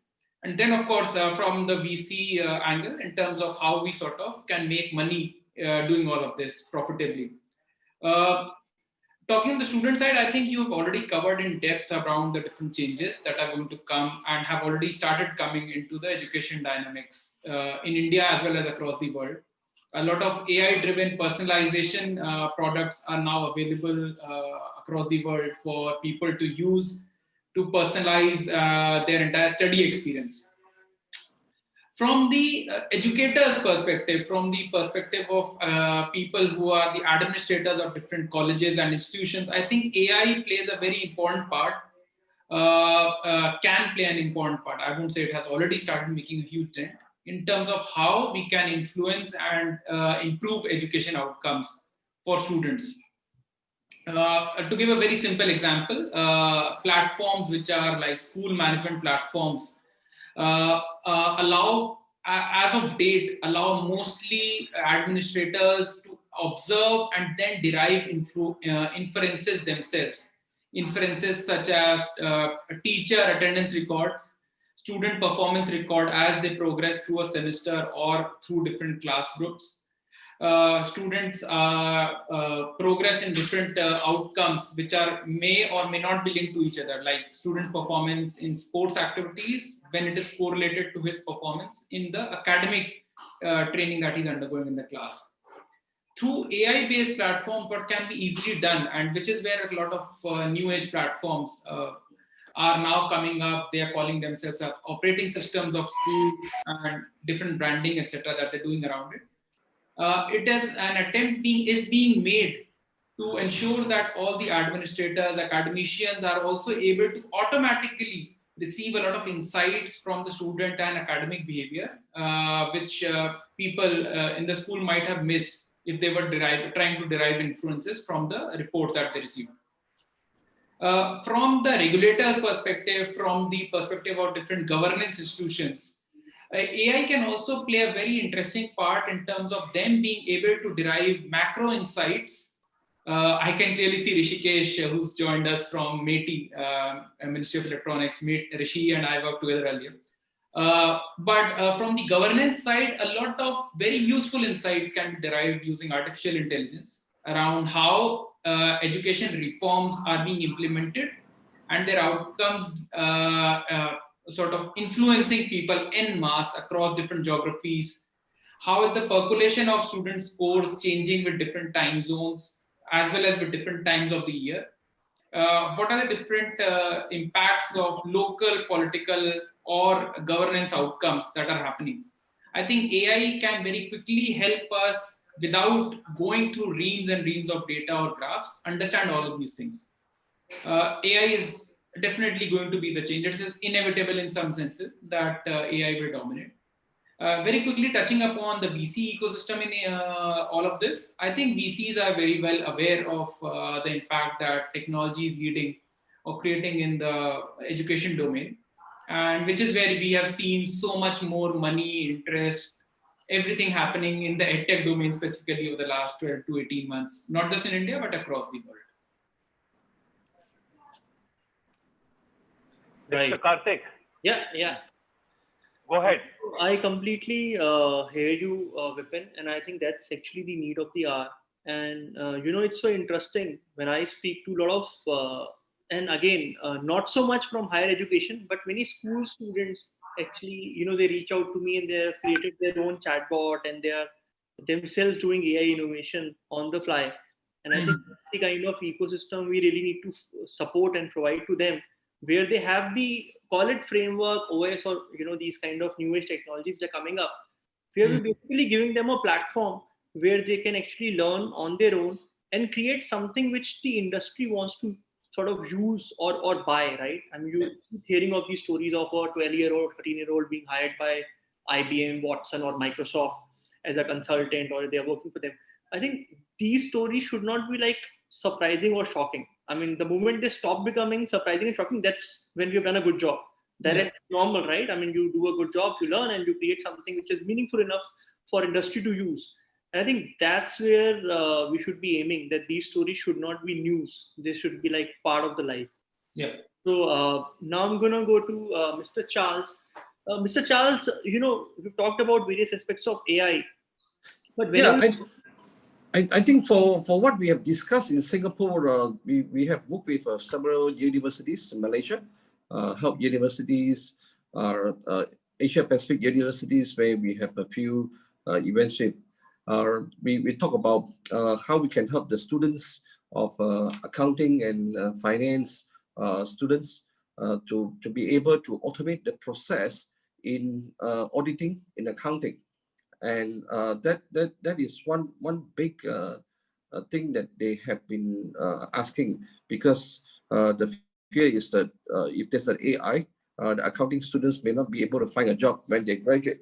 But during the discussion, we all agree that actually AI can fit into the study curriculum. We can help them to be more efficient. Like, for example, if we are going to do audit for these auditing students, and we can teach them and empower them with AI knowledge to be able to do a better assessment for the clients in terms of financial data in the past, which they read manually, and they have to come up with a conclusion of what they have read. But with AI, we are able to collect financial data and make it more personalized and come up with an analytical report, which will take a long time to do it. And so that will help them in building a more pragmatic student with high knowledge that prepare them for the commercial life. So that is one. The second thing that we always talk about is the tutoring and studying program, where we can use AI to do tutoring and study program in an automated environment, where there is a lot of smart content can be developed, and for personal development through a virtual global conference, where you can attend lessons 24/7 instead of attending lectures during the day. And all this AI assessment can be done, even though they are doing it offline or at their own pace. But with AI, we are able to do monitoring and assessment of a student. So these are our two regular discussion with a few universities, and we are, in fact, we are conducting an AI course for the accounting and finance students in Malaysia, starting 2 months down the road. Right. And now I think since we're very short on time, I just want to get some thoughts quickly from both you, Vipin, and Mr. Charles, that when we talk about AI, I think some of the most underlooked components of AI are, issues around ethics and bias, which sometimes are talked very highly in various forums and conferences. But I think they are extremely relevant, that if you're able to actually ingrain students in the higher education setup to be able to be sensitized about these issues. So whenever they're building anything using AI, or whether they pursue further opportunities in career in AI and big data, they are very, very aware of some of these inherent issues around ethics and bias and power disbalance, which gets so amplified, in developing AI systems. How do you think we can ingrain that in our ecosystem right now in India? I think everybody will have a different value system and also practice. But what we do is we have a set of our own practices that follows a common ethical practice to take this forward. It can be very subjective, but I mean, basic things that we can do, we just follow what the industry is doing. Vipin, what do you think? No, I would agree with that. I think AI, ethical practices, cultural behaviors are very region, context, language specific, and always depend on the from the perspective of a system designer or an implementer, depends on the kind of audience you are creating the system for. So depending on how big or vast is the system, how global is it going to be, every time the problem statement can change even in the same product. So it's in a way subjective, but I think people are trying to look at that solution and carving out some things for it.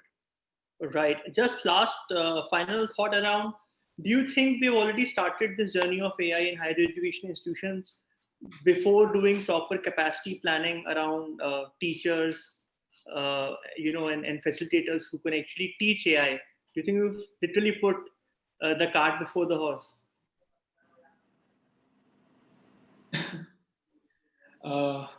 I think it's somewhere also, sometimes you need a push in order to make a change. I think somewhere you have to also take that initiative. Some things cannot happen without them being, in a way, being imposed upon people. So happens all the time. People who are educationists and come from the period wherein there was not even a computer, forget about AI. Definitely it's going to be some uphill task for them to learn things, but it is expected, and it is for progressive teachers and teachers like ourselves who are attending this forum right now from across the world. I believe they realize the importance of AI and technology in imparting education, and the progressive ones will definitely understand and imbibe these changes, and that's how it will percolate down. Perfect. Mr. Charles, any final comments?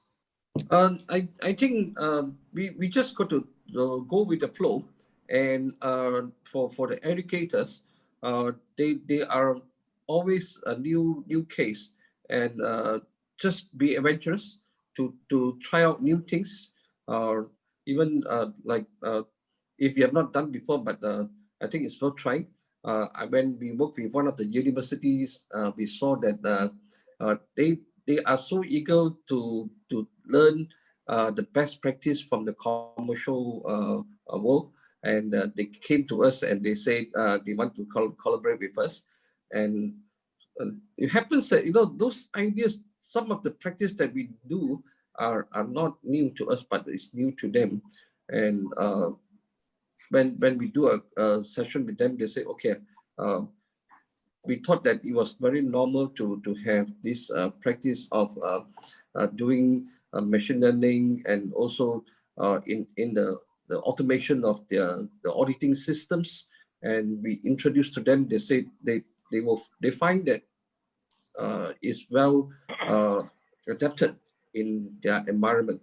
So I think for educators, it's good to work with commercial sectors, because this is still a very new subject, and collaborate with the institutions outside the universities together. I think that will create a very cohesive environment for learning both academically and also from the commercial sector. Thank you so much, Mr. Charles and Vipin, for sharing your wisdom. Back to you, Big Boss, Dr. Thank you. Thank you very much, Mr. Karthik. Thank you very much, Mr. Vipin. Thank you very much, Mr. Charles. It's such an indeed pleasure. And as our chamber, we do not have any Indians as members for our chamber. We do not take any Indians. It's only non-resident Indians.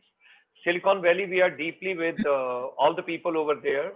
And at present, about 1,200,000 people, those have become the part of the journey, and 30 million non-resident Indians are abroad.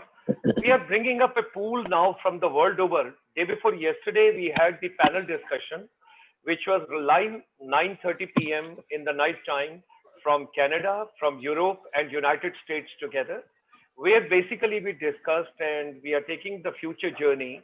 What is the role of AI, VR, and when you talk about the related field, blockchain, you talk about IoT and a couple of other things as far as education system in future is concerned. You people are the leaders in your own area, and I'm pretty sure that you will take the journey ahead and you would support the best possible way the entire education ecosystem. I'm not talking about only India, because my concern is how to save Charles, if I talk in Indian rupee, it will be difficult for me to explain, but you got to understand that almost about 50,000 crore is being drained out from Punjab, and about 60,000 crore is being drained out from a couple of other places. And similar way, 48,000 crore is being drained out from other places. People are taking education in IITs and IIMs, and they're going abroad. They are the CEOs of the corporate houses, the companies and all. Back home, what is their contribution? That has to be taken. And people from India, particularly the younger generation, feels that I will leave India, I will go to United States, and Donald Trump will be coming with his grown-up daughter at the airport, and he would say, my son-in-law, you have come, so please take over America now, and please take care of everything, and from today onward, you are my son-in-law. And after 1 week, he's filling gas at the petrol pump.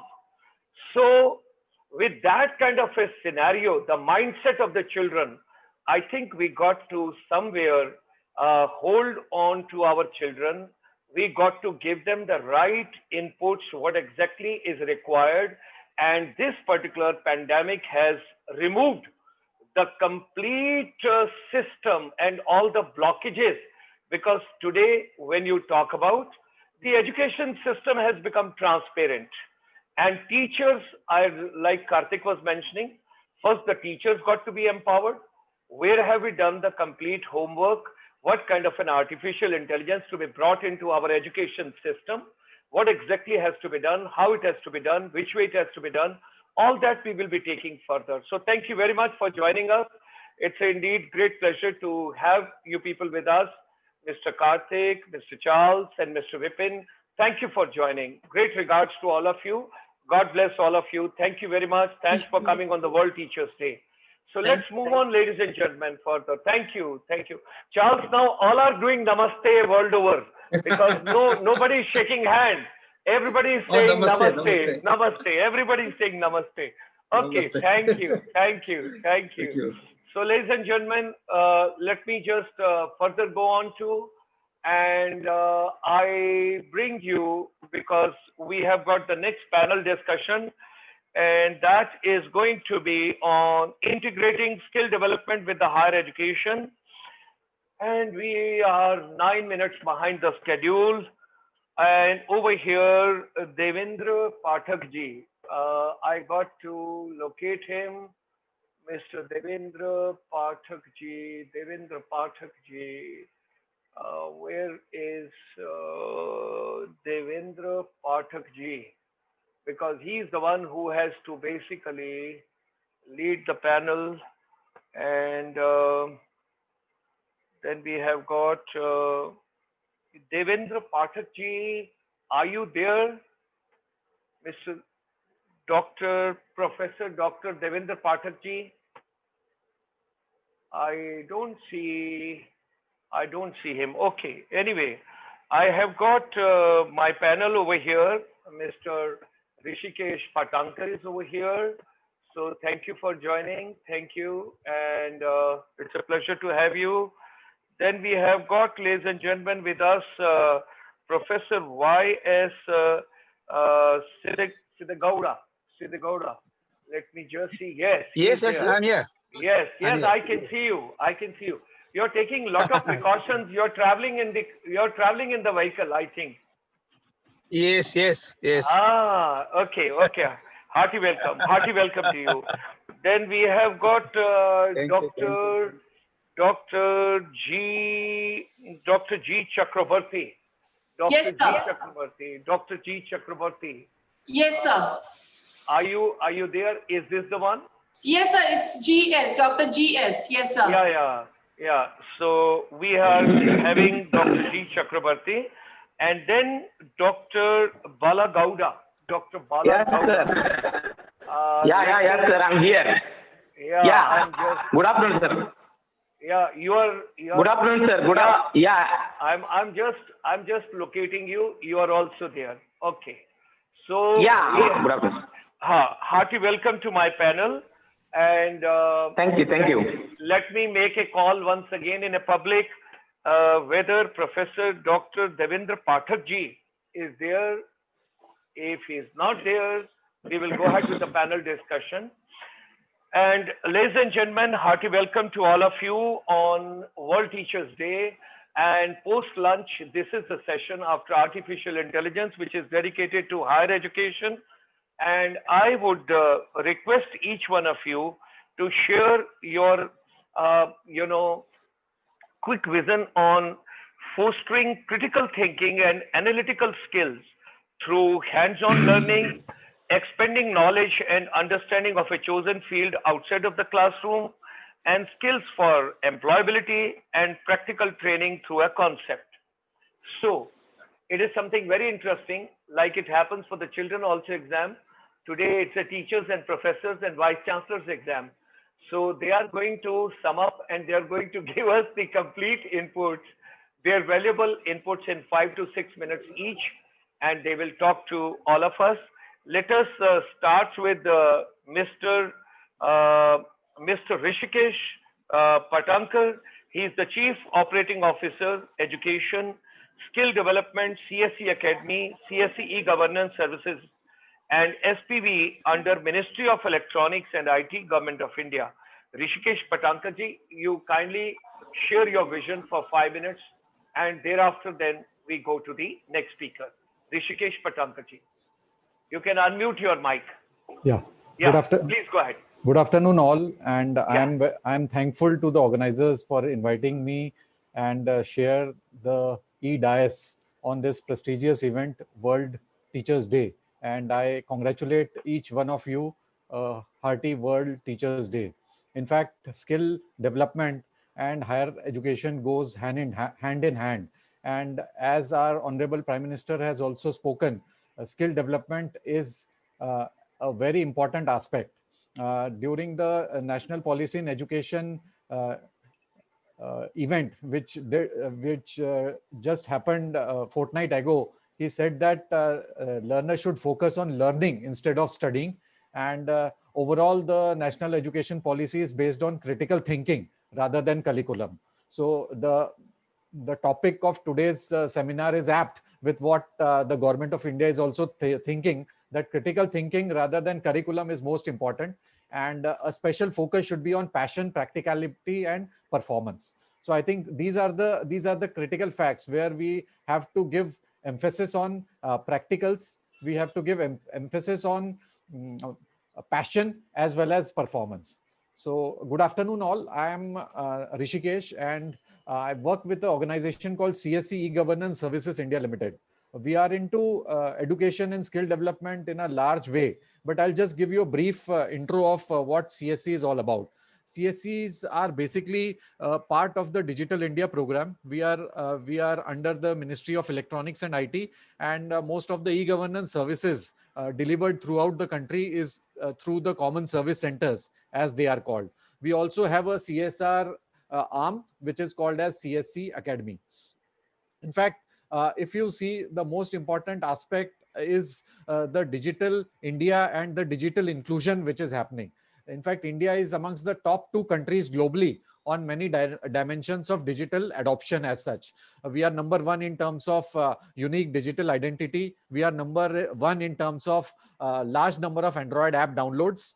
We are number 2, just behind China, in terms of mobile phone subscriptions, internet subscriptions, smartphones, as well as users engaged in social media.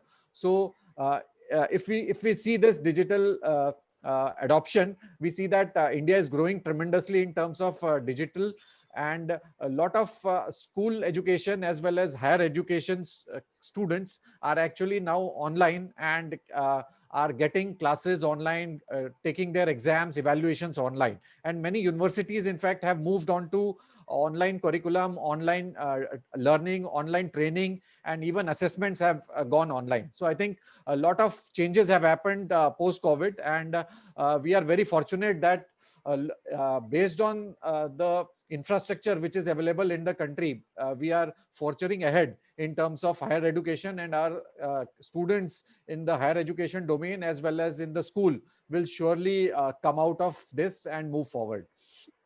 If you see the overall education system in India, we have nearly 800 universities, 41,000 colleges are there. And if you count the total number of higher education teachers, it is almost 1.4 million. That is 14 lakh higher education teachers are there. And the total number of students in higher education as on today is nearly 30 million plus. So 30 million plus students are actually undergoing training in one or the other course in higher education. So there is a lot of things which need to be done. And after the national policy in education, we'll surely be able to do the best and give best to the students, in fact. Then wonderful. Coming to the policies of the government, it talks about quality education for all. So this is an important aspect where we need to provide quality education. We talk about quality control, quality assurance, that a product becomes a quality product only after quality control or quality assurance. Similar quality mechanisms should also be put into the education field so that the quality education is given to the student, and then the student, when the student passes out from either school or the college, he becomes a quality product. So that is what emphasis is all about. The various integrated digital education platforms like MHRD has done with Diksha, the e-Pathshala, the National Resources for Open Education Initiatives, the Swayam platform, the NCSL or the Swayam Prabha are all in the right directions because they provide the multimodal content delivery. And a lot of candidates who are who we want to be given inclusive rights or inclusion needs to have access to these multimodal aspects of content delivery as well as platforms, so that they are able to get the right kind of content as well as the teachers.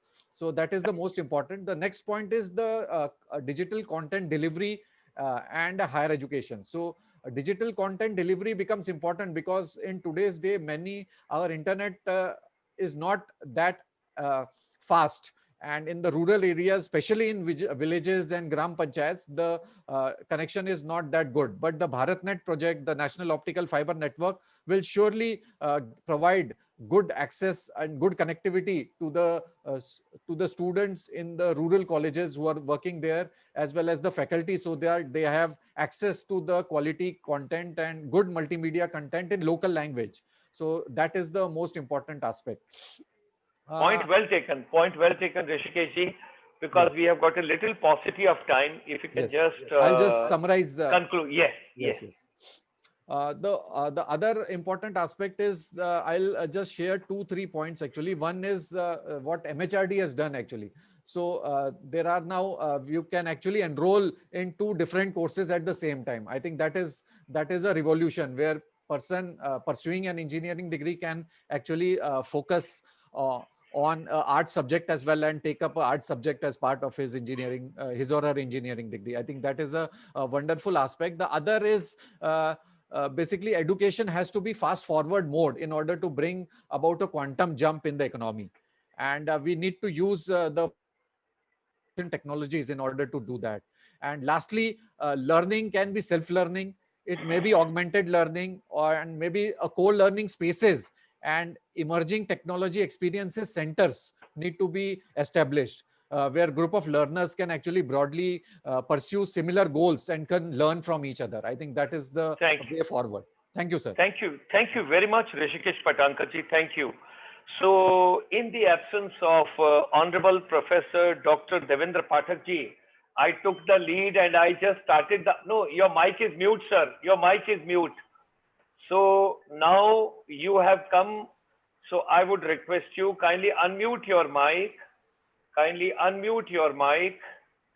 And thereafter, we go to our next speaker of the evening. I would request Honorable Professor Y.S. Sidegowda ji, the Honorable Vice Chancellor, Tumkur University, Karnataka, to also join us. Thank you. Honorable Vice Chancellor Sahab, now Professor Devendra Pathakji, your mic has to be unmuted. Your mic has to be unmuted, sir. It is muted. It is muted. I would request you. Meanwhile, I would request Professor Y.S. Sidegowda ji to unmute his mic. I think you are traveling at this point of time. So your bandwidth you have to take care, sir, or you can stop your vehicle for 2-3 minutes and you can just address, and thereafter you can resume your journey. Yeah, Professor Devendra Pathakji. Hope I am audible, sir. Yes, you are. Sharma ji, I am ready. Yeah, please go ahead, Professor Y.S. Sidegowda ji. Yeah. Thank you. Thank you for the invitation. Respected members of International Chamber for Service Industry, moderator Gulshan Sharma ji, and then fellow panelists, awardees, and participants. Employability skills are knowledge. I would request you, Honorable Vice Chancellor, and Professor in Y.S. improving their ability Sidegowda to get. Sir, can you stop your vehicle for 3-4 minutes only? Yeah, I can. No, you are not listening properly. Your voice is breaking in between. Your voice is breaking. Okay, I will stop. Okay, I stopped. Okay. Only 3 minutes. Only 3 minutes. Okay. Yeah, okay. please. Yeah. Employability skills are knowledge, skills and competencies that workers need to have in improving their ability to get and keep a job. Employability skills are indispensable, especially when the glaring figure, 23.8% of unemployment as of October 2nd, 2020 in India is highly worrisome. The high level of unemployment is often associated with the failure of the education system in generating that graduates supported with employability skills and high competitiveness. Graduates' employability is a key issue for higher education. One of the key reasons students invest in university education is to improve their employment prospects. Achievement of good academic qualifications is highly valued, but it is not sufficient to secure employment. Employers desire well-developed employability skills that help in contributing to the workplace. Research has proved that technical hard skills can help to get a job, but soft skills are required to obtain and keep a job. According to a survey by Harvard University, 80% of career achievements are determined by soft skills and only 20% by hard skills. In the 21st century workplace practices, global technologies, achievements have transformed by bringing a remarkable shift in demand in the skills required by employees. Due to fluctuations in the national and job global market, the traditional way of recruitment based on a degree and subject relevant knowledge and skills was sufficient to get a job. But in these times, Employers expect employees to possess that relevant personality traits and employability skills to meet the ever-changing demands of work. Workforce that need to change its quality and aptitude as employability is a greater test than unemployment. In this context, employability is said to be one of the most researched areas of today's workforce. Employability skills focus on graduates' ability to adapt and use their personal academic skills to create more tangible educational outcomes that associate graduates' employability with employment.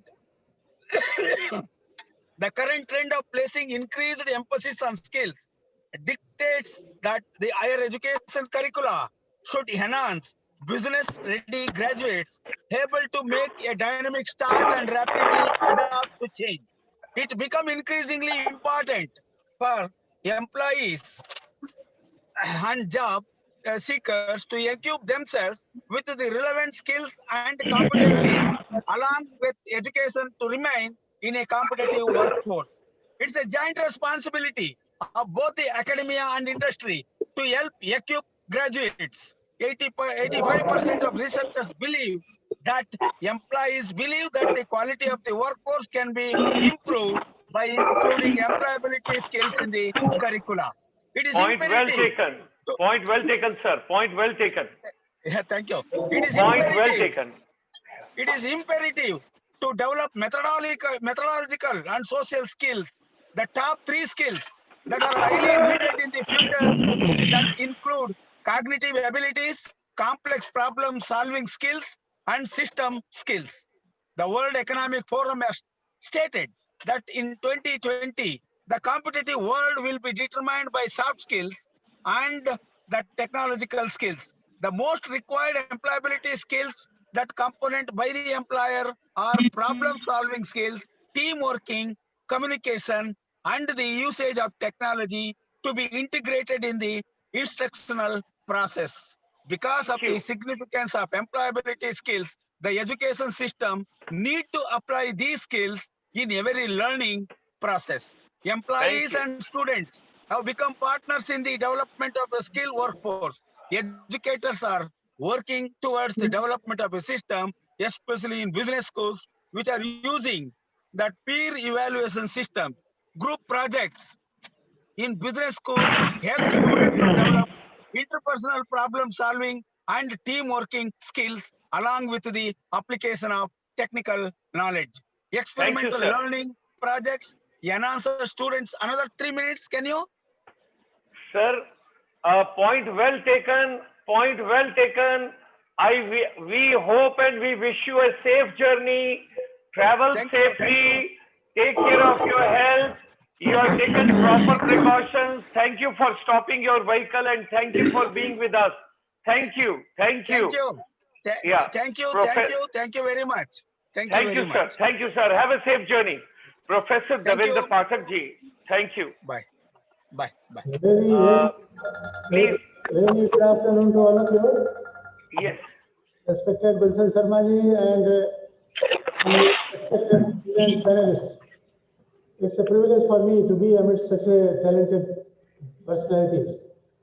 The integrated skill development with the higher education, really, it's a very, very crucial and critical matter for the entire intelligentsia. The India, fortunately, has the democratic that we are having the largest number of youths in the world.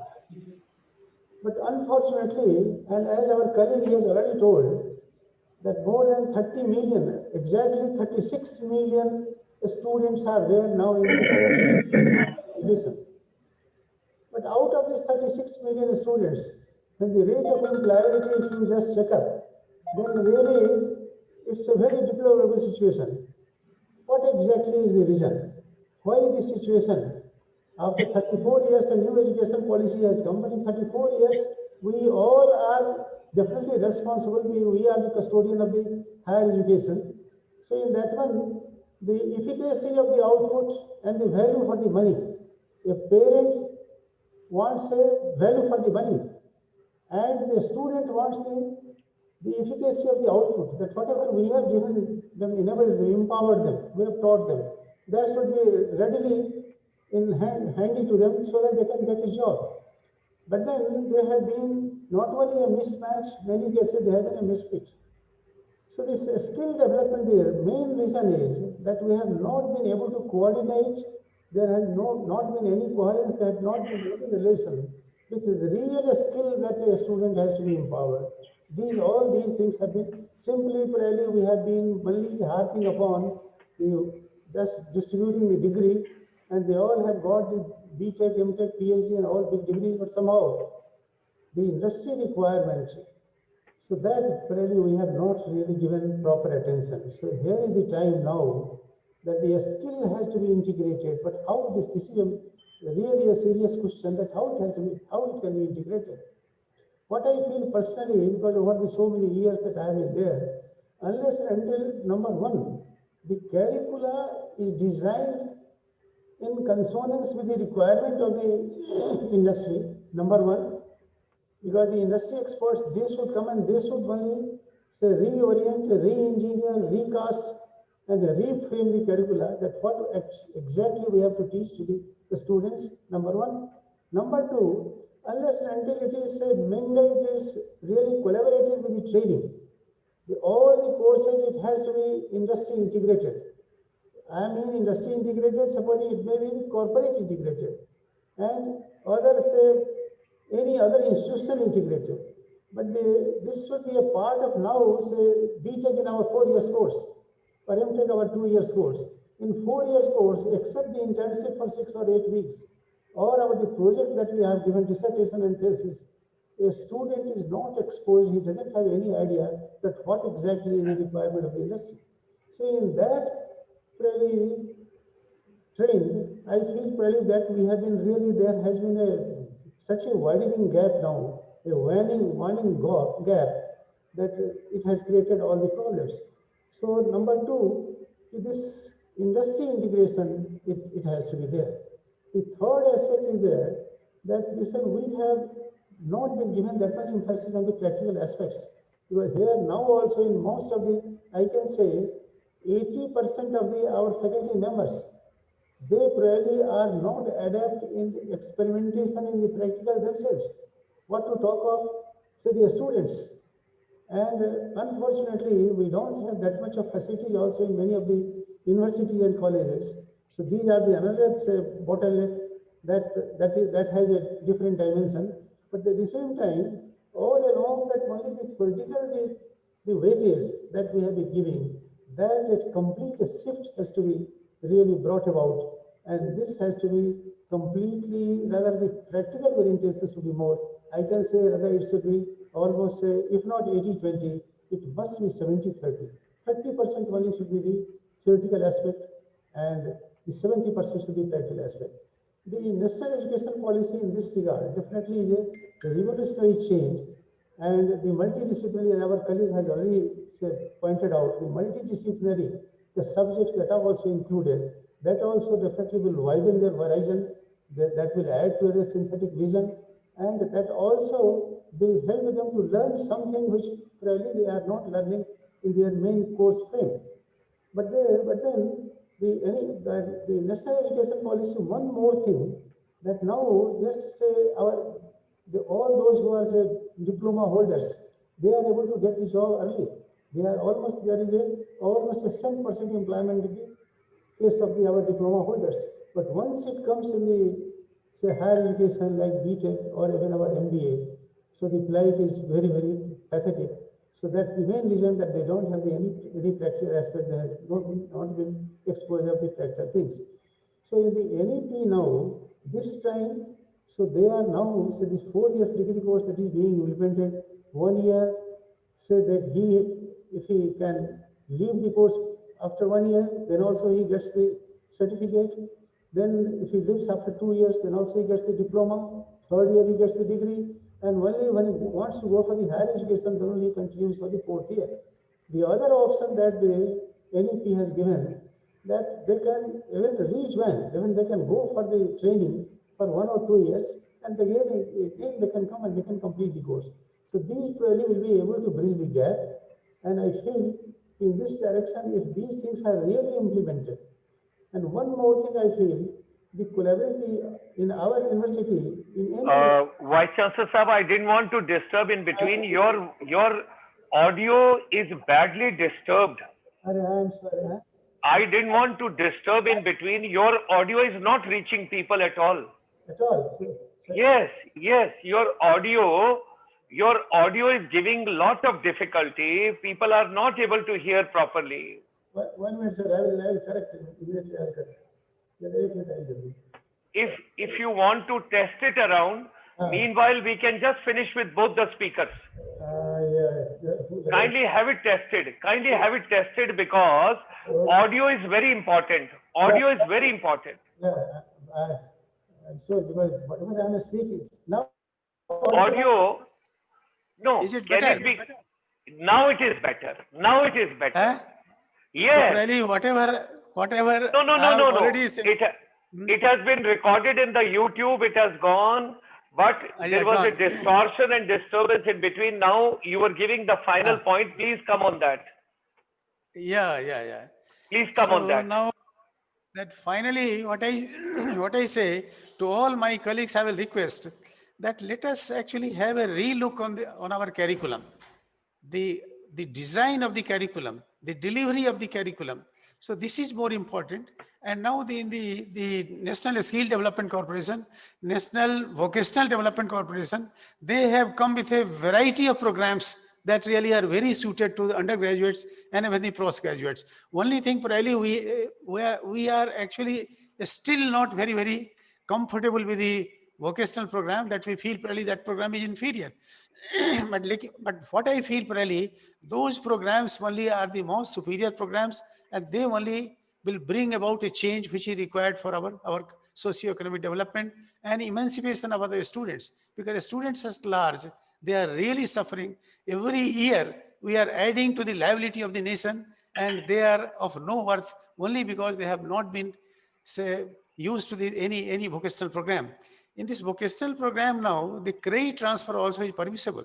In that, the credit transfer, but so far, I don't think really any university now, the MOOC or the SWAM, where the 2 courses the AICT has made compulsory that you must, for the faculty members also and for the students also, you complete that course, go online, and then that credit can be transferred, and that can be, say, added in your CGPA.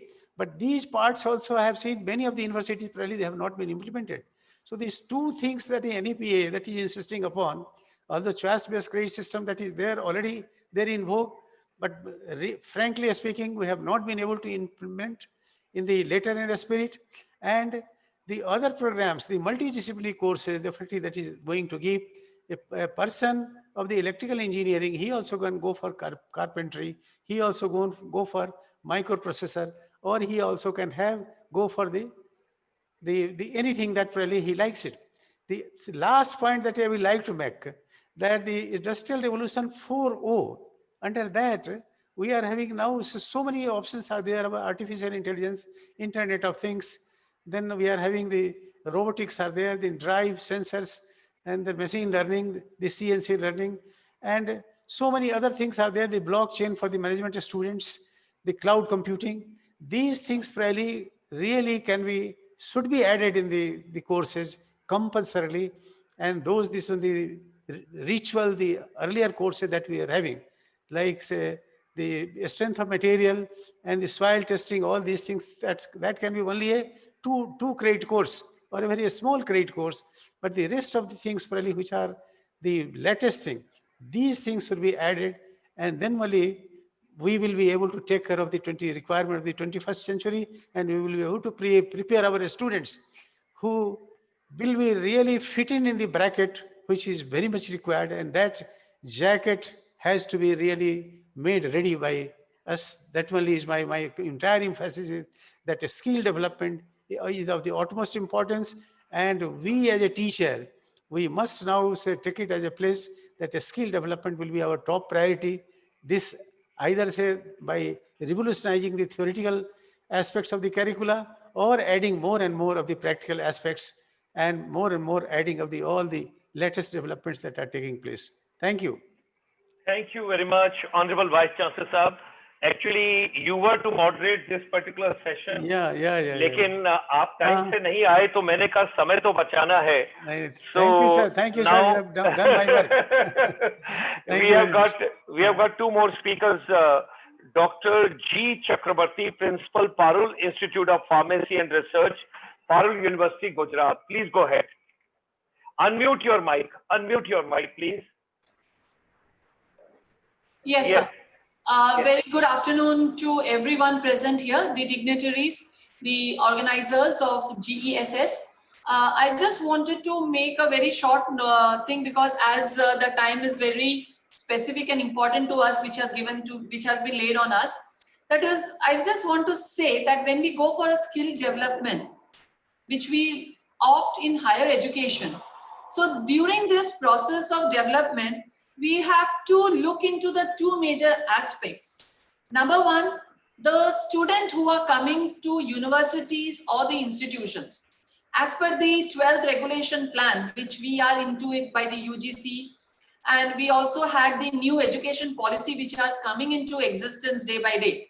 So it being a demographic part of the nation, right, we would like to look into the process of giving choice-based credit system.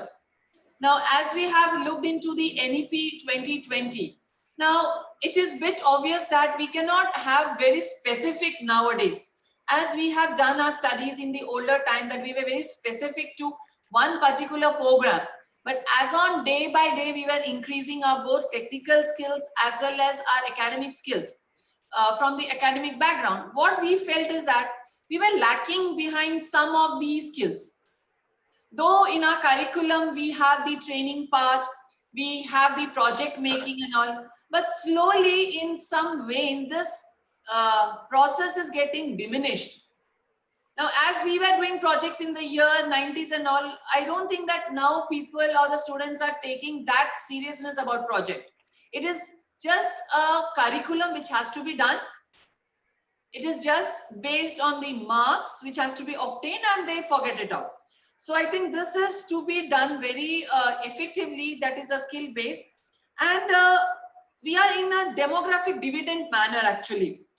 Now, if I want to say a demographic dividend, the advantage of this is through the various higher educations which we have, because the majority of the people, those who fall in this skill development, they are around the age of 15 to 45 years. Now, a person who gets graduated in the age of 20 or 21, so before he comes to the age of 20, what is his own abilities that he can make it into society? So, and the lifespan is very short. So more or less he gets around, say, approximately 30 years from where he can build the system, or he can calculate those important issues which we have dealt into it.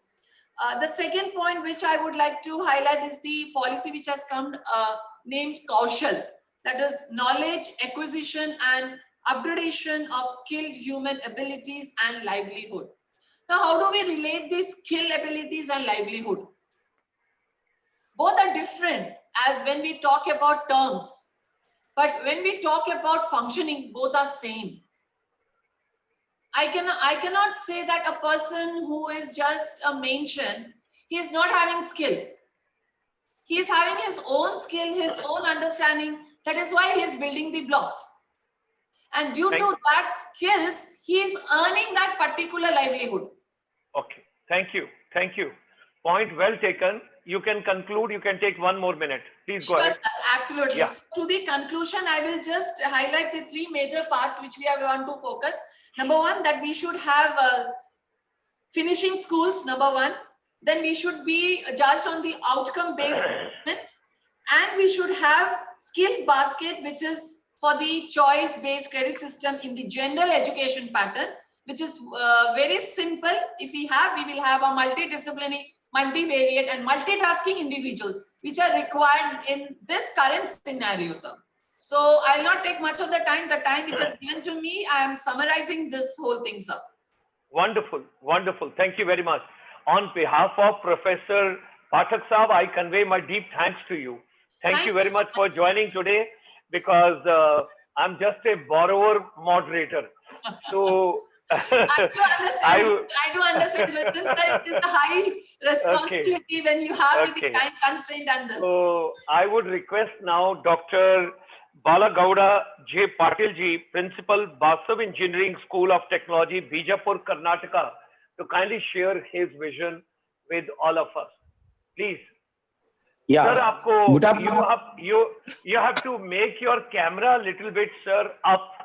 But anyway, we all are glitching in the times of technology. Nothing to worry. Don't worry. Yes, now it's better. Now it's better. Please go ahead. Please go ahead. Thanks to all of you. You have given. Yes, sir. You have given opportunity to be the part of. Sir, your bandwidth is giving a problem. So what you can do is you switch off your camera, so the strength of your signal will go to your audio, and we will be able to hear. See, we can see such a smart Dr. Balagowda ji. Now you just say your vocal cords, please. Share. Is integrating skill development with higher education. In earlier education system, there was no skill word at all. Only knowledge word was there. By that time, the knowledge is power was the statement was there, and it was adaptable. It was systematic manner was there in knowledge. But nowadays, knowledge is not sufficient to survive in this world, in the competitive world, because knowledge is power, but skill is power. So that is why skill is important in today's life. I'm telling here because in current present curriculum activities, syllabus set by the universities, they have said, but the thing is that the delivering process taking place in college is maybe engineering colleges, it may be technical, it may be nautical colleges. But the thing is that delivering is not going to be happening as per the goal set by the Board of Studies of the university. Hello. So that is why the bridge between academic and industry is happening, because in academic what is happening here, 1 inch depth and 1 mile wide study. But industry people are expecting from the 1 mile wide, 1 mile depth. That's happening in engineering college and any other engineering college also, technical as well as non-technical colleges. But nowadays the system what makes it 1 inch and 1 mile wide. So type of study, and you have to motivate the student.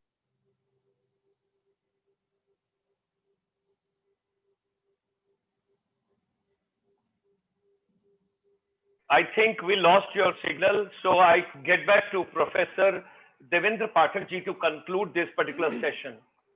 And if you permit, sir, before that, I want to get Rishikesh Patankar ji once.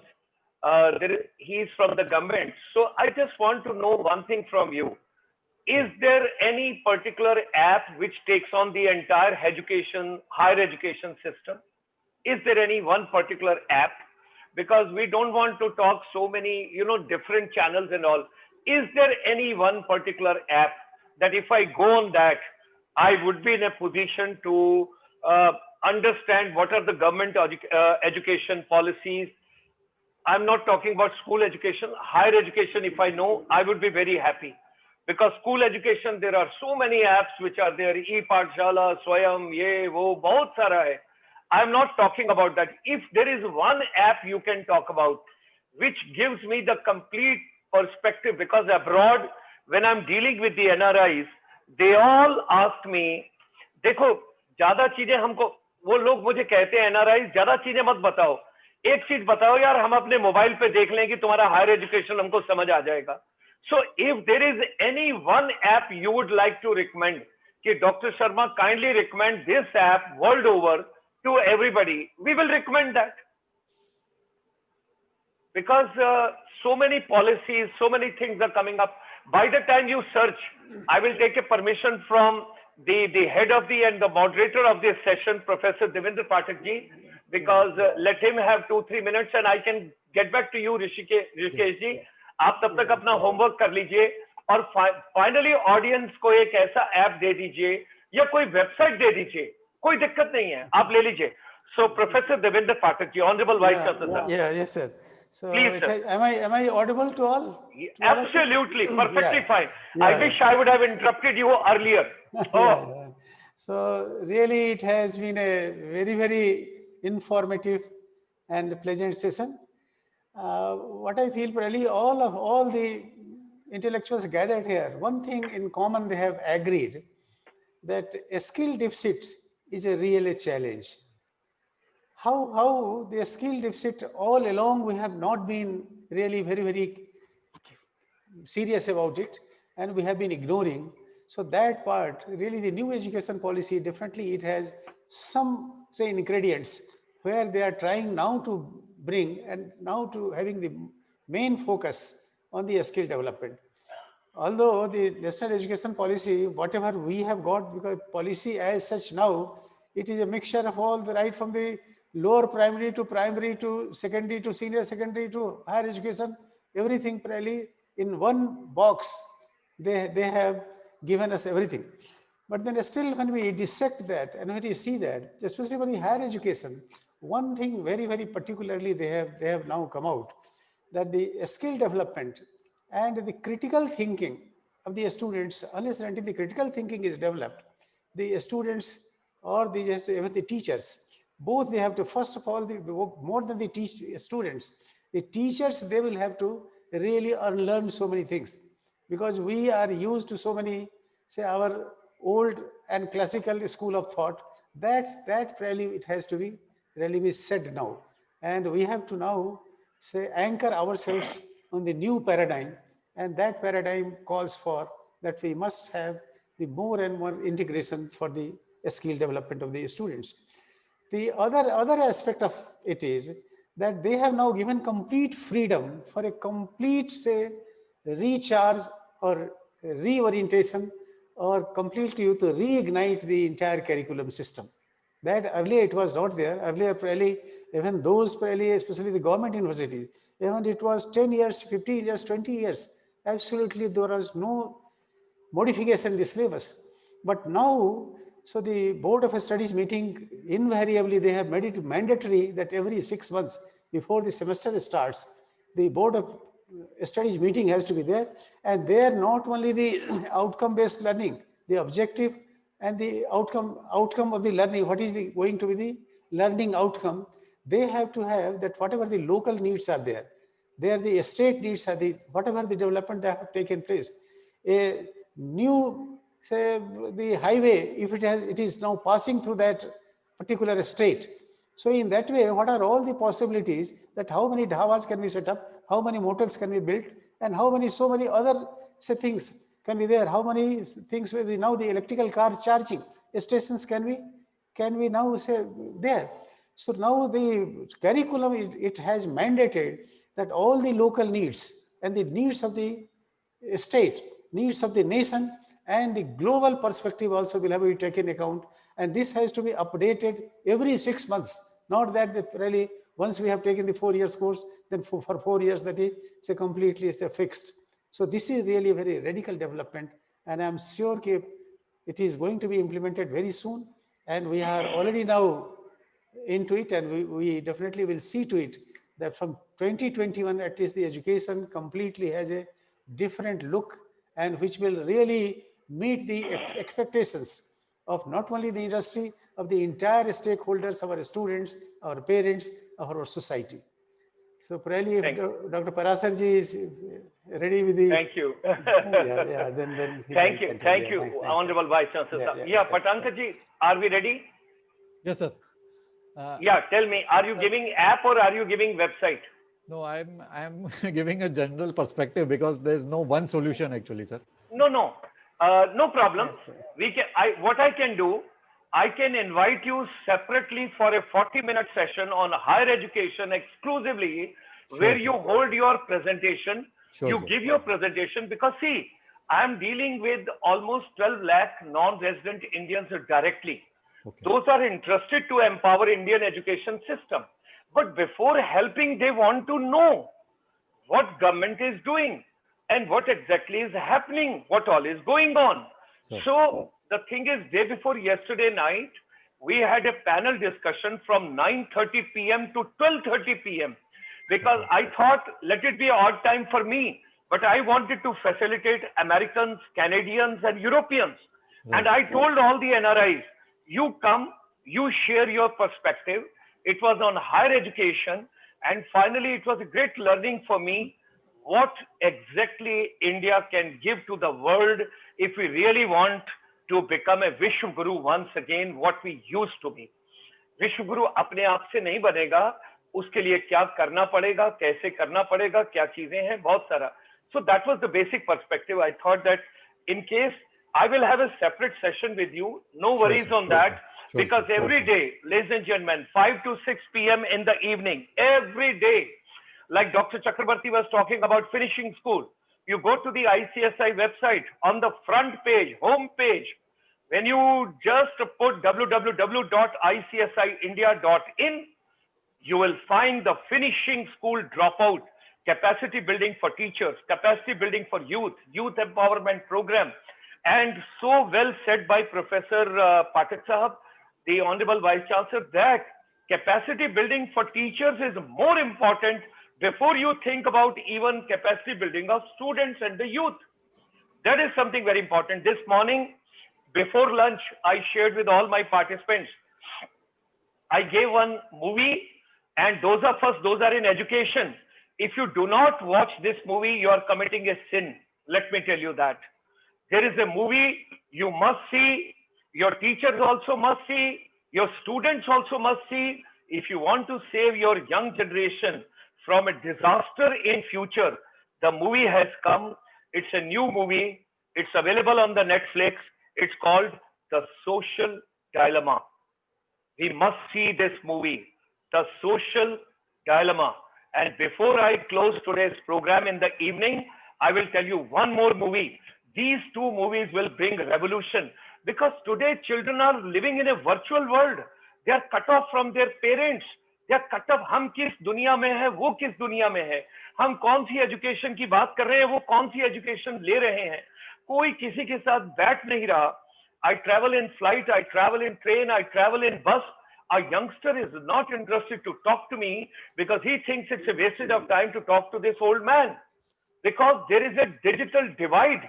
There is a digital disconnect, and that child is in a fantasy.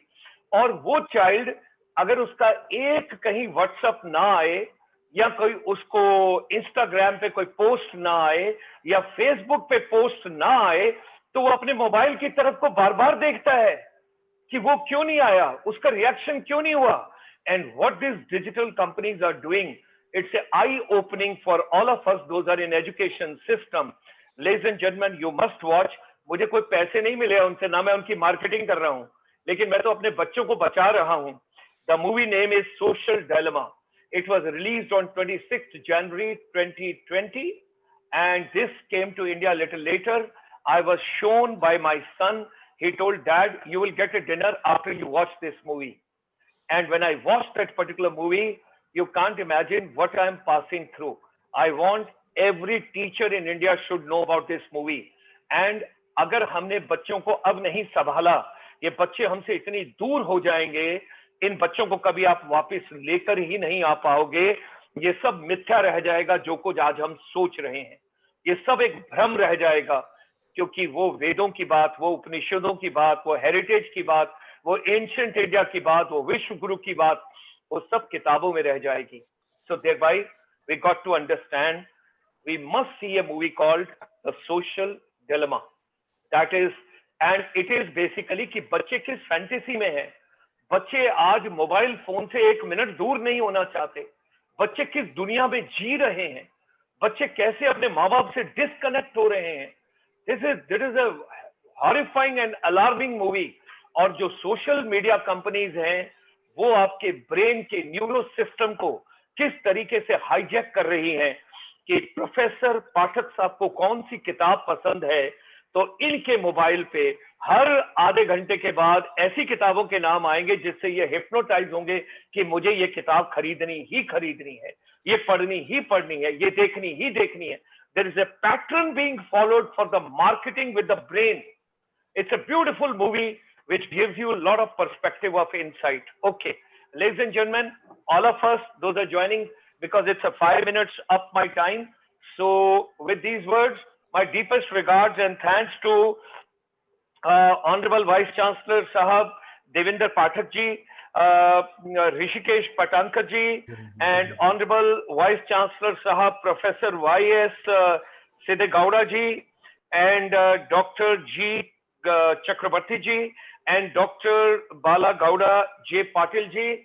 My deepest and heartiest thanks to all of you. Thank you very much. Now let me come to the second last item of today on the World Teachers Day. Ladies and gentlemen, what is going to be announced now? There is no input of mine. मैं जो कुछ कहूंगा सच के सिवा कुछ नहीं कहूंगा। मैं गीता पर हाथ रख के कहता हूं कि मुझे इसके बारे में कुछ पता नहीं है। जो पेपर मेरे सामने रख दिए गए हैं, मेरी ओरेटरी स्किल को मद्देनजर रखते हुए, मेरा इस्तेमाल करते हुए मैं इनको बोल रहा हूं। So thereby, ladies and gentlemen, I just wish to share that it is about the recognition by the awards and couple of other things. So what has come to me over here, it has come from Mr. Amit Pundir. Basically इस youngster को मैं बहुत प्यार करता हूं, और प्यार कई तरह का होता है। अपने बच्चों को भी आप प्यार करते हो, माँ बाप को भी प्यार करते हो, और ग्रैंड चिल्ड्रन को, चिल्ड्रन को, सबको प्यार करते हो आप अपने ढंग से। So at my age, it is all a blessings वाला प्यार। So keeping that perspective in mind, I would like to share with all of you that what has come to me, and now my technical team got to support me. और technical के लोग तब भाग जाते हैं जब आपको उनकी जरूरत होती है।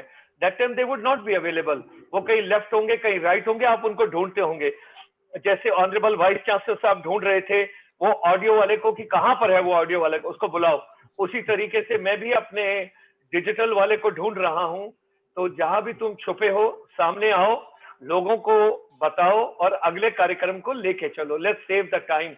नहीं तो मैं तिरुपति की कसम खा के कहता हूं कि जब मैं तिरुपति जाऊंगा और तिरुपति विजिट करूंगा, क्योंकि मुझे वहां भी जाना है। So, ladies and gentlemen, let's come to the final part this evening, and I would like to share this, the second last part, and this is what Mr. Amit Pundir, my dear friend and my child from the Think Unique, what he has given to me. So I'm going to share with all of you my vocal skills and the thought process and the compilation, and everything comes from Amit Pundir. So, ladies and gentlemen, let me move on. Leadership Award of 2020, and this is something, those are the winners from Amit Pundir. Those are honorable, distinguished announcements from Amit Pundir. We would like to recognize all of you, but at the same time, for me, globe is my family and Vasudhaiv Kutumbakam. मेरे लिए तो सारा संसार ही आज की इस as में एक फैमिली है, और मैं अपने लिए नहीं, वसुधैव कुटुंब के लिए आप लोगों से विनम्र भाव से ये कहना चाहूंगा, हम सब लोग इस प्रयास में जुड़ें। आप अपना अपना नाम, डिटेल, सब कुछ, और अपना मोबाइल और अपना ईमेल चैट बॉक्स में डालिए, ताकि सबको पता लगे आज के एजुकेटर्स के बारे में। एक दूसरे से संपर्क कीजिए। आपका किसी के साथ कंपटीशन नहीं है। आपको जितने बच्चे चाहिए मैं आपको लाके दे सकता हूं, आपको जितने स्टूडेंट्स चाहिए मैं आपको लाके दे सकता हूं, लेकिन शर्त यह है कि उनकी शिक्षा उस तरीके से की जाए जिससे कल को वो एक अच्छे नागरिक बने, एक ऐसे लोग बने जो समाज में, क्योंकि एजुकेशन जो है it can empower you also and it can take you somewhere on a destructive path also of the life. We have to take into consideration what kind of an education, where all education, और हमें digital divide को कम करना है। और आज world teachers day पर I would like to compliment all the teachers. You are not less than the medical doctors or health experts or warriors or nurses और paramedical people, आप भी अपने आप में एक वॉरियर हैं, आप भी अपने आप में एक योद्धा हैं, आपने बहुत अच्छा काम किया है और सबको अपना अपना पता है, क्योंकि हर एक ने अपने आप को एम्पावर करने की कोशिश की है इस टाइम में, क्योंकि एजुकेशन सिस्टम टोटली ट्रांसपेरेंट हो गया है. So thereby, ladies and gentlemen, there are so many thought processes are going on. So let me share quickly with all of you. Top projects managed in an excellent way are recognized internationally as best in the class and receive awards. So international recognition, prestige, experience, and benchmarking. So facts about the awards. This is promotes excellence in education and skill development. 1108 application received by Amit Pundirji. 350 finalists by Amit Pundirji. Applicants from education institutes and edtech by Amit Pundirji. And jury selected 45 winners by Amit Pundirji. So teacher competency, overall students development, academic excellence, pedagogical performance, institute/individual reputations, value for money, all of us together. After each parameter was processed, we produced a standardized score for each parameter at each award nominee. After assigning weights, an overall score was calculated for each educational institute by applying the assigned weight to award nominee individual parameters. Your work can speak for itself if you have enough overall visibility. So congratulations to all the award winners. Blessings from the ICSI, but the names and details coming from Amit Pundir. Leadership Award for the education sector and leading international personalities. So ladies and gentlemen, excellence in global collaborative learning. This is Nav Rachna International School, Vadodara, Gujarat. इनके यहाँ से जो भी represent कर रहे हैं, अपने mic को अनम्यूट करके और भगवान को हाजिर नाजिर रख के 1 मिनट बोल लीजिए अपने बारे में, अपने इंस्टीट्यूट के बारे में जो भी कहना चाहते हैं, लेकिन 1 मिनट के बाद प्लीज अपनी वाणी को आराम दीजिएगा. Okay, Navrachna international school, Vadodara, Gujarat, India. Yeah, hello. I am Theophane D'Souza. I am the principal of Navrachna International School, Vadodara. Can you hear me? Sir, we can hear you louder and wonderful, and heartiest congratulations from Amit Pundir. Thank you so much. And I want to thank you and the organizers for bestowing on us this award for excellence. In fact, it will only spur us on to do more in this area of global collaboration, collaborative learning. I hope we truly become worthy of receiving this award and continue doing the work that we have always gone ahead with. Thank you so much, sir. Thank you, sir. God bless you, and heartiest congratulations to you. My soul will get peace if you organize a capacity building complimentary program from our chamber for 2 hours, 3 hours, 4 hours, any day, whenever you feel like, for your teachers, and a motivational talk for your youth. And at the same time, if you have got girl children in your school or college or institution, get 5 children in the webinar in the evening, 5 to 6 p.m. to air their voice, their views, and their vocals to line up and get connected with the world. And heartiest congratulations to you, sir. Sure, sir.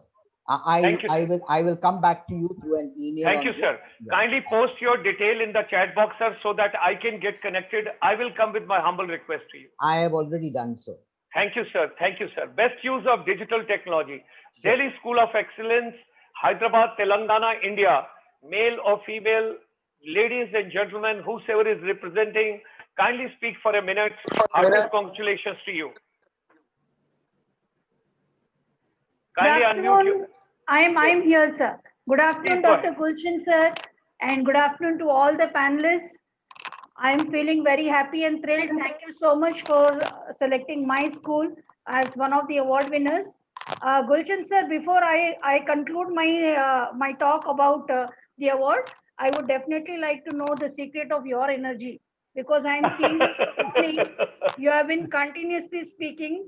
There has been the consistency in your strength, vigor, and vibration has not reduced a bit. So very proud to be part of this summit today. There is a lot which I have learned, And Delhi School of Excellence, Banjara Hills, is in Hyderabad. It is Banjara Hills. Okay. Okay. Yeah, it is. Yeah, it's an upcoming school. It's 6 years old, and the pandemic has actually given us a lot of scope to work on the best use of digital technology. Equipping teachers with technology was one of the challenges which we faced during the pandemic. But thanks to the technology, that teachers were able to equip themselves and they were able to connect with the students.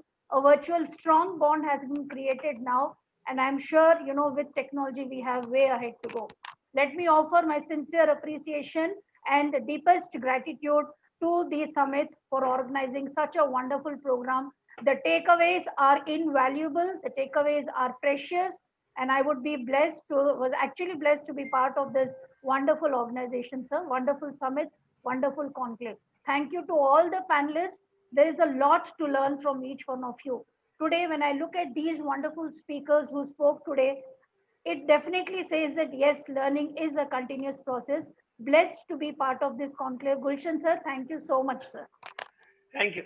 Thank you. Thank you, my little sister.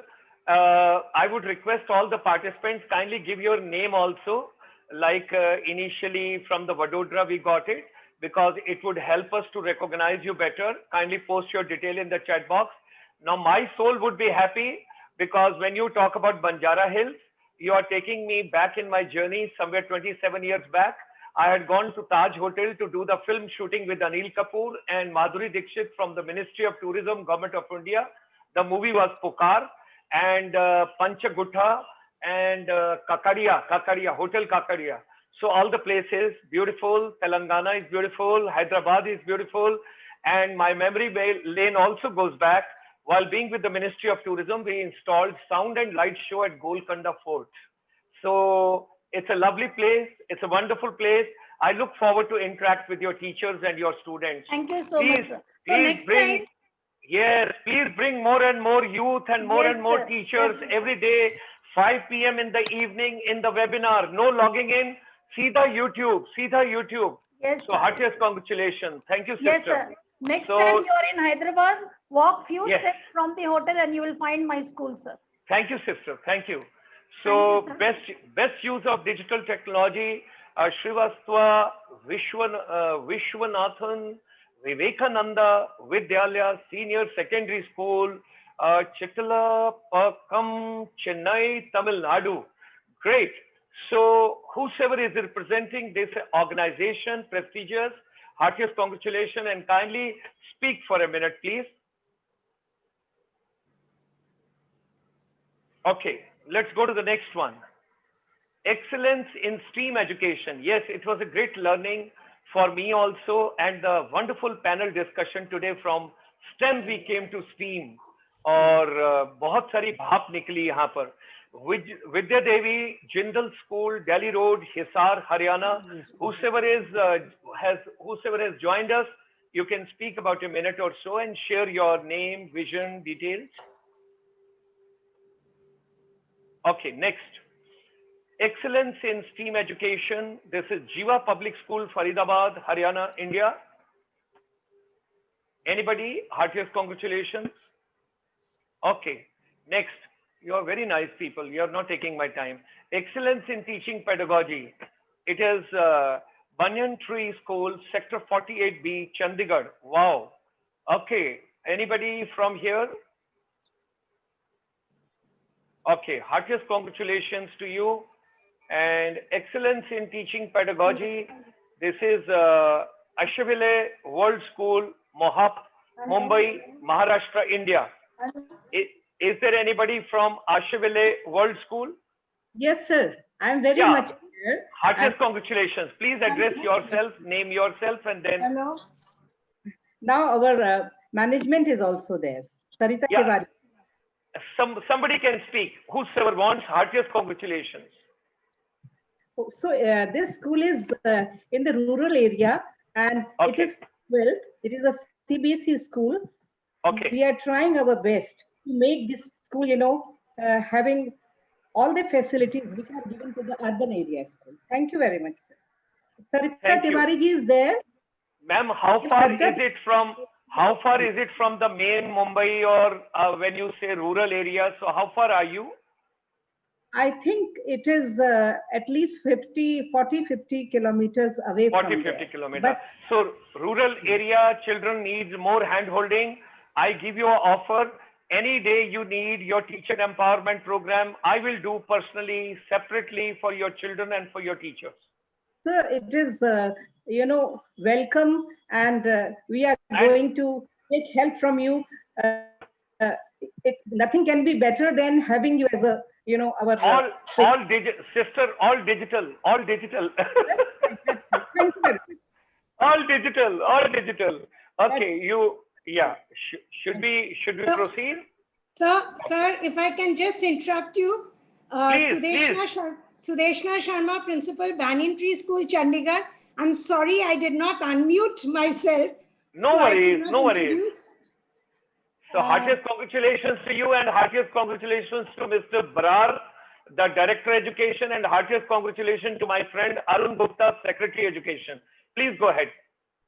Thank you so much, and it's a pleasure to be here on this platform to interact, know each other, and exchange our views. My team, I just wanted to say that my team now believes very strongly that education is not preparing pupils, to clear the curriculum of respective class with flying colors and moving to the next grade with a graceful report card under the arm. So they are all working very hard, chiseling personalities, focusing on more skill-based education, that school, that they should be able to contribute effectively. The moment they come back, they become part of the mainstream society and life. And, thank you. And last, I just want to finish by saying that, we are giving a new direction to education by recognizing the original contribution in the form of creativity, problem solving, and research methodology, which is most important, innovation, not to leave that aside. Thank you so much, sir. Thank you. Thank you, ma'am. Thank you. And as an elder brother, I can only request my little sister that your contribution, hamare bhiksha mein, hamare kamandal mein, you should get all the principals and all the counselors and everybody in Chandigarh together in one group so that we can post every evening's program over there. And with Mr. Barar, we have done lots of program because Honorable Governor and Administrator Chandigarh, with him, we have done lots of program for teacher empowerment, for Punjab also, for Haryana also, and for Chandigarh also. So our deep regards to you.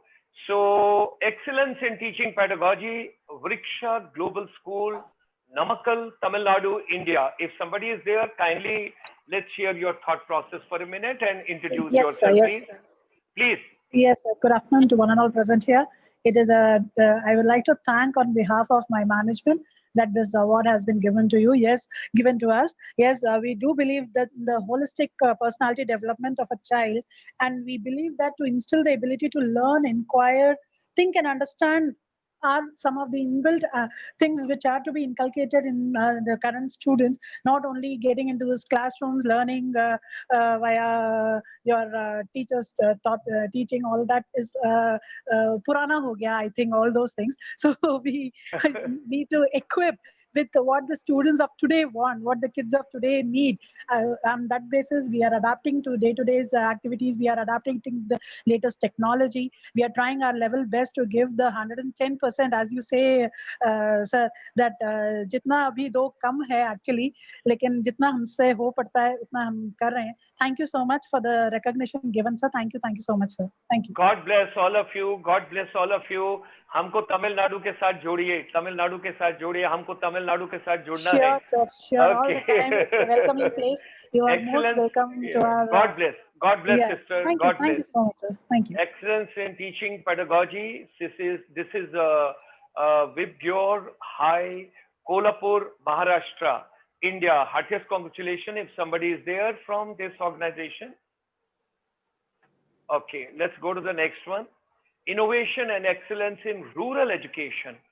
Sundar English Medium School, Karjat, Raigad, Maharashtra. Is there somebody from here? Okay, let's go to the next one. Innovation and excellence in rural education. This is Sholaka, a Birla School, Tirupati, Chittor, Andhra Pradesh. Is there someone? Yeah, sir. This is Yeah. Sindhu Palle. Ah, Sir, okay, okay. Principal Heartiest Shloka Birla congratulations. You spoke so well. Madam हमको तिरुपति आना है एक बार पूजा के लिए. Sir, जरूर आइए sir. जरूर Okay, आइए. God bless you. God bless you, ma'am. Please go ahead. Yes, sir. This is Sindhu Palle, principal of Shloka Birla School, Tirupati Temple Town, located in Chittoor district, Andhra Pradesh. So our school is located in Tondavada village. It's in rural area, sir. So the motive of our management is totally to give the technology and modern education and holistic learning to the rural background children. So with this motive, with this vision, our management established here, and we are blessed with Lord Venkateshwara, and also Wonderful. thank you very much for you, sir. Thank you. Especially, Thank and you. thank you very much for Amit also, because he Thank you. encouraged me. Thank you, sir. Thank you. Once again, Thank you, very much. sister. Thank you, sister. You spoke so well in the panel discussion, and let me share with all of you. 27th September was the World Tourism Day, and this year on the World Tourism Day theme was rural tourism. Those of us, those are running schools in the rural areas. I can tell you how can you build lot of revenue for your school. What exactly activities can take place over there? My master's and my PhD both are in tourism, hospitality, and aviation industry. So when I come from services sector, it's a complementary services I would like to give to all of you. It is up to you how much you can take from me before I close my eyes, because I am now moving in the direction where I want to get moksha, but I don't know. I have to come back on the planet in some other form again, in some reptile or whatever it has to happen, in any form of an insect. But before I close my eyes, I have got only one dream. India has to become Vishwaguru Punah. Punah, India has to become Vishwaguru. And those people, those are in rural areas. I'm helping tribal belts and I'm helping rural belts. From our chamber, with the help of the non-resident Indians, our first priority would be to help the rural. India still lives in villages. We belong to rural economy. We belong to rural India. So we would be more than happy to empower those of us, those are in rural areas. We would do your hand holding. It is up to you. Today, the God has given this opportunity in chat box. Kindly put your name, your school and details. If it gets into my mobile phone, whenever you will, because I don't pick up any unknown numbers, because there are so many people world over, it's very difficult. But if I get your number in my mobile phone, because God has brought all of us together on a World Teachers Day, let us take this journey forward. It should not remain only a mere deliberations and, like it happens in the conferences and conventions. It is meeting, then it is greeting, then it is eating, and then pushing off from there. That should not happen. Let us start a wonderful journey today, all of us together as brothers and sisters. And we got to empower the entire universe, all of us. So innovative and creative teaching in preschool. This is the... Sorry for the interruption, sir. Yes, Just yes. here, few of my staff, admin people are here. They want God bless them. God bless them, sister. Sister, God bless them. They are wonderful people. And we will do a wonderful program for them one of these days. I promise you. I commit to you. Right? I commit to you. We will do a program. And they are future. They are future. They are tomorrow. And we have to encourage them as much as we can. I will give you some secrets how your institute can do wonders in the rural area. Never ever worry on that. What is our location? Where are we? How many, how rich are our students or how rich are our teacher? Doesn't make a difference. I will tell you, because I come from a very humble family.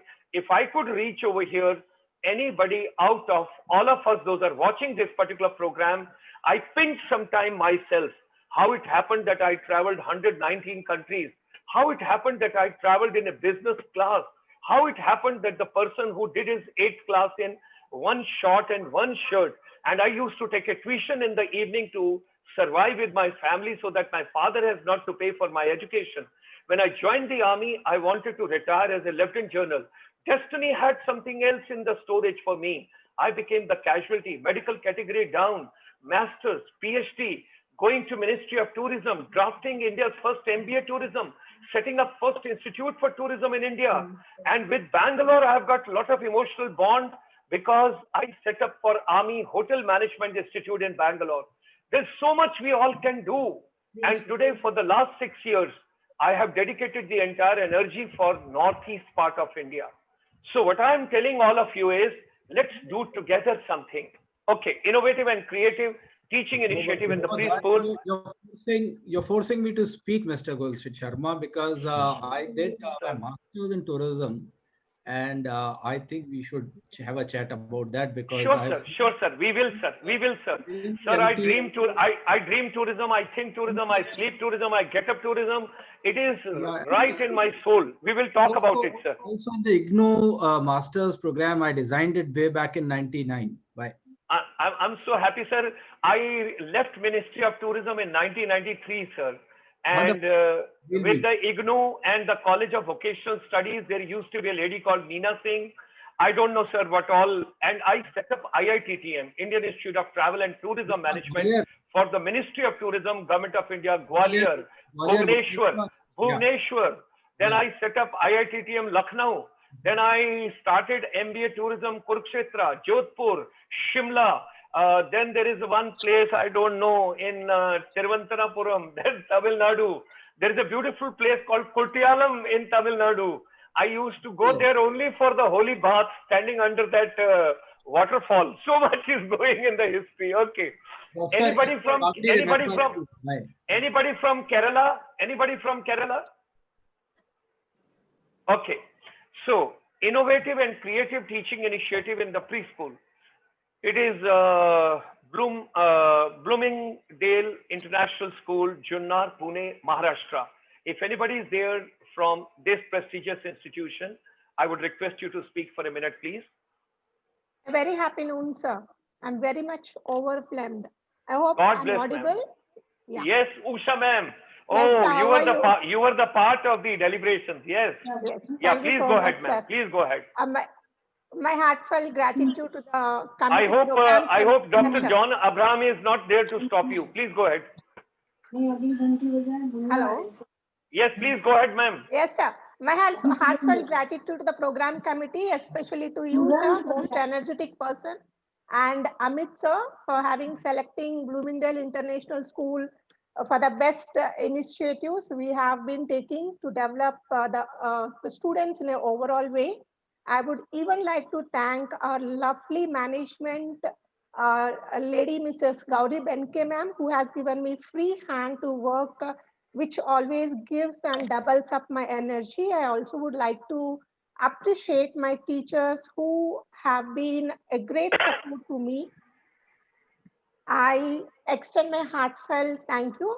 To the end of my sentences, I would just want to say that the synonym of academics and virtues, the synonym of Bloomingdale is academics and virtues is our school's vision. In another year, we want to transform every student to be the best in communicative skills and in overall development, where their thinking process is given more emphasis so that they can think and develop on their own in every sense of academics. Thank you so much for God the bless. award, sir. Thank you so much. God bless. God bless. Because you're in Pune, it's a beautiful climate, beautiful weather. It's a wonderful place. Sir, People are very nice, very energetic. Yes, please. And sir, we are 70 kilometers away from Pune. 70 kilometers is nothing for the armed forces, ma'am. Okay. So nothing you to so worry much. on that. Okay. So thank let's go to the next one. Innovative and creative teaching initiative in the preschool. That is Vidyachal, the school, Akola, Maharashtra. If somebody is there from this institution, I would request you to speak for a minute. Otherwise, we move to the next one. Okay. So, ladies and gentlemen, innovative and creative teaching initiative in the preschool. It is Sri Hanumat International Public School, Goraya, Jalandhar, Punjab. Is there somebody? Okay, let's go to the next one. Best school of the region. This is the Amber International School, Thane, Mumbai, Maharashtra, India. I'm pretty sure somebody must be there from this institution. Okay, let's go to the next one. I'm Best here. school. Okay, okay, please go ahead. Yes, sir. So good evening. That's what I was thinking. Somebody has to Yeah, be there. yeah. Okay, please go ahead. Please Yes, go ahead. good evening, sir. Yeah, I'm Dr. Shilpa Jazurkar, the principal of Amber Yes, International School, yes, Thane. yes, yes. And I'll tell a few USPs about my school. My Yeah. school is almost 15 years old school. And Wow. we have got the affiliation till senior secondary for all the three streams, science, commerce, and humanities. The USP of my school would be we would like to give affordable education, quality education at affordable cost. That is the first thing. Secondly, the promoters or the mentors of my school would like to give lot of application based knowledge. They should learn everything in the school, like taking them to ISRO activities, then having organic farming in the school. So all these types of things we would like to involve in our school, right from giving internship from grade 7 onwards. So we would be taking our children for industrial visits quite often from grade 7 onwards, because our children lack into those skills. They have all the Okay. knowledge what we give from the textbooks, but they lack the application skills. So we would like to give them all the application skills more in our schools. So that is the Okay. USP of our school. Thank you. And thank you so much, sir, for God awarding bless us you. with this God award. bless you. God bless you. Thank you, Please thank bring your children every day at 5 p.m. in the evening. Yes. Please bring your teachers also every day in the evening. Let everybody get empowered. Yes. Best school of the region, Riyan International School, Thank you, Ajmer, Rajasthan. Is there someone? Okay, let me go to the next one. Best EdTech solution of LMS. This is a Flip Learn Education Private Limited. Is someone there from Divyalalji's organization? Okay, let's go to the next one. Best institute in job placement, Kanpur Institute of Technology, Kanpur, Uttar Pradesh, India. Is there someone? Okay. Then comes excellence in enabling research. Amit comes out with beautiful coining of the words. Hindustan Institute of Technology and Science, Chennai, Tamil Nadu, India. Is there someone? Okay. Excellence in enabling research. Shri Sairam IM Sairam Engineering College, Chennai, Tamil Nadu. Okay. Innovative projects in higher education, VNR, Vignana Jyoti Institute of Engineering and Technology, Secunderabad, Telangana, India. Okay. Let me go to outstanding contribution to community. Yes. Community is very important for all of us. Dr. John Abraham, Director, SCAD World School, Coimbatore, Tamil Nadu, India. Dr. John Abraham. Yes, sir. Yeah, please, let's share your thought for a minute. Thank you very Heartiest much, sir. I'm congratulations. really humbled. Heartiest congratulations to you. Thank you, sir. I'm really humbled. It has been a very short journey for 30 years, 3 decades in this field of education. I started with a very small school and then went on to Bishop Cotton Boys School. I'm basically from Bangalore. Okay. And worked in Bishop Cotton Boys School for 15 years and then came out. Okay. And at present, I'm working as a director for the SCAD group of schools. Now, SCAD is actually social change and development. That is what SCAD stands for. And this is an organization which has almost 21 institutions. And we cater to all strata of community and people. Especially our mission is whatever money that we collect in the form of fees, we try to reach out to poor people. Especially we have taken projects for salt pan workers in Tuticorin, leprosy.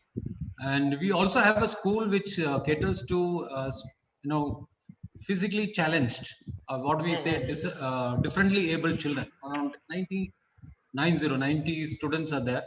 And it is our 5 schools which supports these organization. So I'm really humbled that I have been chosen, and I take one day at a time. That is how it is. And I try to keep things very simple to students. and to the people that come across me. So thank you very much, and a special thanks to International Chamber for Service Industry, and a special thanks to Mr. Amit. I think I should even thank him also, because he had been coordinating with me for last 1 or 2 weeks, and the credit also goes to an organization which you are leading with such so much of energy and power. Thank you, Dr. Gulshan Sharma. Thank you. Thank you. First of all, my blessings to your son who helped you to repair the flat tire, and remember him to me. Yes, And sure. secondly, I made a commitment to you that I will be inviting you and on SCAD. So right over here in a public, I give you an offer. 12:30 100 hours on Thursday, 8th of October, I'll interview you. Thank you, On sir. 8th of October, 12:30 to 1:30, 1 hour will be your journey. And you have to prepare your slides, PPT, because world over, everybody doesn't understand English that well. Some Spanish people would be there, German would be there, Italian would be there, and of course, French people would also be there world over. So younger generation, we will work it out, we'll plan it out. And because particularly what has touched me is social change, because this you have to focus. I would be more keen about it. Development, I'm not that keen about, because that should become a byproduct. Social change is very, very important in society, which we would be focusing on. So you kindly talk about SCAD, and that I have earmarked, and my team is also listening. It's a SCAD 12:30 100 hours Thursday. That is on October 8th, right? So that we will go ahead. And thank you very much. Let me just go to the next one. Outstanding contribution to community. Dr. C.B. Mishra, Director Principal, Prudence Group of Schools, Delhi. Heartiest congratulations to you. Dr. Saab, you should be there because you contributed so much to the panel discussion. Is it there, Dr. C.B. Mishra? Okay, let's proceed further. Outstanding contribution to community, Dr. Mridul Dharwal, Professor of Economics, member IQAC, Sharda University, Uttar Pradesh, India. If you're there, we would request you to share your vision. Okay, let me proceed further. Outstanding contribution to community, Madam Kajal Chatija, founder and educational change maker, EduDrone. You get 1 minute. Kindly share your vision. Yes, good evening, everyone. Thank you so much, Gulshan sir, and thank you, Amit sir, for giving me this opportunity and acknowledging my efforts where I organize, sessions for leaders, and on NEP 2020, we deliberated discussions and we gathered, you can say, more than 500 leaders on 20th and 29th of August, and had a wonderful and brilliant session. And we have been doing this on every Saturday and Sunday, and it's totally unconditional. And today, sir, it's a great day for me. I want to do an announcement where in this room I have my guru Shakuntala Jaisinghani ma'am. She's there, she's present, and I have given 8 years of my this journey to, so thanks to her as well for empowering, for grooming. It's been wonderful journey. And I want to do one more announcement, that I've also become an executive director of Gayatri English Medium School. And thank you so much for this recognition. This means the world for me, sir. Thank you, sir. Thank you very much, Kajal ma'am. If you remember, I gave you a time, 40 minutes, one-to-one discussion on the soft talk, and you Yes, made sir. a commitment which is yet pending. So today I would like to make a request to you as a father, as the elder brother. Now, Yes, today sir. you have got Dr. Rupali Dhamdhere, the principal, Yes, Trinity sir. International School, and there was Yes, another yes. lady from Pune who just now spoke. My request to you would be, please get across to everybody, build a community in Pune. You be the coordinator. You have, because Okay. see, you got the lead, you got the time. We gave you anchoring from our chamber, and more than 2 lakh people have already watched your video world over. So without charging single rupee from you, we gave you a beautiful platform. So you owe Yes, to sir. society and civilization, humanity, something back. So I would Yes, request you, please coordinate with everybody. And we have to do something for our society, our civilization, our humanity. So those are in Pune. More and more people, you should do networking, because Bharat apne aap Vishwa Guru nahi banega. Let me tell you once again, aise nahi banega. The world is moving all together in a different direction. Unless we all get together and move like a family, it will not work. It will not work, because we yes, all sir. have to be one family. So I would request you, please coordinate with everybody. And next Yes, platform, if I meet and if I don't see the results, I will ask you in the panel discussion itself. I'm telling you. Education icon, Professor Dr. Jag Bajaj, expert UNESCO, Tirana, Albania. Are you there? Are you there? Okay. So let me just go to the next one, education icon. Mr. Neeraj Mohan Puri, Principal Modern Sandeepni School, Pathankot, Punjab. I hope you are there, Mr. Puri. Yes, sir. Wonderful evening. I'm very much there. And you spoke this morning in that panel discussion. Yes, sir. In the first panel at number 4. You were so smartly dressed up. I thought I should also buy a shirt like that. And the scarf, the scarf you were putting on, I thought Devanand used to put on cap and you were putting on scarf. So Pathankot and Gurdaspur are not very far away from each other. Okay, please Yes, go sir. ahead. Yeah, Thank you very much, sir. Indeed, it's a pleasure, and you have added so many compliments. Really, it's a dream come true. This is my second award in row in this year. Last month, I was awarded by Global Teachers Award on the eve of Teachers Day. And so I took up this institution where I'm currently leading. This is more than 2 years decade. So it talks about the fidelity in the commitment. In fact, I started my journey from this institution way back 2001 as a TGT, being the youngest teacher. So it's a boarding cum day boarding school, and I'm a director with the second branch of this school, which we brought into this implementation last year. That is Sandeepni Gurukul. Okay. It's the boarding cum day boarding school. And Wonderful. even I took an opportunity during this adverse time of pandemic. I founded one NGO with the name of GOAL, that is Global Organization of Academic Leaders. So where we are empowering the unsung heroes, teachers, principals, pan India. Okay, great. That's great. precisely. And do you belong to Pathankot? So I am born and brought up in Punjab itself. Faridkot is my birthplace, but I spend maximum part here in Pathankot. Okay. One of our past president was from Faridkot. He is the richest NRI at Malibu, where Madonna comes for the morning singing and morning jogging with him. He's a classmate of Prakash Singh Badalji. His name is Dr. A.S. Marwaha, and he's the president of India America Dental Association. And Mr. Deepak Hilori, the SSP of Pathankot, is a very dear friend of mine. So sometime I'll put you across. You can do some program for police people also. We keep on doing, sir. Thank you very much. Thanks a lot. God bless you. So education icon, Madam Shakuntala Jaisinghani, Director, Trinity International School, Pune, Mumbai. So where is Kajal ma'am? You have got one more person from Pune. Yeah. Now Pune people are coming. If you don't show me the kitty up to 1 lakh, then you see. Okay, please go ahead. Heartiest congratulations. Shakuntala Jaisinghani ma'am. Thank you and good afternoon to everyone. Thank you to all of you, ICSI and Dr. Gulshan especially. I'm very impressed with your work. And let me tell you, I'm older than you. I have spent more than 4 decades. Sister, never ever ask sister's age. So I think you have not touched 74 so far. So I have almost. I'm 73 plus. So abhi piche hai sister. No problem. I'm very proud of it. I'm proud of it. And I feel that, I've spent more than 4 decades in the education field.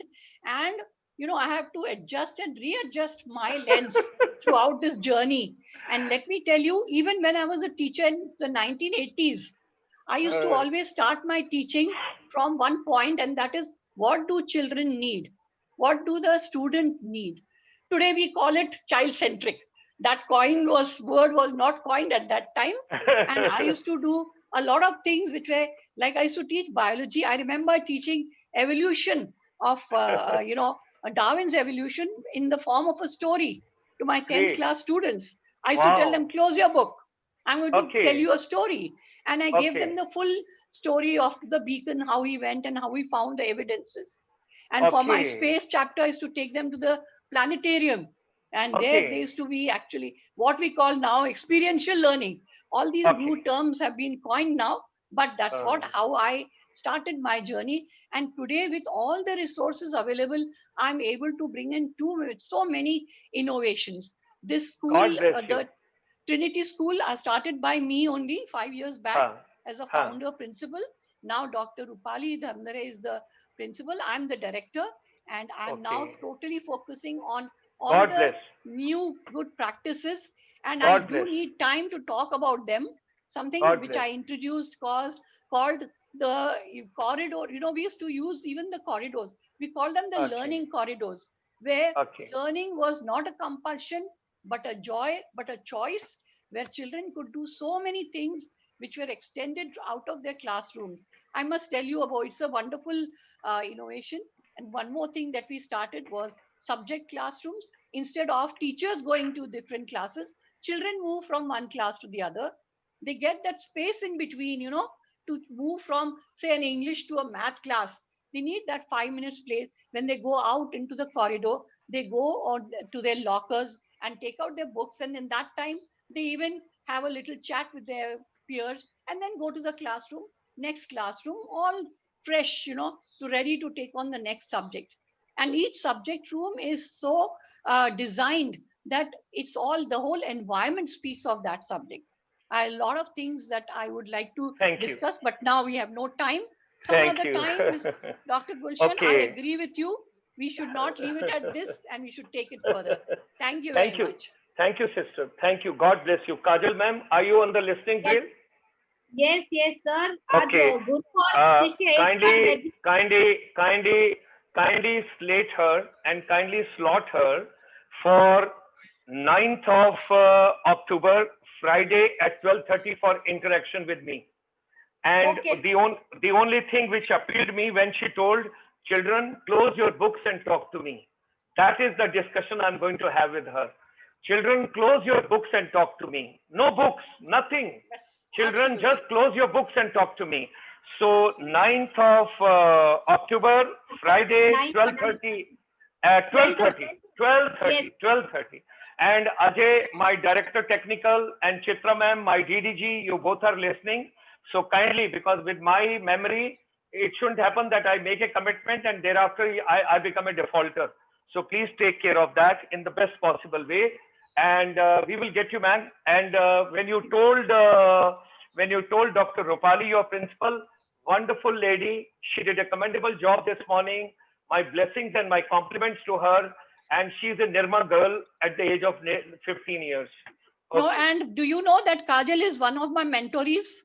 I have mentored Kajal past 8 years. I think she talked about me in her speech also. God bless. Yes, God bless. God bless. Lovely person. She's a lovely person. Sir आज history हो गई sir गुरु और शिष्य एक साथ बैठिए sir दोनों को अवार्ड मिले ठीक है God bless okay education icon Dr. N.S. Kumar, professor and HOD civil engineering, Gulshan College of Engineering, Ramanagara, Karnataka, India. My sincere apologies if I don't pronounce any word properly. You can well imagine I'm a Punjabi. Punjabis cannot speak good English. So thereby, please pardon me on that if I'm not in a position to pronounce anything properly. Okay. So Dr. N.S. Kumar, are you there? Okay. Let me move to the next one. Extraordinary commitment to the student success, Mr. Sanjay Kumar Singh, Principal, International Delhi Public School, Gorakhpur, Uttar Pradesh, India. Right. Let me move. Extraordinary commitment to student success, Mr. Sanjay Datta, Principal, Maharana, Mewar Public School, Udaipur, Rajasthan.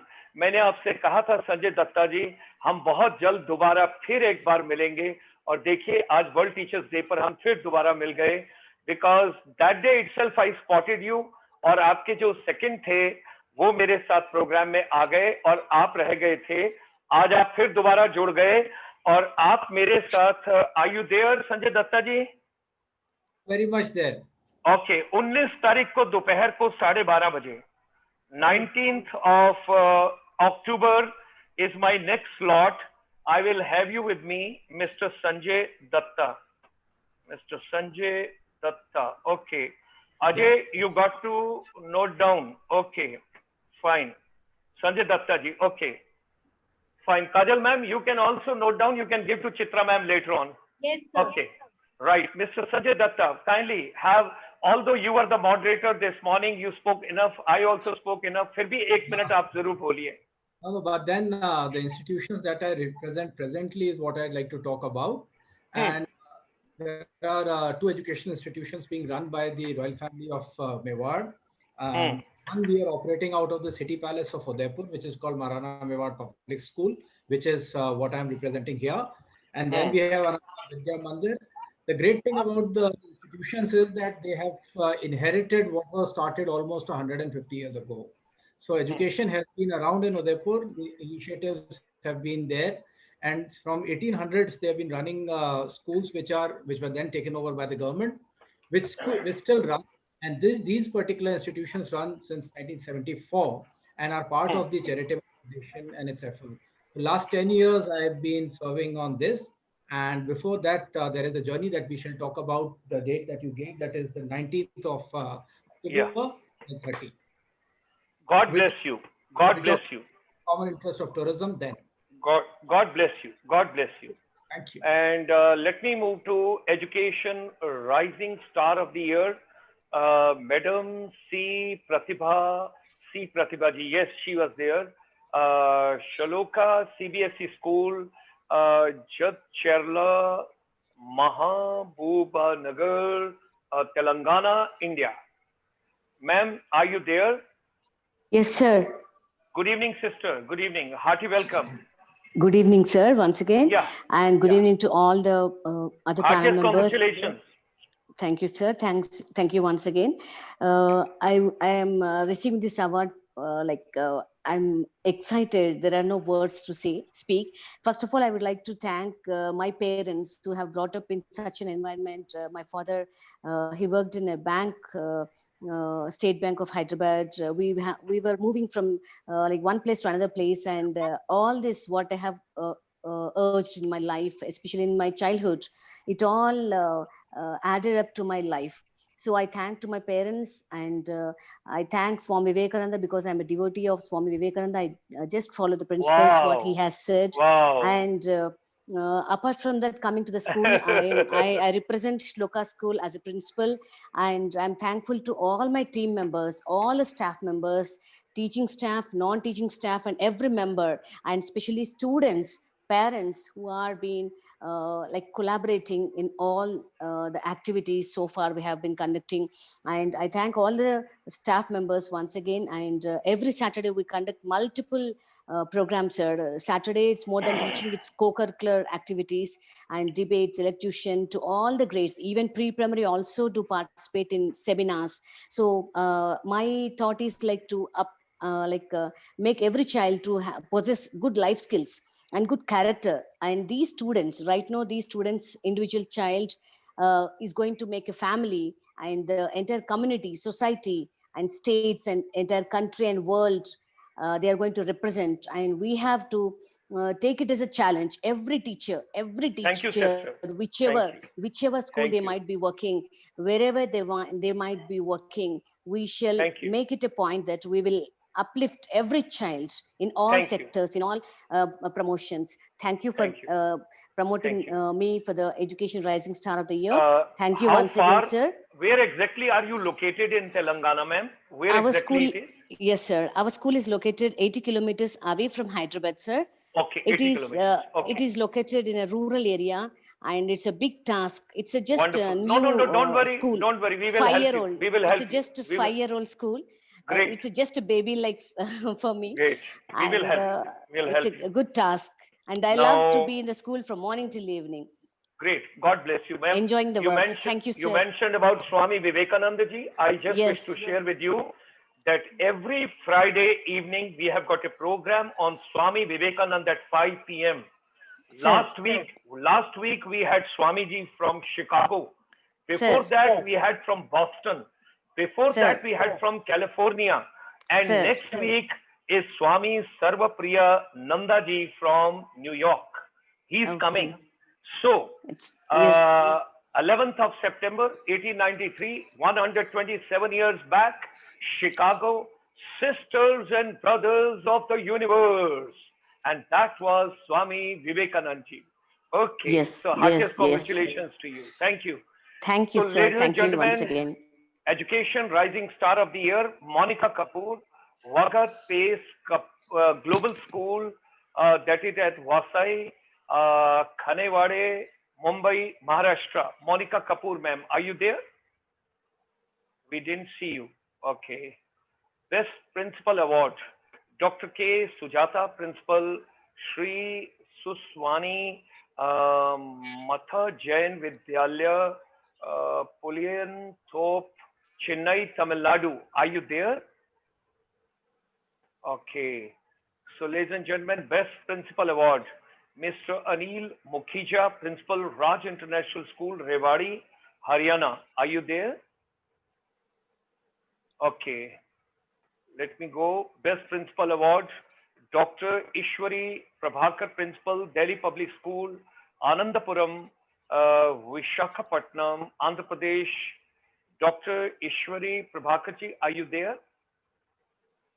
Okay, let me go to the next one. Best Principal Award, Madam Bharti Bhagwani, Principal, GG International School, Pimpri, Pune, Mumbai, Maharashtra. Are you there, ma'am? Okay, Kajol ma'am, note down this name also. Again from Pune. I have the number. You are there, ma'am? Yes, I know her, sir. She's my friend. Okay. I thought Bharti ji is speaking. Okay. That comes Best Principal Award, Dr. Mrs. Raman Dua, Principal, Majha Public School, Taran, Majha, Punjab, India. Are you there, ma'am? Okay. Ladies and gentlemen, Best Principal Award, Mr. Bharat Bhushan Jha, Principal, Podar International School, Latur, Maharashtra. Are you there? Ladies and gentlemen, these awards are coming from Amit Pundir. These are coming to you from Think Unique. Dr. Srimati Reena Pathakji, State MR Jaipuria School. Yeah, Goel Campus, Lucknow. Heartiest congratulations. Please go ahead, ma'am. Best wishes to you. Thank you, sir. At the outset, I would definitely like to say that I'm really impressed by the energy that throughout the day, and Einstein's word as creativity is contagious, pass it on, has been so true. In your case, you have passed on that creativity. And we are blessed today, and we are actually grateful to you and the team for giving us this award. And we would hope and pray that we actually live up to the expectations which are actually on us, on our shoulders. God bless you, ma'am. God bless you. Thanks for joining. And the most important thing is I'm looking forward to the historic moment when all of us, we will come together in a small picture, the whole family on the World Teacher Day, and that will go on the YouTube right across to the whole world. So, and I would like to add, sir, that my father-in-law has been the Vice Chancellor of Lucknow University. And wow. That I should also scale to great heights. And today I feel overwhelmed when you have done the honors from your team. God bless. God bless, ma'am. God bless, ma'am. God bless. Thank you. Best Vice Chancellor Award, Professor Y.S. Sthite Gowda ji, Honorable Vice Chancellor, Tumkur University, Karnataka. Oh, he took so much of efforts to be with us from the car, and he stopped the car and then he talked to us, and thereafter he was walking a particular lane also. I saw both the sides, high-rise buildings. Professor Y.S. Sthite Gowda ji, are you there? Honorable Vice Chancellor. Okay. Best Vice Chancellor Award, Dr. Sibaram Kharaji, Honorable Vice Chancellor, Sharda University, Uttar Pradesh. Are you there? Dr. Gulshan ji. Hello, Dr. Gulshan ji. Are. Siddegowda here. Sir, I will come back to you. देखिए हम फिर वापस आ गए. I have come back to your name, sir. I have just got right in front of me again. First of all, my heartiest congratulations to you. You were inside the car. You stopped the car, and Professor Pathak Sahab was to moderate that particular panel discussion, and he was kind enough. And you spoke to us. 1 minute, sir. You kindly speak to us now. Thank you. Good evening, Gulshan ji. That you're a motivator. And that I am pleased and place on record to have my work and that of Tumkur University acknowledged and recognized in this way. I am happy to accept this prestigious award, not just for myself, but also for my colleagues at the university. My vibrant career spanning 38 years has been recognized through your organization. This academic journey has been successful and I am satisfied. Today, as the Honorable Vice Chancellor of Tumkur University, consider it a proud moment for congratulate and appreciate the noble endeavor of International Chamber for Service Industry through GUES 2020 for honoring teachers like me and their dedicated profession through this award. Thank you very much, Gulshan ji. Thank you, sir. Thank you, sir. I make a commitment to you right in the audience on the World Teachers Day that for your professors, all your students, all the colleges which are affiliated with you, organize a program for them one of these days. I will tell my Colonel K.C. Menon, who is based out of Bangalore. He is my in charge for entire South India. I will tell him to coordinate with you. We will organize interaction with you for about 40 minutes one of the afternoons, and we will also encourage your children the best possible way. Definitely, because lot to be done together, all of us, sir. So thereafter, thank you, sir. Thank you. Then thereafter we got Dr. Sivaram Kharaji. You were about to speak, I think. Sharda University. Yes, please go ahead, sir. Please go ahead. Heartiest congratulations to you. Thank you very much, Dr. Gulshan Sharma ji and Kajal ji, and the day-long organizing such a wonderful and quality events. And really, it will raise the bar of the Indian educations. As in Sharda University, also we are trying to maintain the quality educations and the industry blended learning to comply with the national education policy. Wonderful. And quality educations will be the need of the hour to give the employability skills and to create the knowledge economy in India. And certainly, I think that new education policy India will beat, and it can in-house produce many solutions, and thereby enriching the social life as well as the economy of the country. And I'm feeling very honored, sir, for giving me such a prestigious award. Thank you very much. God bless you. Sir, where Sharda University is located in Uttar Pradesh? Sharda University is located in Greater Noida. Greater Noida. Okay. While going to Agra on that super highway, does it come on the way if I come from Mayur Vihar side?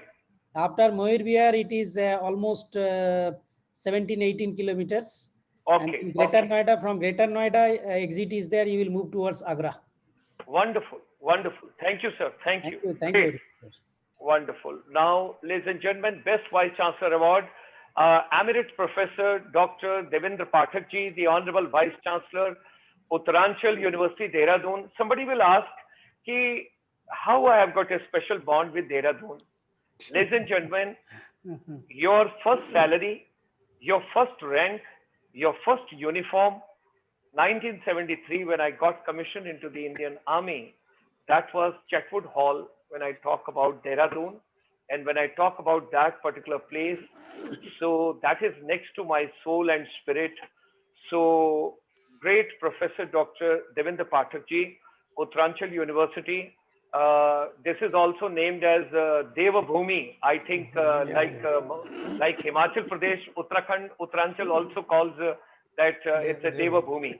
So few words from your side of the inspiration to the entire universe, sir. Thank you, sir. Sir, we are a stone's throw from IMA, our university's location.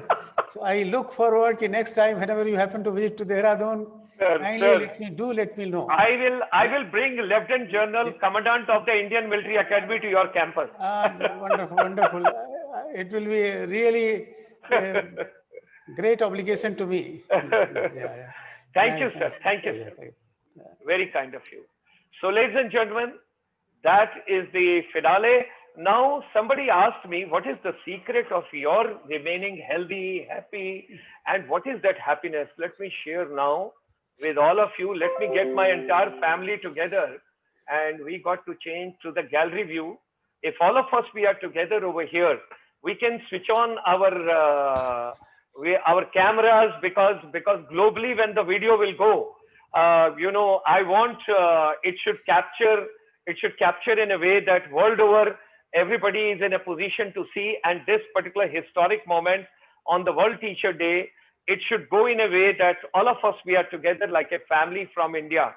And those of us, Sanjay Datta ji, C. Pratibha ji, and Usha ji, and Ajay Kumar ji, and Shilpa ji, if all of us we can switch on our cameras, it would be really very kind of all of us, very kind of. Yes, that's lovely. So, because I want the video should be such that it should go world over. Okay, ladies and gentlemen, there are 4 secrets to remain young and to remain happy and to remain healthy. If you want to touch, first of all, today itself on the World Teacher Day, I request all of you, remove this from your storage, that you have got a limited life on this planet. There is nothing like that. इसका तो इतना ही लिखा था, इसको तो इतना ही रहना था, इसको तो इतना ही चलना था. I have lost a lot of my course mates, my batchmates, my colleagues in this journey. And in the last 40 years, I have been doing a lot of experiments, and I want to share with all of you. Kindly practice one therapy, and that is very important. Kindly go through on the YouTube, what is Ikinawa? There is something known as Ikinawa, Ikinawa, Ikinawa. This is a place in Japan. Now, what exactly is Ikinawa? Ikinawa's first principle is remain happy, come whatever may. Because every time everything will not happen the way we want. It will not happen. It will never ever happen. If Honorable Vice Chancellor Professor Pathak Saab's mic is not working properly, there may be a technical fault. There was a lady, she was talking, and that time the light went off, and then our John Abraham Saab was kind enough to give her opportunity again to speak about a minute or two. That light was not in her control. Most of the time we want things to happen our way. Things will never ever happen your way, but you got to find happiness the way they happen. That is first part. Secondly, एक बड़ा important चीज है, that thing was left over in between, but I want to share with all of you, and that is music therapy is very important in life. Very, very important. Listen to music, humming करो, खाना बना रहे kitchen में तो गुनगुनाओ. आपका जो भी भाव होगा वो खाने में जाएगा. जो आयुर्वेदा है, it is a very scientific, when you practice it, then only you understand. You will be surprised to know, I served in the armed forces. I served in the Ministry of Tourism. I travel world over. I have not tasted even a beer till date, because I consider it's basically, I don't want to use certain harsh words, because in education profession, you don't want to use those words. But I consider it is basically with the cow dung and the urine is coming, and that is the people drink. And some of the people take whiskey and scotch, and when they take, they make a face also. बहुत कड़वा है, ऐसा है. तो भाई, why are you taking? Huh? And then next morning, they will eat lassi, buttermilk. They will say, hangover hai. Then why are you drinking? My humble request to each one of you is, remain vegetarian, Remain vegetarian. I have not tasted anything non-veg till date. I had the worst of hardships world over when I traveled.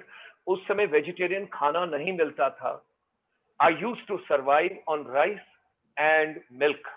I used to survive on fruits for days together. Sapporo, Hokkaido, Kobe, Kyoto, Fukuoka, Hiroshima, Nagasaki, Yokohama, Tokyo, South Korea, Taiwan, world over wherever I traveled. And all the places only non-veg food, no vegetarian. But I told, I got to survive come whatever may.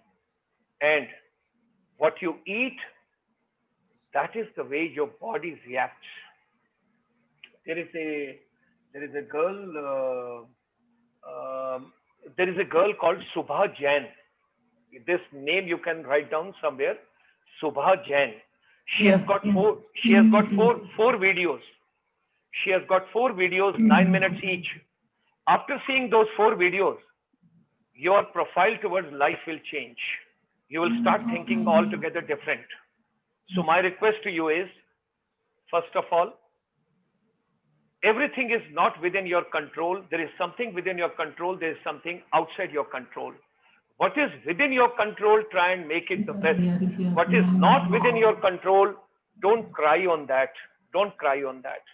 That's one part which I would like to request you. Number 2, remain happy all the times. Laugh. Without purpose, laugh. Stand before mirror, laugh. Early in the morning when your children are sleeping, I get up. Okay, this is the next part. Sleep 9:30, come whatever may. Because if you don't sleep early, you will not get up. I get up at 3:30. And early in the morning, I talk to stars. And when I talk to stars, they are so beautiful. I see Saptarishi, I see moon, I see full moon, then I see the declining of the moon, then I see partial moon, and then that goes away.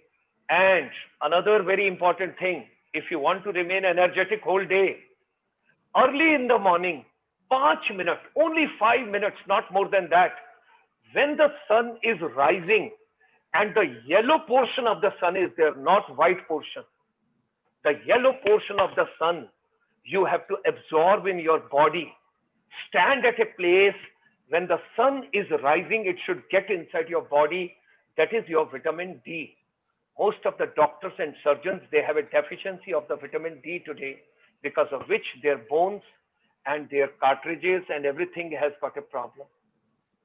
Think positive, live positive, be vegetarian, be a teetotaler, enjoy music, find happiness all the time.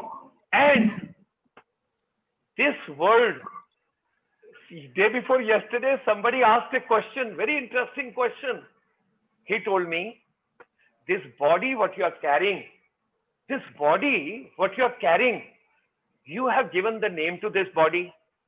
Okay, fine. Somebody told, she is your mother, he is your father, he is your brother, she is your sister. All that names have been given. I got to find out that nurse, because who knows when I was born, whether she is my mother or somebody else is my mother. The card was given and everything was there, and I started believing because she gave me love and affection. Anybody who gives you love and affection in life, irrespective, and love has got many meanings. It can be fatherly love, it can be grandfatherly love, it can be brotherly love, it can be colleague love, anything. But love humanity. When you love humanity, when you are happy, the world is happy. It is very important, all of us, we have to understand. You've got to remain happy from today, on the World Teachers Day. I will give you the secret of life, and that is the life, biological life is in your hand. It is in your hand. How many years you want to live on this planet? That is in your hand. That is your karma. What exactly are you doing? And one day, this biological process, this what has come on this universe, on this earth, it has to decay. See your childhood picture, you will not be able to recognize. See your school picture, you will not be able to recognize. Only you can recognize, but many other people who met you 40 years back, they said, "Arey, aap aise ho gaye ho?" And some of us, they meet me and they say, "Arey, तुम 40 साल के बाद भी वैसे ही हो." Ladies and gentlemen, be happy. Be happy. Give happiness to others. Share knowledge. Share knowledge as much as you can. And when you share the knowledge, you do wonders on this planet. I think Madam wants to say something. Yes, ma'am. You want to say something, ma'am? Yeah. Good evening, sir. Yeah, ma'am. Speaking, Rashmi ma'am, are you speaking or I should speak? You should speak. No. 1 minute है आपके पास, 1 minute दूसरी ma'am के पास, क्योंकि 4:45 I have to close the session. Yeah, Sir, please go ahead. Sir, with due respect, twice our life we were out of current. Sundar English Medium School has been announced for award. We just want to know that. Sorry? Sundar English Medium School, Karjat. Yes. It has already been announced. Okay. Because it is rural development, the challenge is what we are facing here. We want not even parents, teachers, and every other schools apart from CBSE should be entitled to education. I made a request to all my brothers and sisters, those are in this program. Sir, we lost current for twice in the session. No worries. Kindly post your school, kindly post your name, kindly post your contact number, because world is shrinking. Nobody has got extra time.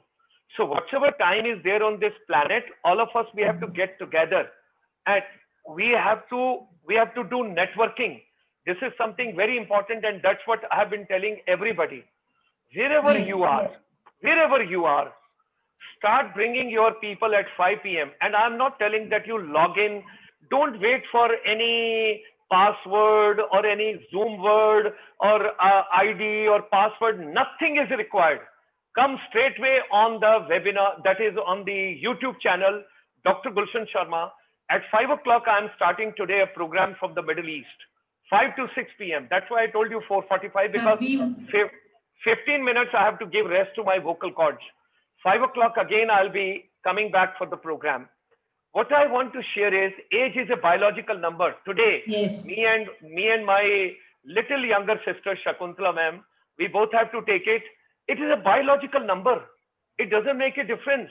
And I can tell you today, you can have a reverse engineering on your body. You can have a reverse engineering on your body. और हमको नहीं पता है, हम इस चीज के बारे में नहीं जानते हैं. कोई कोयम्बटूर से थे, कोई कोयम्बटूर से थे. Somebody was from Coimbatore. Somebody was there from Coimbatore. Who was there? I think somebody participated today from Coimbatore. I want to visit Coimbatore and want to meet Satguruji. That gentleman, look at him. He's doing. You can't imagine. I'm going to say what respect he enjoys world over in the different countries, different continents, wherever. People are mad for him. So this madness could be altogether different. The love and affection for somebody could be altogether different. So for me, I am in love with Satguruji. I am in love with Vivekananda's philosophy. I also conduct a program every Friday evening on Buddhism. And I am also in love with technology. I want to learn like a small child from everybody. You all are my teachers, and everybody gives something. It is our way. How do we take from others? It is all up to us. Don't close your mind. हमको तो 2 साल बाद retire होना है. अब हम तो retire हो गए. Sorry, nobody has retired. And like Chandigarh was earlier known as a city of tired, retired, nearly expired people, because people were using that term for Chandigarh earlier. People are tired and retired and nearly expired. And I told them, change the definition. You got to have a new definition for yourself. Now, what I want to tell you is, ladies and gentlemen, उनका नाम मुझे नहीं पता है, Dr. Hegde, Karnataka से एक Dr. Hegde. I'm mad for that man. I wanted to meet him. I found his mobile number, but his family told me that he is not well. I pray to Almighty. We need more souls like him. We need more people like him. He is a reformer. He is a reformer. And I pray to Almighty, my rest of the life should be given to Dr. Hegde. That is the way. I need more people like him. You know, we have to find out the right people. If all of us on the World Teachers Day today, if all of us get together as a family, okay, let's make a group. Let's make a group. Let's make a WhatsApp group. And all of us, we should be in one WhatsApp group. Every evening, I will send you invitation if you want. Anything happening on the planet good, I'll share with you. Every Saturday evening, 6:15, we are talking about Ayurveda. We talked about rheumatic arthritis. We talked about spondylitis. We talked about eye problem. We talked about immunity boosting. Everything we have taken the world over. So ladies and gentlemen, I think from today, let's take a new journey. All of us, we should be together like a family. It doesn't make a difference we have met for the first time or we met earlier. It doesn't make a difference. Today we have met, destiny decided. If we have met, let's move in this journey forward. All of us together. All of us together. Okay? If you want to pick up, because 1,200 or 12,000, Arpit, how many schools you mentioned? 12,000 in bucket, sir. 12,000. Okay. Now, Arpit Duggar met me about a month back. I have picked up so much love for him, like my son, like my younger brother. I have not met him even, but it is all his passion towards his work. Ladies and gentlemen, when you will love your work, when you will be passionate toward your work, the world would be altogether different. I'm so passionate, even if you wake me up in the middle of the night and you say, I want to do a webinar because I have got something and I didn't get time earlier, I will get up for you and I will do it. That is the commitment I have got for all of us. So that is the way we should move. And yes, ma'am. Yes, ma'am. Please go ahead. It is 4:46. Yes. Every individual should contribute their goodness to make nation of them. Yes. All of us together. All of us together. I will get the group made. If you have posted your details in the chat box today, if you have not posted, you are going to lose something. If you have posted over here, you will find the WhatsApp group created immediately, and we will call it World Teacher Day Group. World Teacher Day Group. And we will work out, we will plan it out. All of you will be getting, let's share the knowledge with each other. Let's share the human, whatever God, and आपका अपना कुछ भी नहीं है. मेरा अपना कुछ भी नहीं है. This vocal which is coming is not mine. There is some Atman which is sitting inside. And this Atman, when it goes away, this gentleman stops.